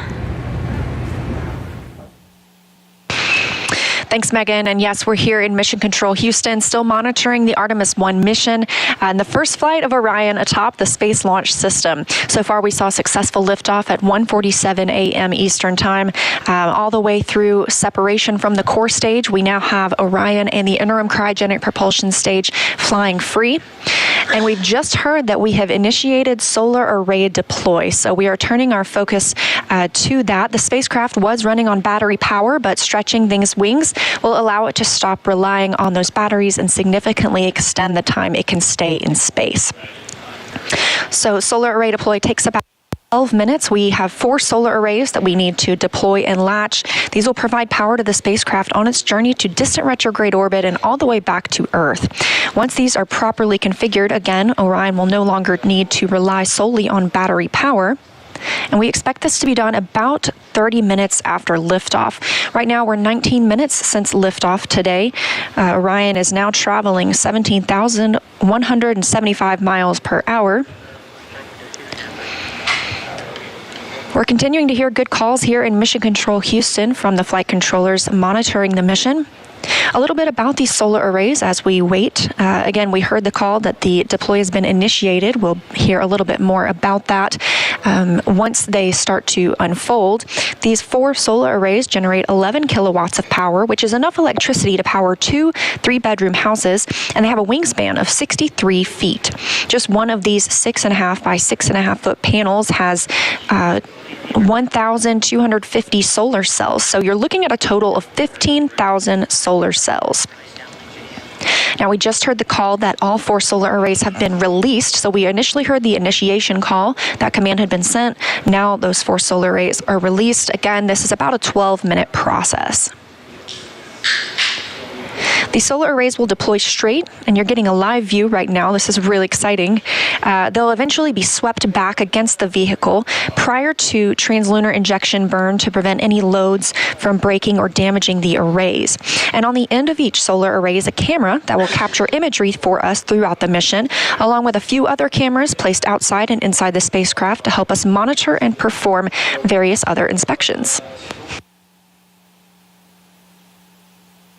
Of course, if you recall the Apollo capsule design, there were no solar arrays. We had fuel cells instead. So this design with arrays gives us the opportunity to stay in orbit longer since we practically have no limit to the energy available for use from the sun. Coming up on 21 minutes since liftoff. Orion is attached to the interim cryogenic propulsion stage. You can see those 4 solar arrays unfolding now. And again, Artemis I is a flight test. It's paving the way for a sustainable presence at the moon. Looking forward to the future, Gateway will be our space station in lunar orbit. And we have some similarities and differences in the solar arrays unfolding right now on Orion and those that'll be on Gateway. So like we're seeing now, these are deploying autonomously. The Gateway solar arrays will as well. And while these generate those 11 kilowatts of power, the 2 rollout solar arrays, or ROSAs, on Gateway will generate 60 kilowatts of power. That ROSA design is currently being tested aboard the space station. We have 2 new ones installed and a spacewalk conducted earlier today, preparing for another set.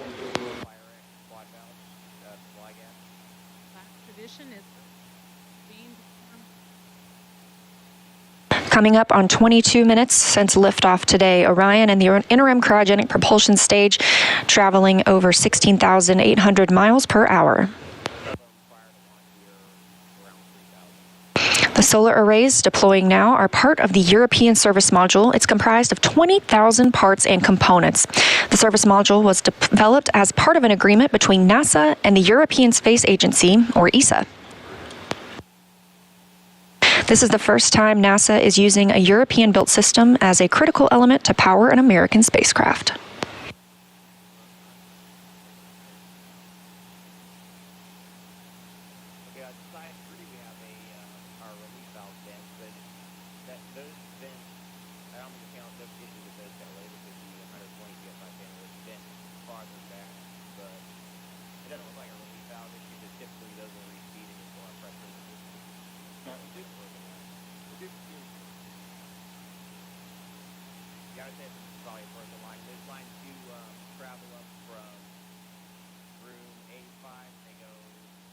side of it, and then we'll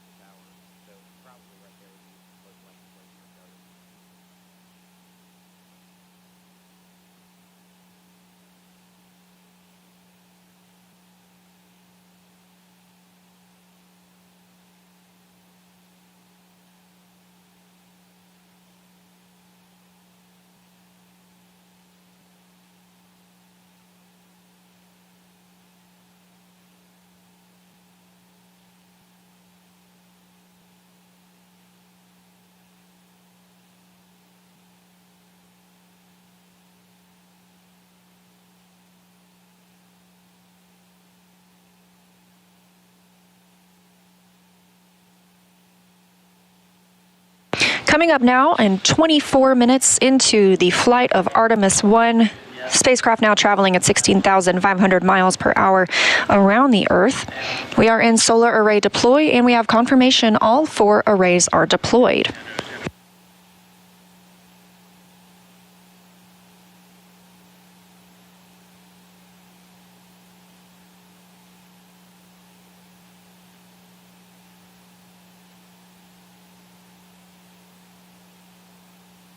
Coming up in a little less than 30 minutes is the Perigee raise maneuver. Commentator Rob.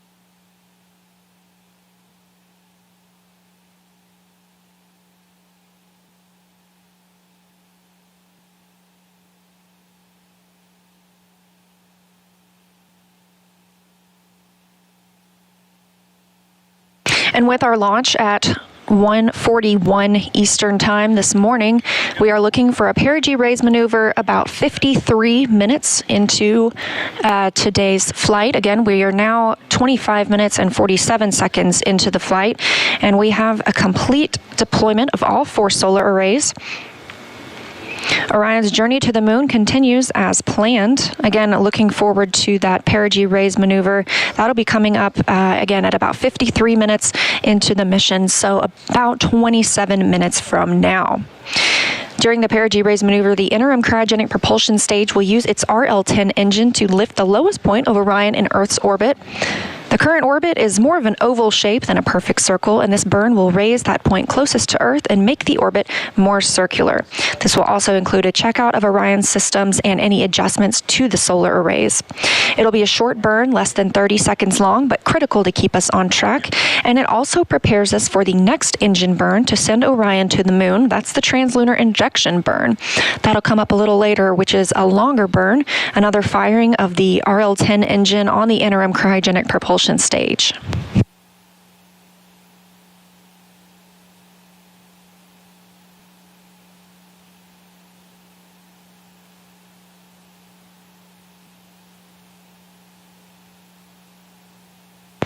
We caught a glimpse there of those solar arrays, and with all 4 solar arrays properly deployed, Orion's journey to the moon continues, and we've got more operational updates coming up shortly, but for now, I'm going to toss it back to Megan and Kayla at Kennedy.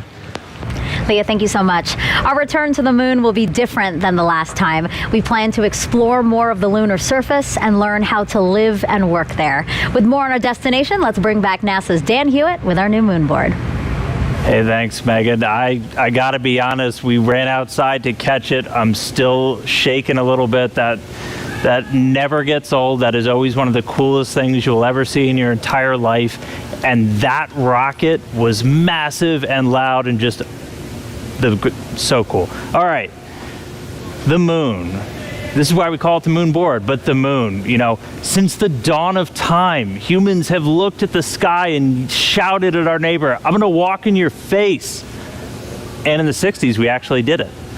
6 times, starting with Neil Armstrong, Buzz Aldrin, Apollo 11, 1969, followed by 5 more successive landings, each time delivering 2 human beings to the surface of the moon. Our last one was Apollo 17, and that was in 1972, Gene Cernan and Harrison Smith stepping off for the last time. Now, we have not sent humans back since then, but they accomplished a lot under Apollo. Lots of technological advancements, deployed science science instruments brought back hundreds of pounds of lunar rocks and regolith, teaching us about the moon and also about our place in the solar system. The moon is fascinating because it doesn't have a lot of the geological processes we have here on Earth. You don't have erosion, you don't have wind and water wearing down rocks, you don't have plate tectonics that are constantly recycling the crust, and so everything out there is really old. In fact, one of the rocks brought back on Apollo 15, called the Genesis rock, was dated to be 4 billion years old, so from the primordial beginnings of our solar system. But as Kayla said a little bit earlier, those missions were measured in days, their spacewalks in just hours. With Artemis, we're looking to go and we're looking to stay. And we're not looking around the equator like under Apollo, we're looking at the lunar South Pole. Now, why? So we haven't sent people since the 70s to the moon, but we haven't stopped studying it. We've had orbiters like the Lunar Reconnaissance Orbiter, which has literally just been flying loops around the moon, taking high-resolution images of the surface. So high resolution that you can look them up. They have images of all the different Apollo landing sites, and you can actually see the footprints, the paths they left in the lunar regolith of those sites. We had a mission called L-Cross, which slammed a probe into a crater on the moon, sending out material, some of which potentially hadn't seen direct sunlight for billions of years, and then analyzing what shot out. And through missions like that and others, we've been able to find that there is water ice trapped in those permanently shadowed areas on the moon. A lot of them center around that South Pole. We have already identified 13 potential landing sites for the Artemis III mission.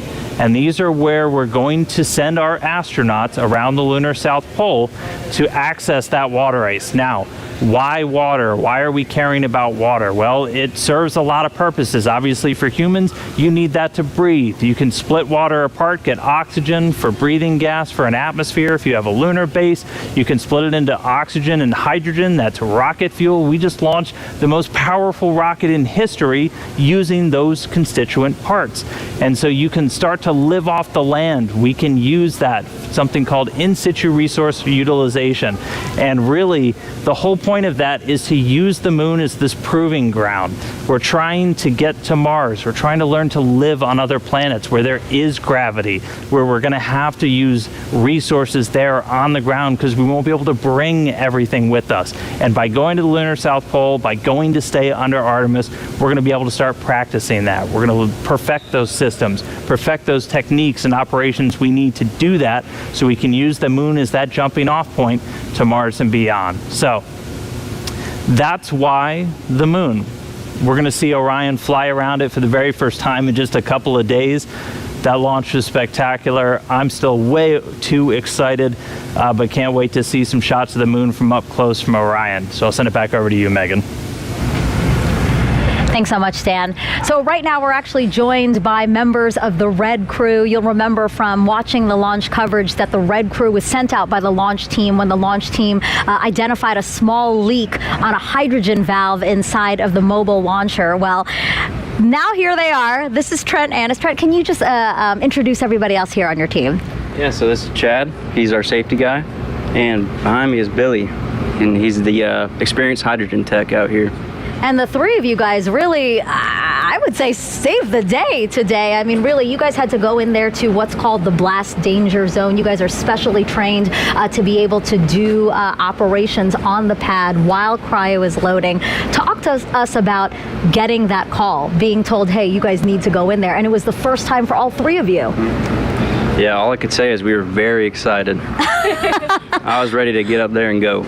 Really? How are you guys feeling? I was very comfortable, very confident in the test team and the procedures and our training. We did a great job.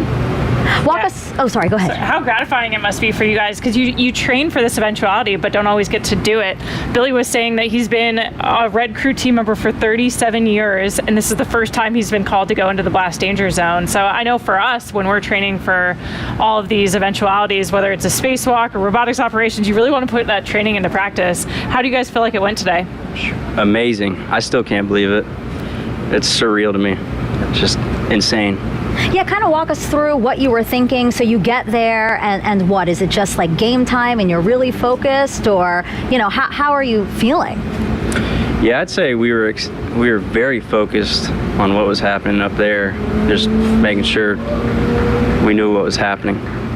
Because the rocket's, you know, it's alive, it's creaking, it's making venting noises, it's pretty scary. So on zero deck, my heart was pumping. Mm-hmm. My nerves were going, but yeah, we showed up today. I think as soon as we walked up those stairs, we were ready to rock and roll.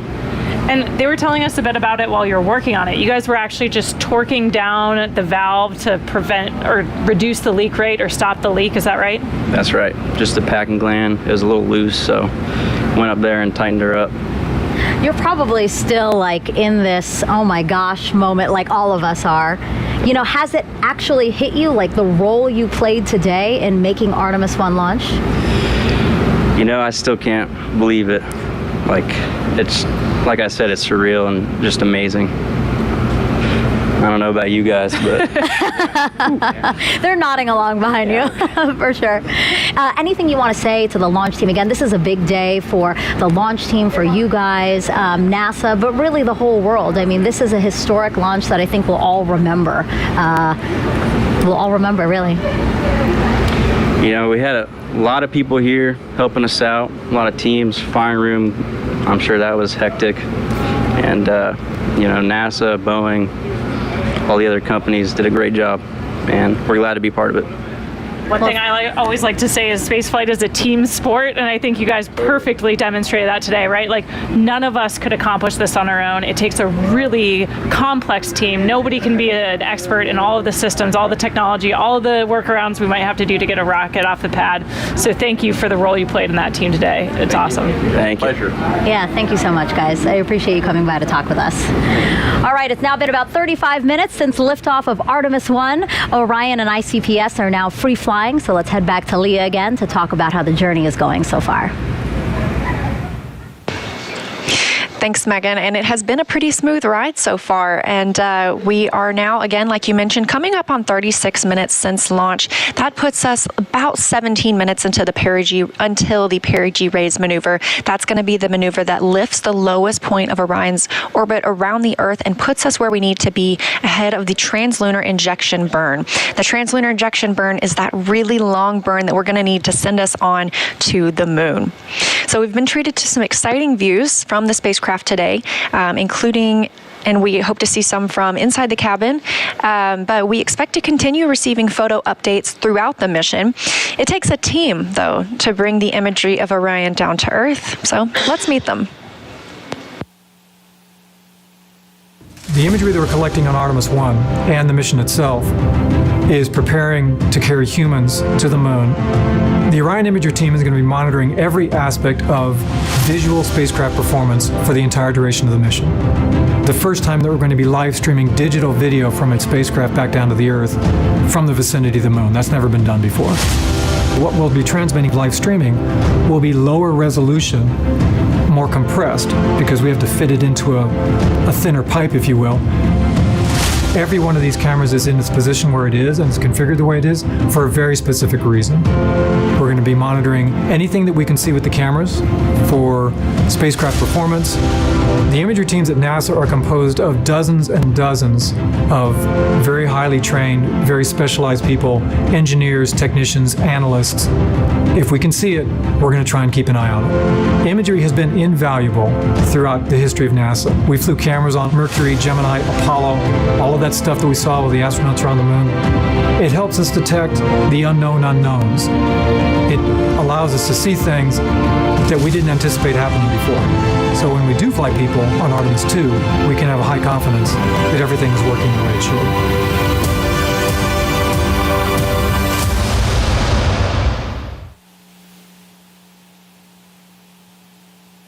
I love getting a look at those teams that we don't normally see, like the red team that Megan and Kayla just got to interview. A really big thanks to them and everyone that made this liftoff happen tonight.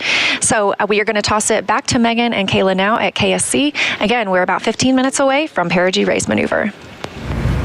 Thank you, Leah. Yeah, we wanted to take us back into Orion and talk about some of the science that's being enabled by Artemis I today. So inside of Orion are 10 of these. So they're called Cubesats because they're tiny satellites. Essentially, they're the size of the shoebox when they're folded down, but then once they're deployed, they're opened up. They have solar arrays, things like that. That's when it gets a lot bigger. Now, these are called secondary payloads for this mission. Kayla, can you talk to us about what secondary payloads are? Yeah, it just really means that it's not a primary objective of the mission. We're not relying on the success of these CubeSats for overall mission success. It's kind of a bonus payload, right? A chance to deploy these satellites that have different sensors on them and collect some awesome data to support other research objectives. Yeah, and I know battery life was a concern for some of them, but all 10 were deployed, and scientists, I'm sure, are eager to see what kind of information that hopefully they'll be able to get. And they're just some of several research projects on this flight that will help gather data about the moon and more. Artemis I is paving the way for us to explore deeper and deeper into space. I think Artemis I is significant on so many levels. It is a new frontier to do science. So the primary objective is to test the Orion spacecraft integrated with the Space Launch System. And it is designed to carry out the boldest of the bold missions. But it's more than just learning how to travel in space. We're taking a lot of cool science along with us on this first mission to the moon. So as NASA plans to go back to the surface of the moon and then onto Mars, we want to spend more time there, and that's riskier business. So the more we learn about the moon itself and the environment where we'll be operating, the better we can prepare. We have 10 CubeSats we call secondary payloads, which are small scientific spacecraft of their own that will each be conducting their own scientific mission. All of these payloads in some form or fashion will help us going forward. They are going to be studying the moon. And they're going to help us understand what is the moon made out of, what types of rocks, what types of regolith, what types of ice, what's mixed in with water that might be present. One of them actually is going to attempt to land on the moon. They're going to be studying the sun. Understanding and studying the space environment or the space weather. Some different propulsion systems. These novel ideas will ultimately turn into the technology and the systems that we want to use going forward. There's a lot of cool things going on between all these CubeSats that make up our secondary payloads. Additionally, inside the Orion, we'll be flying an experiment to study space biology. Space biology is where we study the underlying changes that Earth-based biological systems undergo when they're in space. Or basically, how does life respond to the space environment? The level of ionizing radiation that you experience when you go beyond the Van Allen belt, so you go beyond the protective magnetic sphere that we have around us, you then get exposed to higher levels of ionizing radiation. So we are flying several space biology experiments. We will take a series of materials, plant seeds, fungi,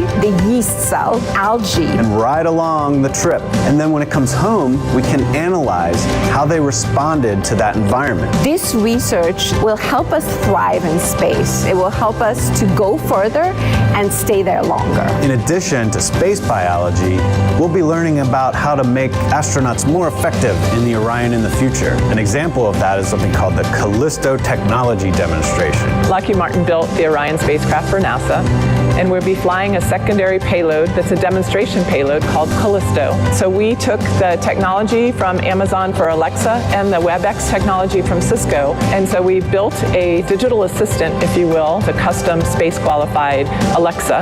Alexa, how does the life support system work? Orion's life support system is the environmental control and life support system oracles. And so this payload is a demonstration mission to show how astronauts in the future could use this technology as an innovative user interface. So there you have it. I hope you agree with me. This is exciting. I am just over the moon excited for the Artemis I launch. The science we'll conduct on Artemis I lays the groundwork to ensure that we can safely conduct scientific activities at the moon with our astronauts going forward. This really is the stepping stone for us as we take that next giant leap in space exploration. So a lot of great science also happening on the International Space Station. I got to speak with astronauts Jessica Watkins and Samantha Cristoforetti while they were still on board about the research there that will benefit future Artemis missions. Jessica, Samantha, your primary job on the space station is to maintain the orbiting lab and conduct science experiments, more than 200 before Crew 4 returns home. Jessica, can you tell me about one of the experiments that will help return us to the moon with the Artemis program? We do a lot of experiments where we are looking into developing new technologies that will enable us to go further into the solar system. And one of those technologies was the AstroRad experiment. Radiation is one of the challenges that we face when we think about going further into the solar system. And so this vest is an option for providing the crew member with protection. And then one of the mannequins on Artemis I, launching here later this month, will also be wearing the vest. We'll get a sense for its effectiveness on board as well. Samantha, I know that you've been doing a lot of work to test how we would grow crops in space. What crops are you growing on Space Station right now, and what's unique about them? Indeed. Actually, right next to us as we are talking to you, we have a little space station vegetable garden. It's called X-Root, and in a few weeks it will be full of fully grown, hopefully, tomatoes and carrot plants. I don't have much of a green thumb, I must confess, but when I harvested those plants and I could really breathe in all that smell, even if there is no soil, it still has that smell that you would associate on the ground with walking, through a vegetable garden after a rainy day, when there is that moisture in the air, and that was just so pleasant after such a long time living away from any kind of natural environment. It was very, very pleasant for me. If it makes you feel any better, I also do not have a green thumb. So what about water? How are you testing critical life support systems like water to hopefully help us stay off Earth longer than we ever have before? Sure, yes. So we kind of use the tagline that yesterday's coffee becomes today's coffee.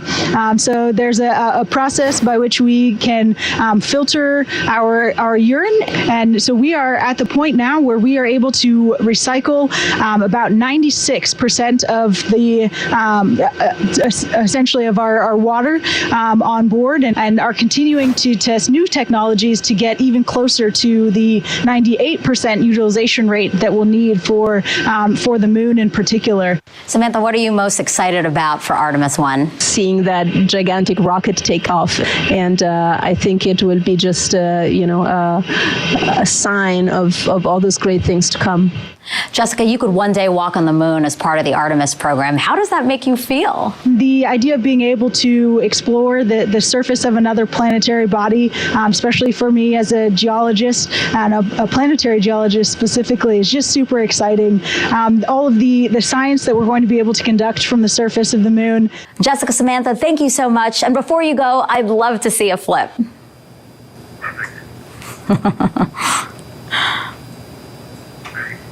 Makes me laugh. I love it. And a double backflip at that. Now, Kayla, you, of course, lived and worked on the International Space Station as part of Crew 3. Do you enjoy, or did you enjoy doing all those science experiments while you were there? It's a lot of hard work. Yeah, it's incredible to be a part of every single experiment. It's an honor to play a small role in it. We got to do some really cool tech demonstrations while we were up there too. So for me as an engineer, that was really fun. That's a photo of me doing the first scanning electron microscope samples on the International Space Station. And it was cool for me because I worked with a scanning electron microscope in my graduate school research that took up it was as big as this desk. Oh. But seeing a miniaturized version of those that we have up there, and imagine how we could use it in a lunar or Martian laboratory to better analyze samples and decide what to bring home was really exciting. Yeah, and you touched on this earlier before, but I do think it's just so important to note again that you're doing science for scientists who've been working on their studies for decades, some of them. So to fulfill that, how does that make you feel? It's incredible. We're almost like their laboratory technicians for that little moment in time, but they've been working their entire life, sometimes decades, years, to get that science payload up there.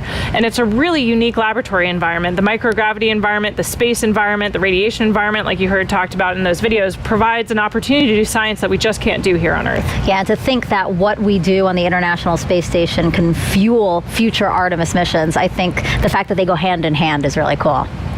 All right, so let's take some more social media questions. Social media is buzzing right now since we launched about 48 minutes ago. So why don't we take the first question, I think again from actor, oh no. Let's see, Kayla, how do you feel after launch? Super inspired. I mean, we talked about it earlier with the red crew and in the moments just after launch, but this is really the culmination of a giant team effort. It takes every single member of our team to pull off a successful launch. It's incredibly complicated, incredibly challenging, and in some cases kind of dangerous for a red crew team who went inside the blast danger area to make a fix that was critical to today's launch. And so to see the team succeed and feel that excitement was incredible. I really still have Charlie Blackwell Thompson's words ringing in my head. The fact that she said the harder the climb, the better the view. Absolutely. 100% correct.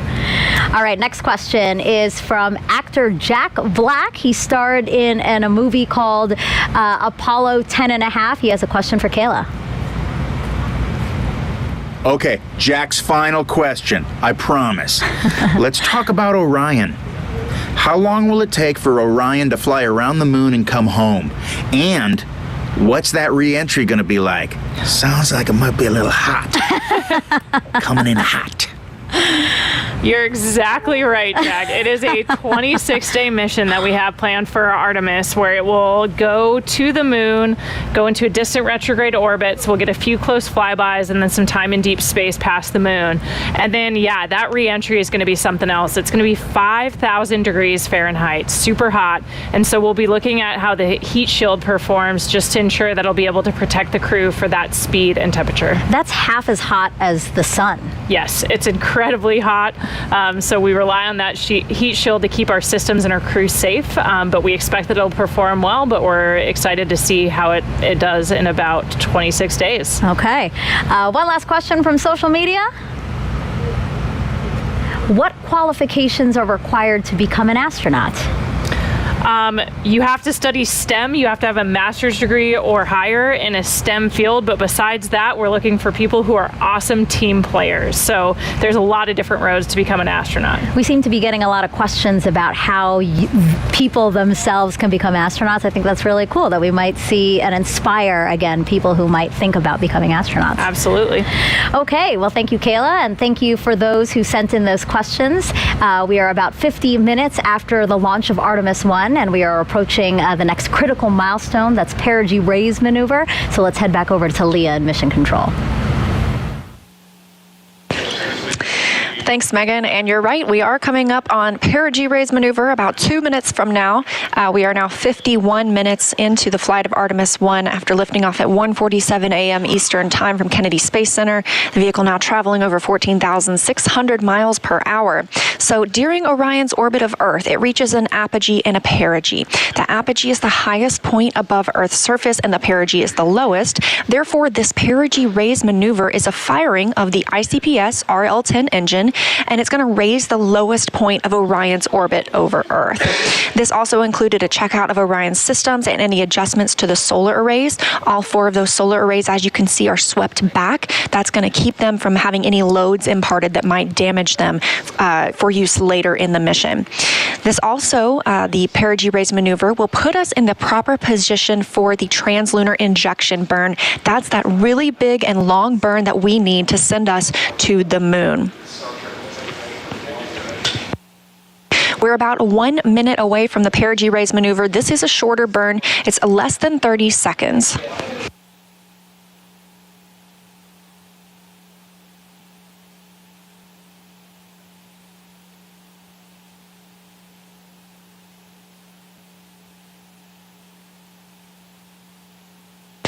About 45 seconds until the Perigee raise maneuver.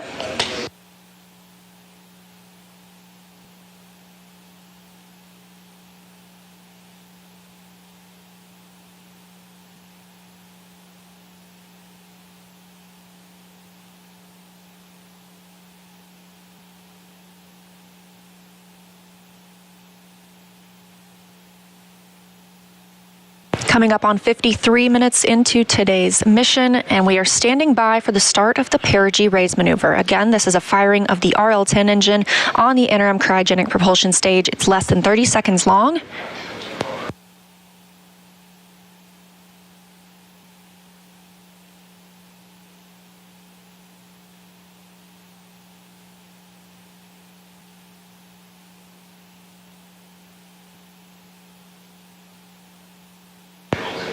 And we have confirmation of Perigee raise maneuver ignition and full thrust. This is a live view from the spacecraft. Again, a really short burn. We're standing by for the cutoff.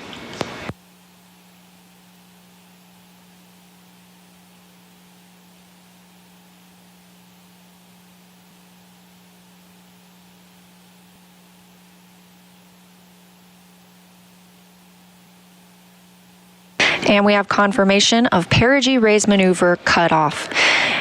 Flight Dynamics Officer reporting on the loops here at Mission Control Houston that it was a good burn. We are now 54 minutes into the flight, Orion traveling 14,700 miles per hour, and that was the Perigee raise maneuver, lifting the lowest part of Orion's orbit around the Earth and putting us right where we want to be for the translunar injection burn. We're looking for that translunar injection burn to happen about 1 hour and 26 minutes after launch, so about 30 minutes from now. That'll be that long burn that helps us break free from the pull of Earth's gravity and commits the spacecraft to a lunar trajectory. So with successful completion of the Perigee raise maneuver, I'm going to toss it back to Megan at KSC. No, keep it.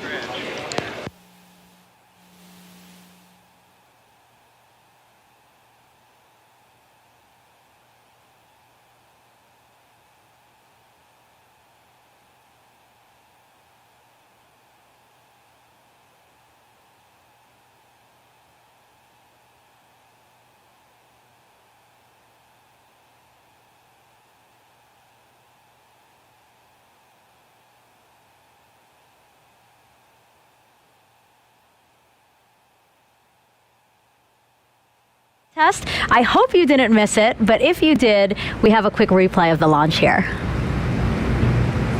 Sound suppressor water now 15. Flowing under the ML. And here we go. 10. Hydrogen burn-off igniters initiate. 7, 6, 5. 4-stage engine start. 3, 2, 1. Boosters in ignition. And liftoff of Artemis I. We rise together back to the moon and beyond.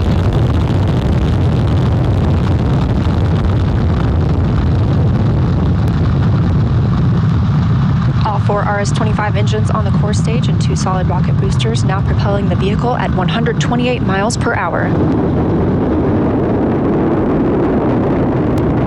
Hearing good control on the roll from teams in Mission Control Houston. All good calls so far. Now 30 seconds into the flight of Artemis I.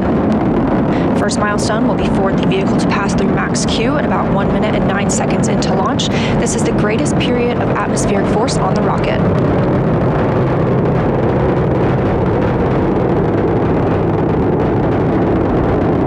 SLS now traveling 607 miles per hour.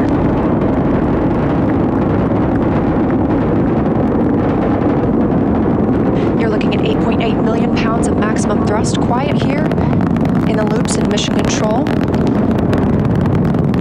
The 4 core stage engines are throttling down ahead of passing through. Now to celebrate Artemis I's successful liftoff is NASA Administrator Bill Nelson. Administrator, you got to share what you just told Kayla and I. You said that that was the biggest flame you've ever seen. That's the biggest flame I've ever seen. It's the most acoustical shock wave that I had ever experienced. We were out on the roof of the Launch Control Center, and I'm telling you, you definitely knew that there was some energy being expended over there. So what does it mean to you to be the leader of our organization for a historic launch like this? We've been talking about the team it takes to get this done. How does it feel to be at the helm of that ship? Well, I got to talk to the Launch Control Center team, and I said to them, you all are a part of a great legacy that has been many, many years coming, a lot of sweat and tears, This legacy is now taking us as we explore the heavens. And it didn't end with Apollo 17, but this time we're going back and we're going to learn a lot of what we have to, and then we're going to Mars with humans. Why is it such a priority for the agency to land the first woman and first person of color on the moon through this Artemis program? Well, I think it's reflective of us. It's reflective of America. We are people, our Latin emblem is E pluribus unum. In the chamber of the United States Senate, over that main door is E pluribus unum, out of many, one. And so our astronaut corps reflects that. And it's going to be the first boots back on the moon are going to be the first woman and the next man. Yeah. And another goal of the Artemis program is to spur economic development. Can you talk to us about how this program has been able to do that for the country? Well, if you put it in NASA's economic report terms, it's billions of dollars affecting the economy, almost 400,000 jobs. But that's just direct. Think of all the indirect expenditures that are causing the economy to rise and more jobs. For example, what you guys are doing on the station, a lot of your research. Take, for example, the pharmaceutical research. You're helping already one drug that's being manufactured on Earth better because of what you learned in space, and that drug is attacking cancer. Now, what's the value of that? That's just additional value that is added. I remind everybody, in everybody's pocket, they've got a cell phone, and that's got a camera. And that's a camera on a chip that came out of the NASA space program. That's right. Absolutely. In addition to those innovative new technologies and the economic impact, I think for me, seeing this launch today, it's so palpable, just that human desire to explore. What do you think about what we're doing to inspire the Artemis and the generations to follow us? Well, I think all you have to do is walk into a classroom of kids and look how their eyes get big when you start talking about space. And that is going to multiply itself many-fold as we go back to the moon and then on to Mars. It's also going to bring about a new generation of engineers and mathematicians and technologists and scientists, and all the benefits of that additional activity and education coming out of the Artemis generation. Look what that's going to do for our country and our economy, as well as for our international partners. And it's a great day. Couldn't have said it better myself. Administrator, thank you so much for joining us for this momentous occasion. As you said, this is the beginning of a new age in space exploration. Thank you so much. Thank you, ma'am. And Kayla, that's going to do it for us here at the host desk. Launch was just the first step in a nearly 26-day mission. Our colleagues in Houston will now continue the broadcast to bring you the next big milestone to the moon. From Kayla and me, have a great day, and go Artemis I. Go Artemis.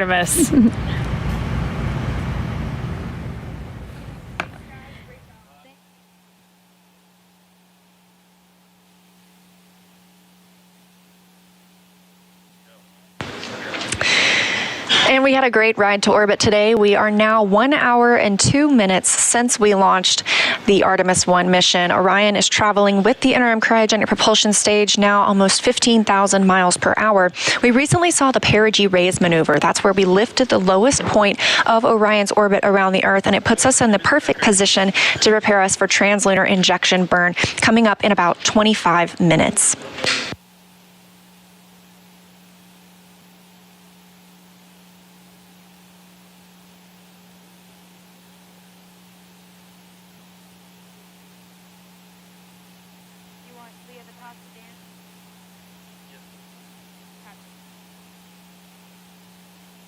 So again, we are looking forward to that translunar injection burn. That's what it's going to commit us to our journey to the moon. And to tell us a little bit more about the translunar injection burn, we've got Dan Hewitt standing by to show us on the moon board how it's all going to go down. Hey, thanks, Leah. Everybody, welcome back to the moon board. So, translunar injection, this is the big one. Just a refresher, we're going to be using this, the interim cryogenic propulsion stage. This is what's taken over for all of our in-space propulsion maneuvers after that core stage and those boosters have since dropped away. Modified upper stage from the Delta IV family of rockets from United Launch Alliance, hydrogen, oxygen, fueling.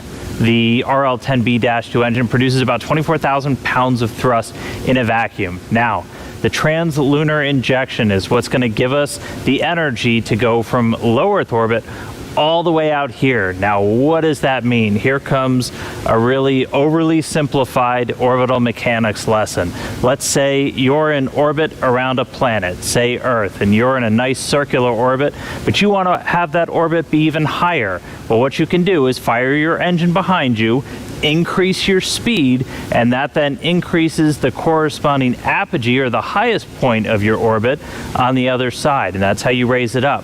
Well, if you wanted to make it into a nice circle, you could follow up and do another burn right here, and that would raise your perigee, or your lowest point, and then you're in a circular orbit around Earth. That's essentially called a Hohmann transfer. If you've ever followed our missions to the space station, that's what we're doing to kind of gradually raise our orbit until we get to the space station. But for this, we're talking about a lot more energy to get somewhere a lot farther away. So what we're essentially doing is we're going to be in this circular orbit around planet Earth, and we are going to be firing that engine with 24,000 pounds of thrust for about 18 minutes. And what that does is it doesn't just increase your apogee by a little, it increases it all the way out, and it's timed. So by the time Orion is hitting its apogee, the highest point of that orbit, the moon will have moved into position that you're entering into its sphere of influence. You're entering into that area where the lunar gravity is going to be able to capture you.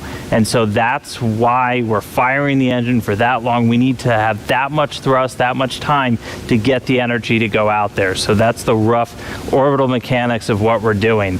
Now, after that TLI burn is done, the ICPS is going to separate. Its job largely done in the Artemis I mission. As we heard, it's got some secondary payloads up in this stage adapter here that it's going to deploy on its way out. The ICPS will have one more burn after TLI called a disposal burn. And what that's going to do is put it on a trajectory almost looking parallel to that of Orion, where it's going to go around the moon, slingshot away, and then go into what's called a heliocentric orbit. It's actually going to go into orbit around the sun, just like Earth. It's going to leave the Earth-Moon system completely. And then after that, all of the propulsion duties get handed over to the European Service Module. So it'll be using its engines. It's going to do the outbound trajectory correction burn, at least the first one on flight day 1, and a couple more until we get out to the moon and get ready to head into distant retrograde orbit. So that's TLI. It's coming up next. It's going to be a really big moment to pay attention to. So we'll send it back over to Leah to walk us through the ops. Leah.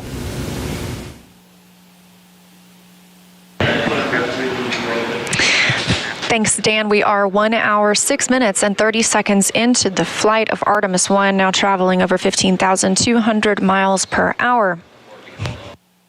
Again, we've recently had the Perigee raise maneuver, and in less than 20 minutes now, we'll be looking for the translunar injection burn that Dan just showcased that's going to send us to the moon. But our mission started off with an epic show from the Space Launch System.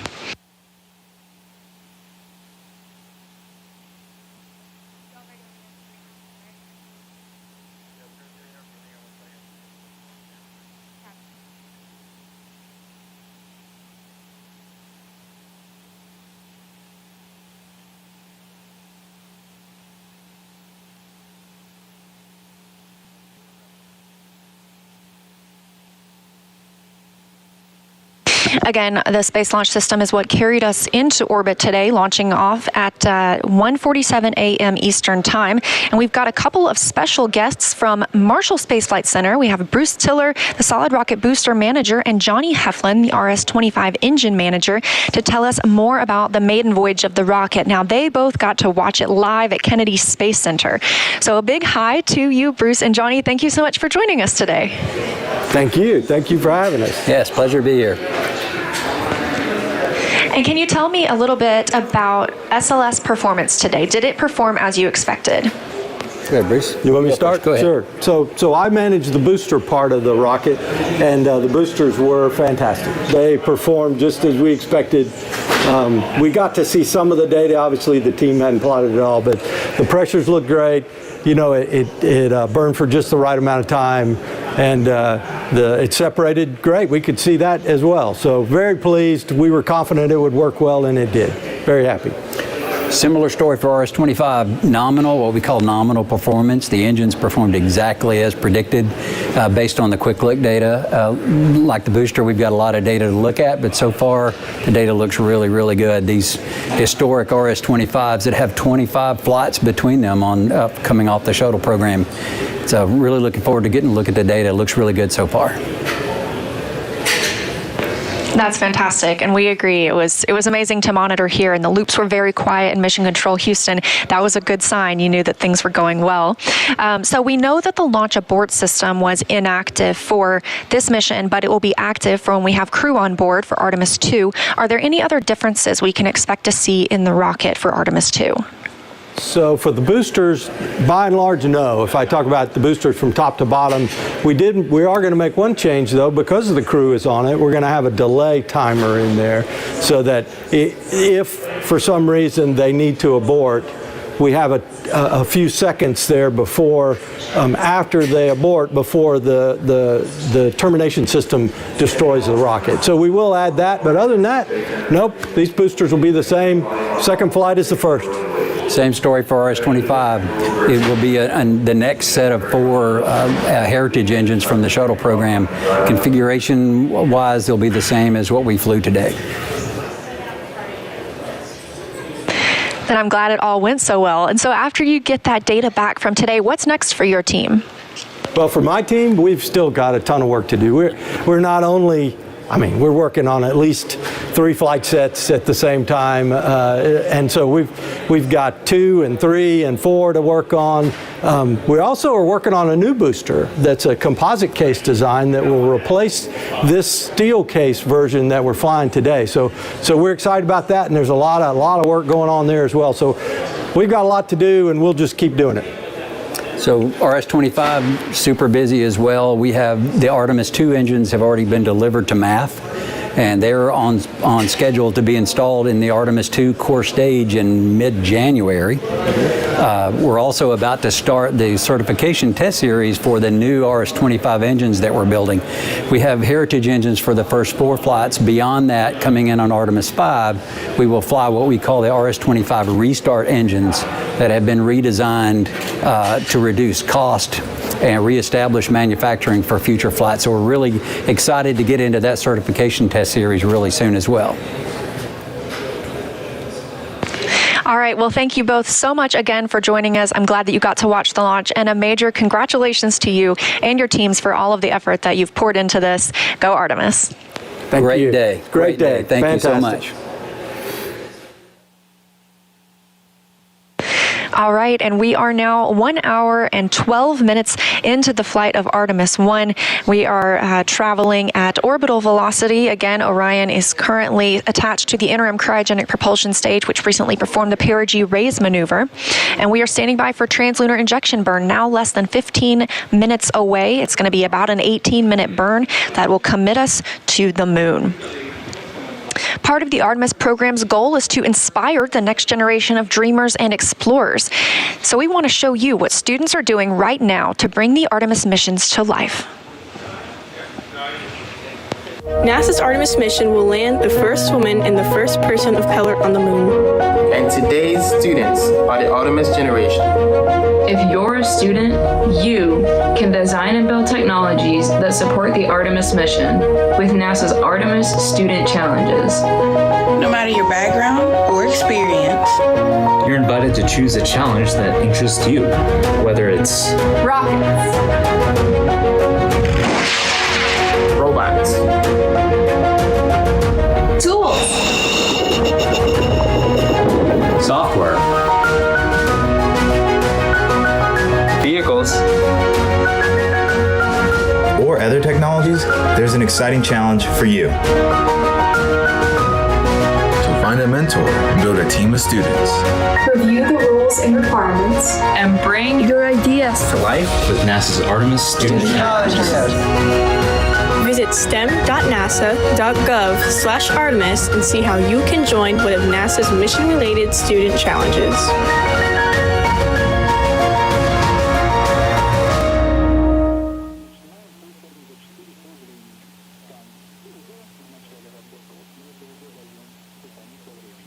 Again, 1 hour and 13 minutes, 30 seconds since liftoff today. We are looking towards Translunar injection burn, now about 13 minutes away. That's going to send us to the moon. But did you know that you were invited to fly on the first Artemis mission too? Earlier this year, NASA asked the public to create a pass to virtually board Orion. Anyone who signed up got to include their name on a flash drive. I know my name is on there. And that flash drive is on Orion right now for its journey around the moon. It has more than 3.3 million names.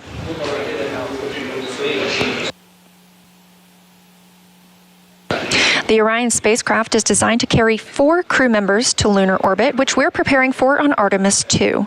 NASA astronaut Randy Bresnik brought us through the hatch of the vehicle to show us where those future crew members will live and work during their journey. This is the Orion crew station, where the crew will be when they fly the vehicle. As you can see, the commander seat's on the left, the pilot seat is on the right. Compared to the space shuttle, which had over 1,200 switches, controls, and circuit breakers, Artemis astronauts will have much less, only about 63.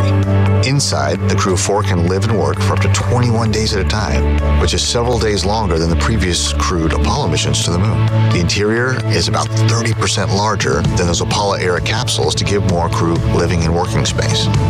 Everything crew needs is packed right under the floor, thanks to the Orion stowage system. Under these panels is space for everything ranging from food, clothing, sleeping bags, to science and camera equipment, and even the tools necessary to perform repairs if required.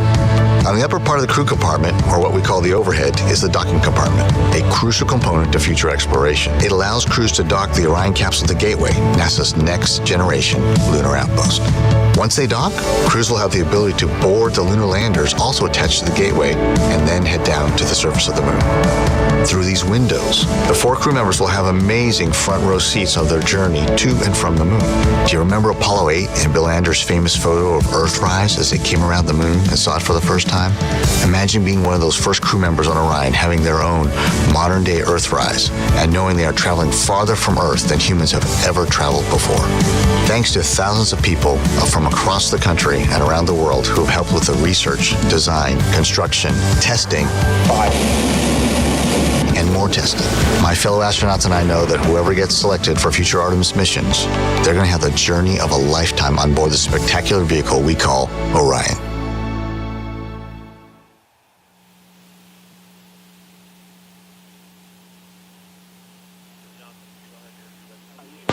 We're now coming up on 10 minutes until the Translunar injection burn. Again, Orion is still attached to the interim cryogenic propulsion stage. That RL-10 engine is what's going to perform the burn for us. But to hear more about Orion, I'm going to send it back to Dan at the moon board to tell us all about our spacecraft. Hey, thanks, Leah. Welcome back to the moon board and Orion. So it's still attached to ICPS, still flying on the very upper part of SLS, but pretty soon it's going to be flying free. And after that happens, it's going to take over all of the propulsion, all of the flying, everything for the rest of the mission. And so to talk a little bit more about propulsion, let's focus in on this, the European Service Module. So this is what's going to be doing all of our maneuvers after we're done with ICPS and the Translunar injection burn. And it's going to be doing that with a mix of 3 different types of engines. First one here on the bottom is the Large Orbital Maneuvering System engine. This one produces about 6,000 pounds of thrust. That's going to be doing a lot of your really major pushing maneuvers. When we get into the powered flybys, the insertion into distant retrograde orbit, the burns to start sending us back home, that's the one that's really applying the most force. It can also gimbal, which essentially means it can swivel around, and that can help your steering. It's helped out by these 8 auxiliary thrusters. They're in pairs. Those are a little bit smaller. Each one of those produces about 105 pounds of thrust each, but they add some additional push to that orbital maneuvering system engine. And then we also have 24 reaction control system thrusters, these smaller ones that you can see all around Orion.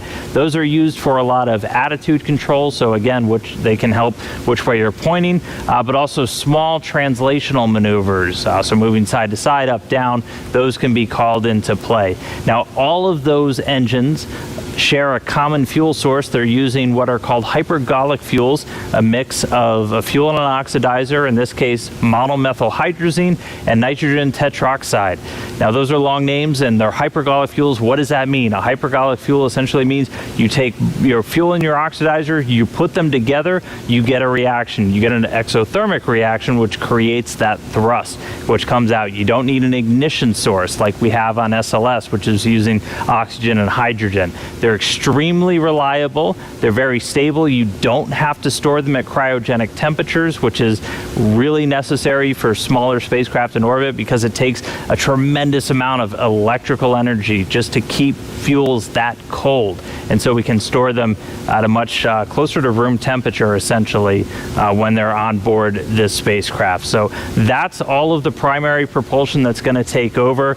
And again, that's going to be after we get through translunar injection. We're going to be doing correction burns on the way out, a number around the moon as we hang out in distant retrograde orbit for about a week, and then eventually sending us on the way back home. But still attached to ICPS right now, going to detach shortly after that burn is complete, and then Orion will be flying free, the service module pushing it for the rest of the way. So with that, I'll send it back over to Leah as we get closer to that TLI burn.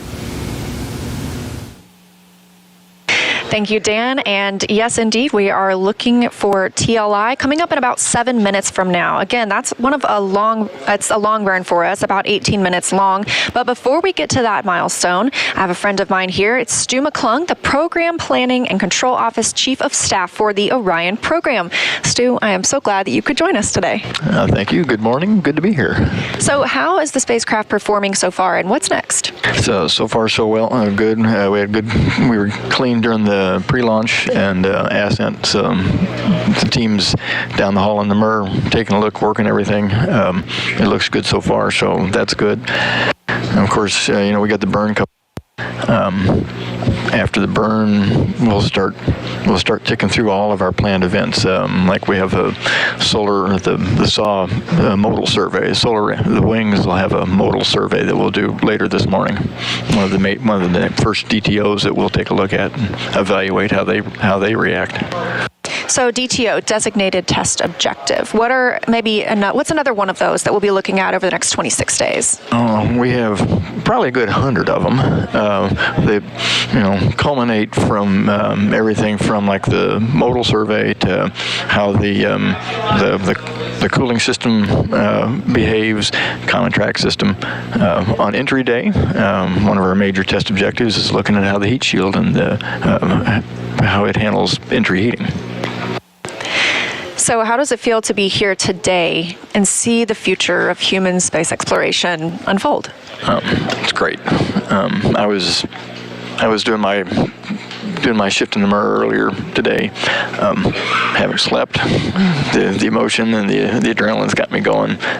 It's great to be a part of this. It's great watching the KSE team execute. And now this is day one for us. We've got 26 days for our team to execute now, and we'll go do our job and set the stage for future Artemis exploration. And we're excited. We're going to be here along the way for all those major milestones, burns, all the other exciting events that we are looking forward to. So thank you so much for joining us here. We are really excited. A big congrats to you and your team. Thanks. Let's go have a good burn and let's go to the moon. Let's do it. We are now less than 5 minutes away from the translunar injection burn. Again, this is the burn that's going to send us around the moon, going to commit us to a lunar trajectory. It is approximately an 18-minute burn. It's a firing of that RL-10 engine on the interim cryogenic propulsion stage.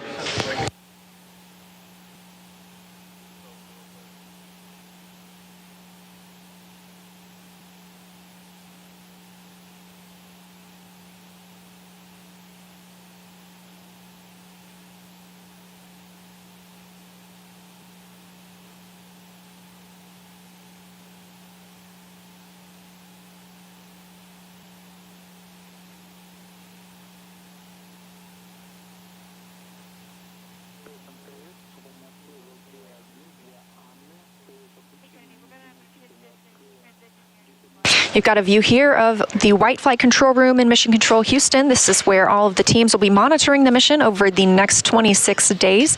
Teams monitored launch tonight. There are, of course, several different shifts that'll be working here.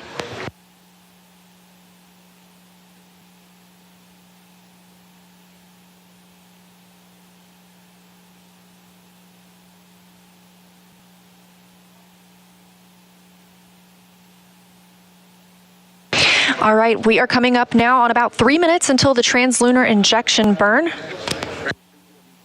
Again, this is about an 18-minute long burn. Firing of the RL-10 engine on the interim cryogenic propulsion stage commits us to lunar trajectory. It helps us break free from the gravitational pull of Earth.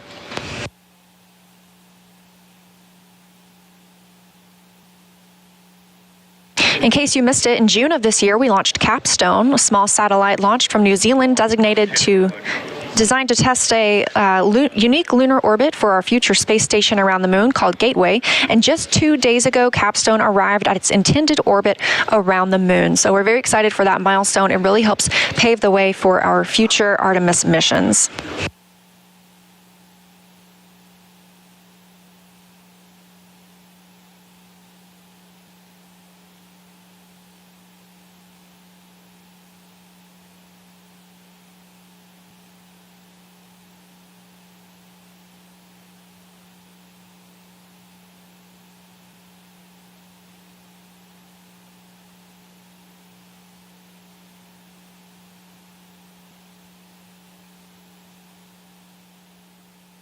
We are now coming up on 25 minutes since liftoff from Kennedy Space Center today at 1:47 a.m. Eastern Time. We had a really smooth ride to orbit. We saw solid rocket booster jettison as well as launch abort system jettison. Eventually, we had core stage separation, which put us in the configuration that we have now with Orion connected to the interim cryogenic propulsion stage and flying free. The solar arrays deployed and have been swept back in preparation for the translunar injection burn. Earlier, we had the Perigee raise maneuver, which lifted the lowest part of Orion's orbit around the Earth, put us in this perfect positioning ahead of translunar injection burn. A good shot here of our two flight controllers. On the left, you saw Judd Freeling. He is the Ascent flight controller. He's been with his team here for the last several hours. And to his right is Rick LeBrode. He's the lead flight controller for a majority of the rest of the mission. Judd's team will take over again once we get back into the re-entry portion. We're now less than a minute away from translunar injection burn.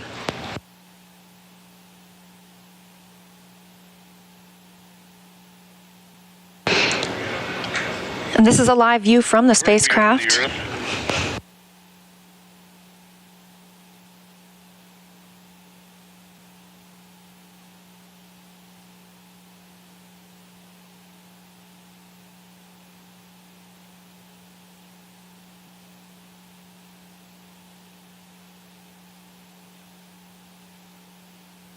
You can see from this view we have all four of those solar array wings swept back. Orion now traveling off the northwest coast of Australia towards the Pacific Ocean. This translunar injection burn will begin to take it away from the Earth, breaking it free from the pull of gravity. We're standing by for confirmation that the burn has started.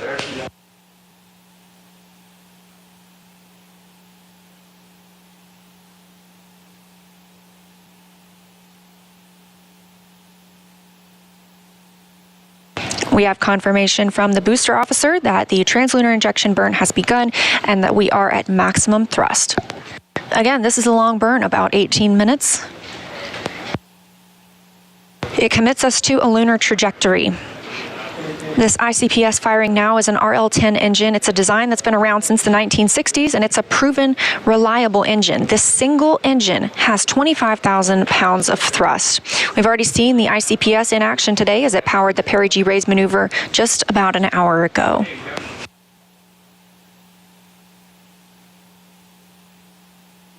And if you look in the background, you can see the sunset of the Earth. This is the closest Orion will be to the Earth until it begins its return home. Right now, we're about 382 miles above the Earth's surface. And to put it into perspective, we are approximately 252,670 miles away from the Moon. I'm going to keep reporting that number, and by the end of the translunar injection burn, you will see that start to decrease. We are going to continue to grow closer to the Moon and further away from Earth. This really helps us break free from gravity. Now traveling at 17,743 miles per hour, we're about a minute and a half into the burn. And although this is the last burn for the interim cryogenic propulsion stage, there are other burns that will take place throughout the mission to direct Orion exactly where we want it to be. Those include the outbound trajectory correction burns, the first of which will happen later today. We also have the outbound powered flyby, the return powered flyby, and others. Burns after the ICPS separates will be conducted by using the single main engine on the service module, 8 auxiliary thrusters on the base of the service module, or 24 smaller thrusters.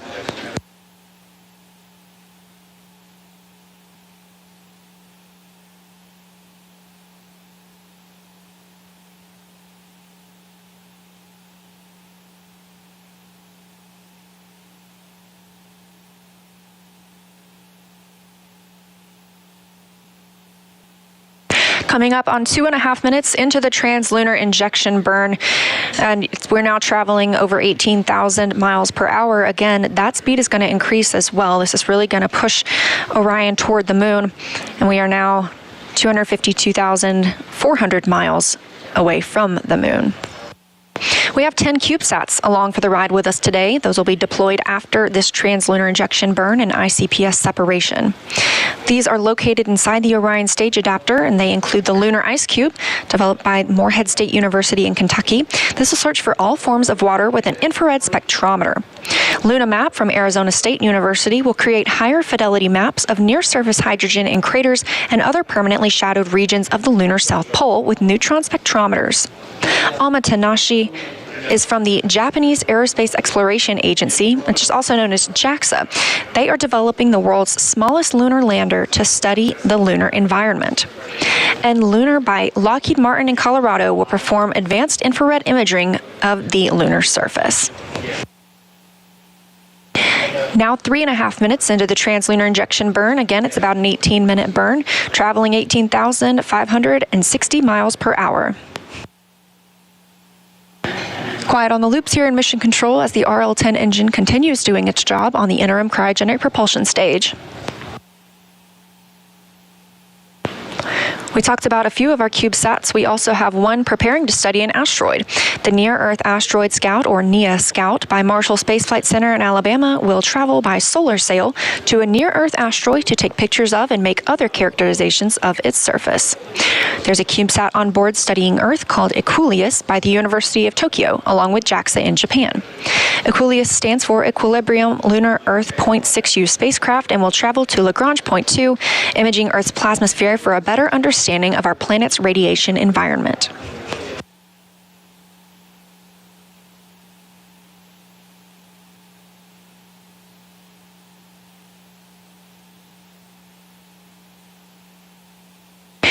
We're now coming up on 4 minutes and 45 seconds into the translunar injection burn. Orion traveling at 18,982 miles per hour. Our distance from the Moon continues to decrease, now 251,900 miles away. To highlight some more of our CubeSats on board, we also have BioSentinel, developed by Ames Research Center in California, and will use a single yeast cell to detect, measure, and compare the impact of deep space radiation on living organisms over an extended period of time. Argo Moon was developed by the Italian Space Agency and Argotech in Italy. This CubeSat will observe the interim cryogenic propulsion stage, the stage that it's firing right now, with its advanced optics and software imaging system. And our last CubeSat through the Centennial Challenge is Team Miles from Florida, who developed a CubeSat that will demonstrate propulsion using plasma thrusters and will compete in NASA's Deep Space Derby. These CubeSats pack a ton of tech and science in a tiny package, so they don't all have redundant systems. And if any of the CubeSats missions don't go as planned, it does not affect our primary objectives of Orion's mission. This rideshare opportunity is a rare chance to send CubeSats beyond low Earth orbit, and we're looking forward to seeing what we learn. We're now 6 minutes into the translunar injection burn. Orion traveling at 19,500 miles per hour, being propelled by the interim cryogenic propulsion stage. Still quiet here on the loops in Mission Control Houston. Teams are tracking no issues during the translunar injection burn. Again, this is about an 18-minute burn, so we have approximately 11 and a half minutes left.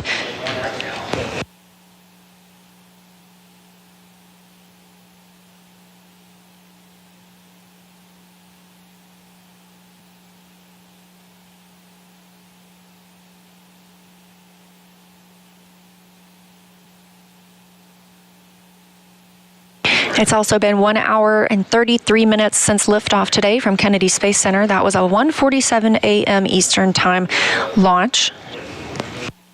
A smooth ride uphill, as we heard from Bruce Tiller and Johnny Heflin working with SLS at Marshall Space Flight Center. And this view from Mission Control Houston, teams continuing to monitor the Artemis I mission. This is where they will be around the clock for the next 26 days, all the way until we bring Orion home for a safe splashdown. Coming up on 7.5 minutes until into the translunar injection burn, so less than 11 minutes left in the burn. Orion now traveling at almost 20,000 miles per hour, 251,237 miles away from the moon. Again, that number continuing to shrink.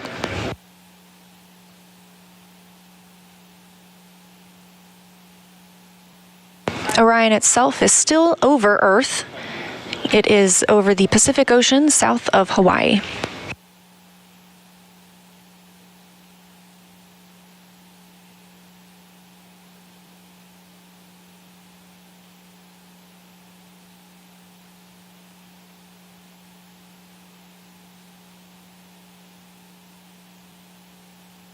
As we've mentioned in today's coverage, multiple countries are represented in Artemis I through the SLS Orion and European Service Module, as well as the payloads riding along.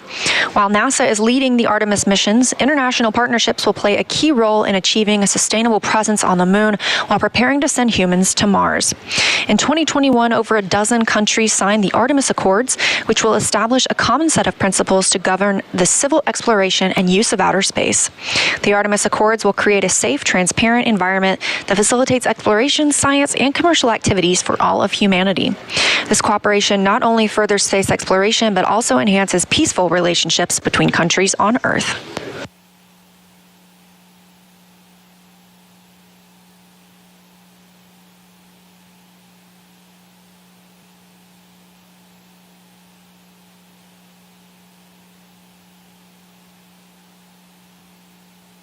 We're now over 9 minutes into the translunar injection burn, an 18-minute burn, so we have about 9 minutes left. We're about halfway through. The RL-10 engine continues to fire at maximum thrust. Orion traveling attached to the interim cryogenic propulsion stage, now over 20,600 miles per hour.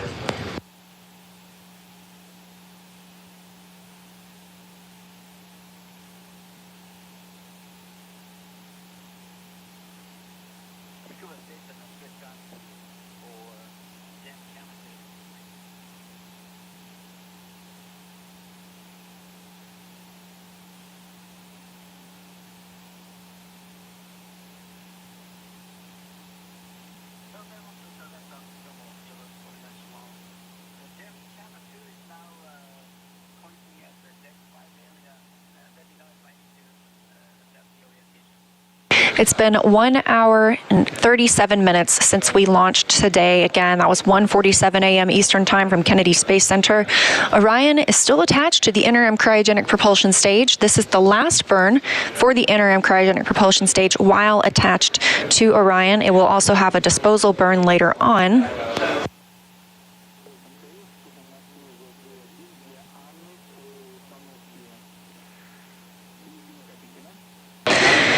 About 10 minutes after we have ICPS cutoff, Orion will separate from the interim cryogenic propulsion stage itself, and the capsule will be flying free, still attached to the European service module. We've got about 7 minutes left in the translunar injection burn. Orion traveling now at over 21,000 miles per hour.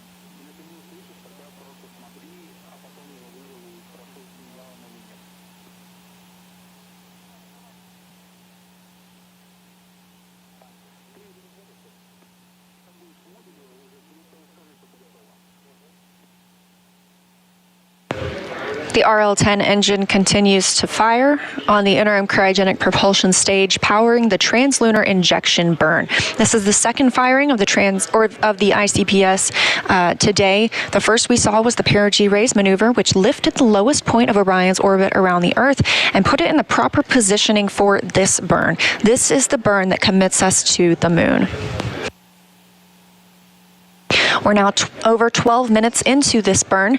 Again, it's about an 18-minute burn, so less than 6 minutes left, and 1 hour 39 minutes since we launched. Orion and the ICPS now traveling at over 21,400 miles per hour. And as I promised, we continue to grow closer to the moon, now 249,000 miles away.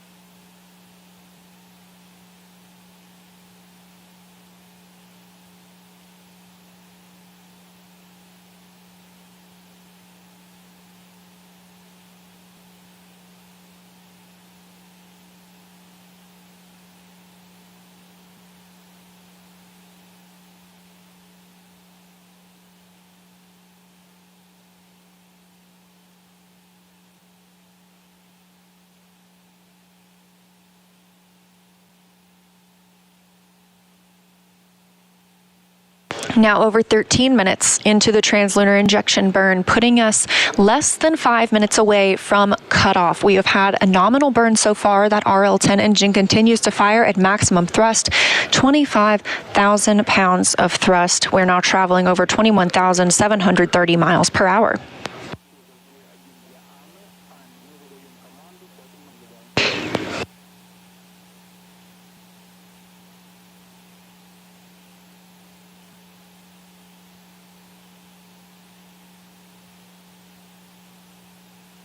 And we've just heard the call for priority 1, meaning we have reached the point at which we could return at lunar return or similar speeds, testing the heat shield as required ahead of flight for Artemis II. Now over 14 minutes into the translunar injection burn, less than 4 minutes until cutoff, traveling now at over 21,900 miles per hour.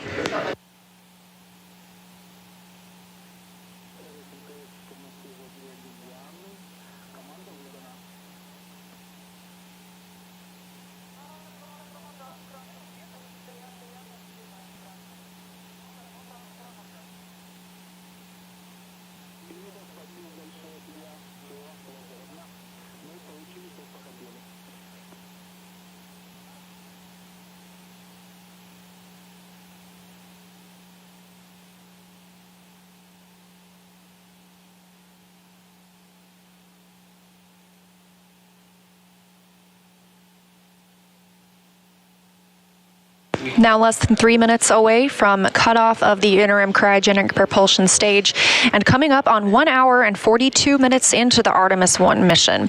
The RL-10 engine on the interim cryogenic propulsion stage continues to fire as planned at maximum thrust.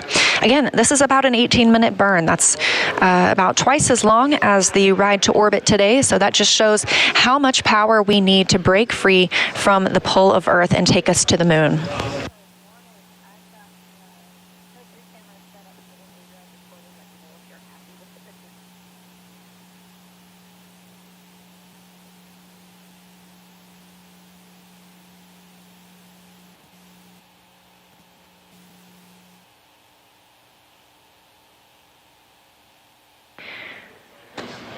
"16 minutes now into the translunar injection burn, Orion traveling at over 22,276 miles per hour.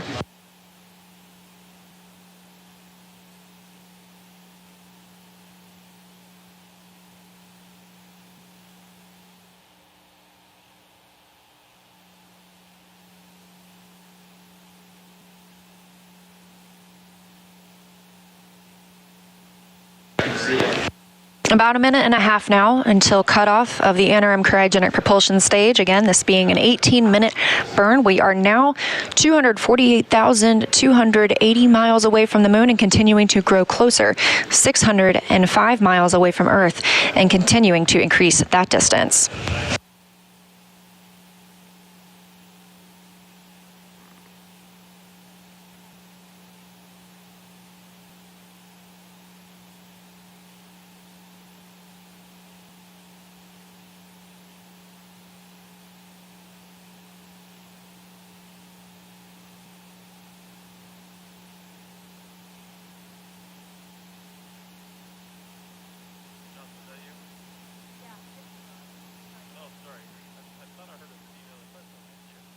Less than a minute now until cutoff of the ICPS and the end of the translunar injection burn. We've had a good burn all the way through so far. And 1 hour 44 minutes since launch today.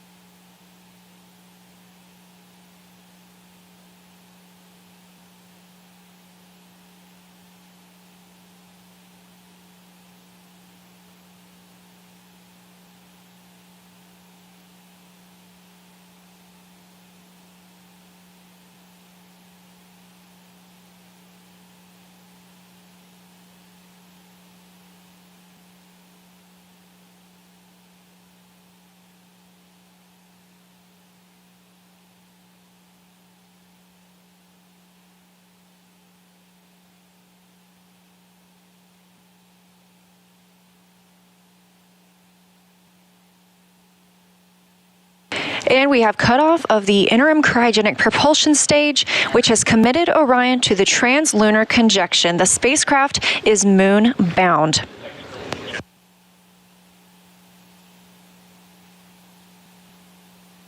Orion is now traveling at 22,500 miles per hour, 247,450 miles away from Earth. Now that the interim cryogenic propulsion stage has completed its translunar injection burn, it is no longer needed to propel us to the moon. It's done its job, and it will separate from Orion. After it separates, those 10 Cubesats we discussed will be deployed from the Orion stage adapter, which is below the service module and above the ICPS. Each payload will be ejected with a spring mechanism from dispensers installed on the Orion stage adapter.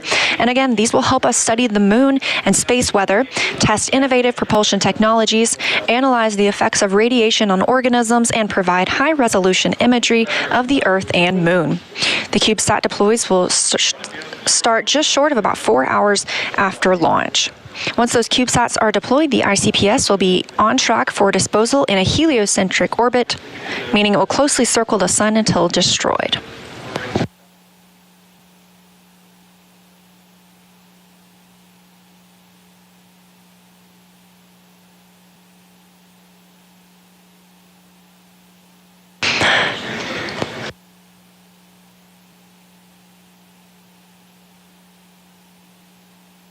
The next change we'll see is for the ICPS to separate from Orion and the service module. Those will continue flying free on their journey toward the moon.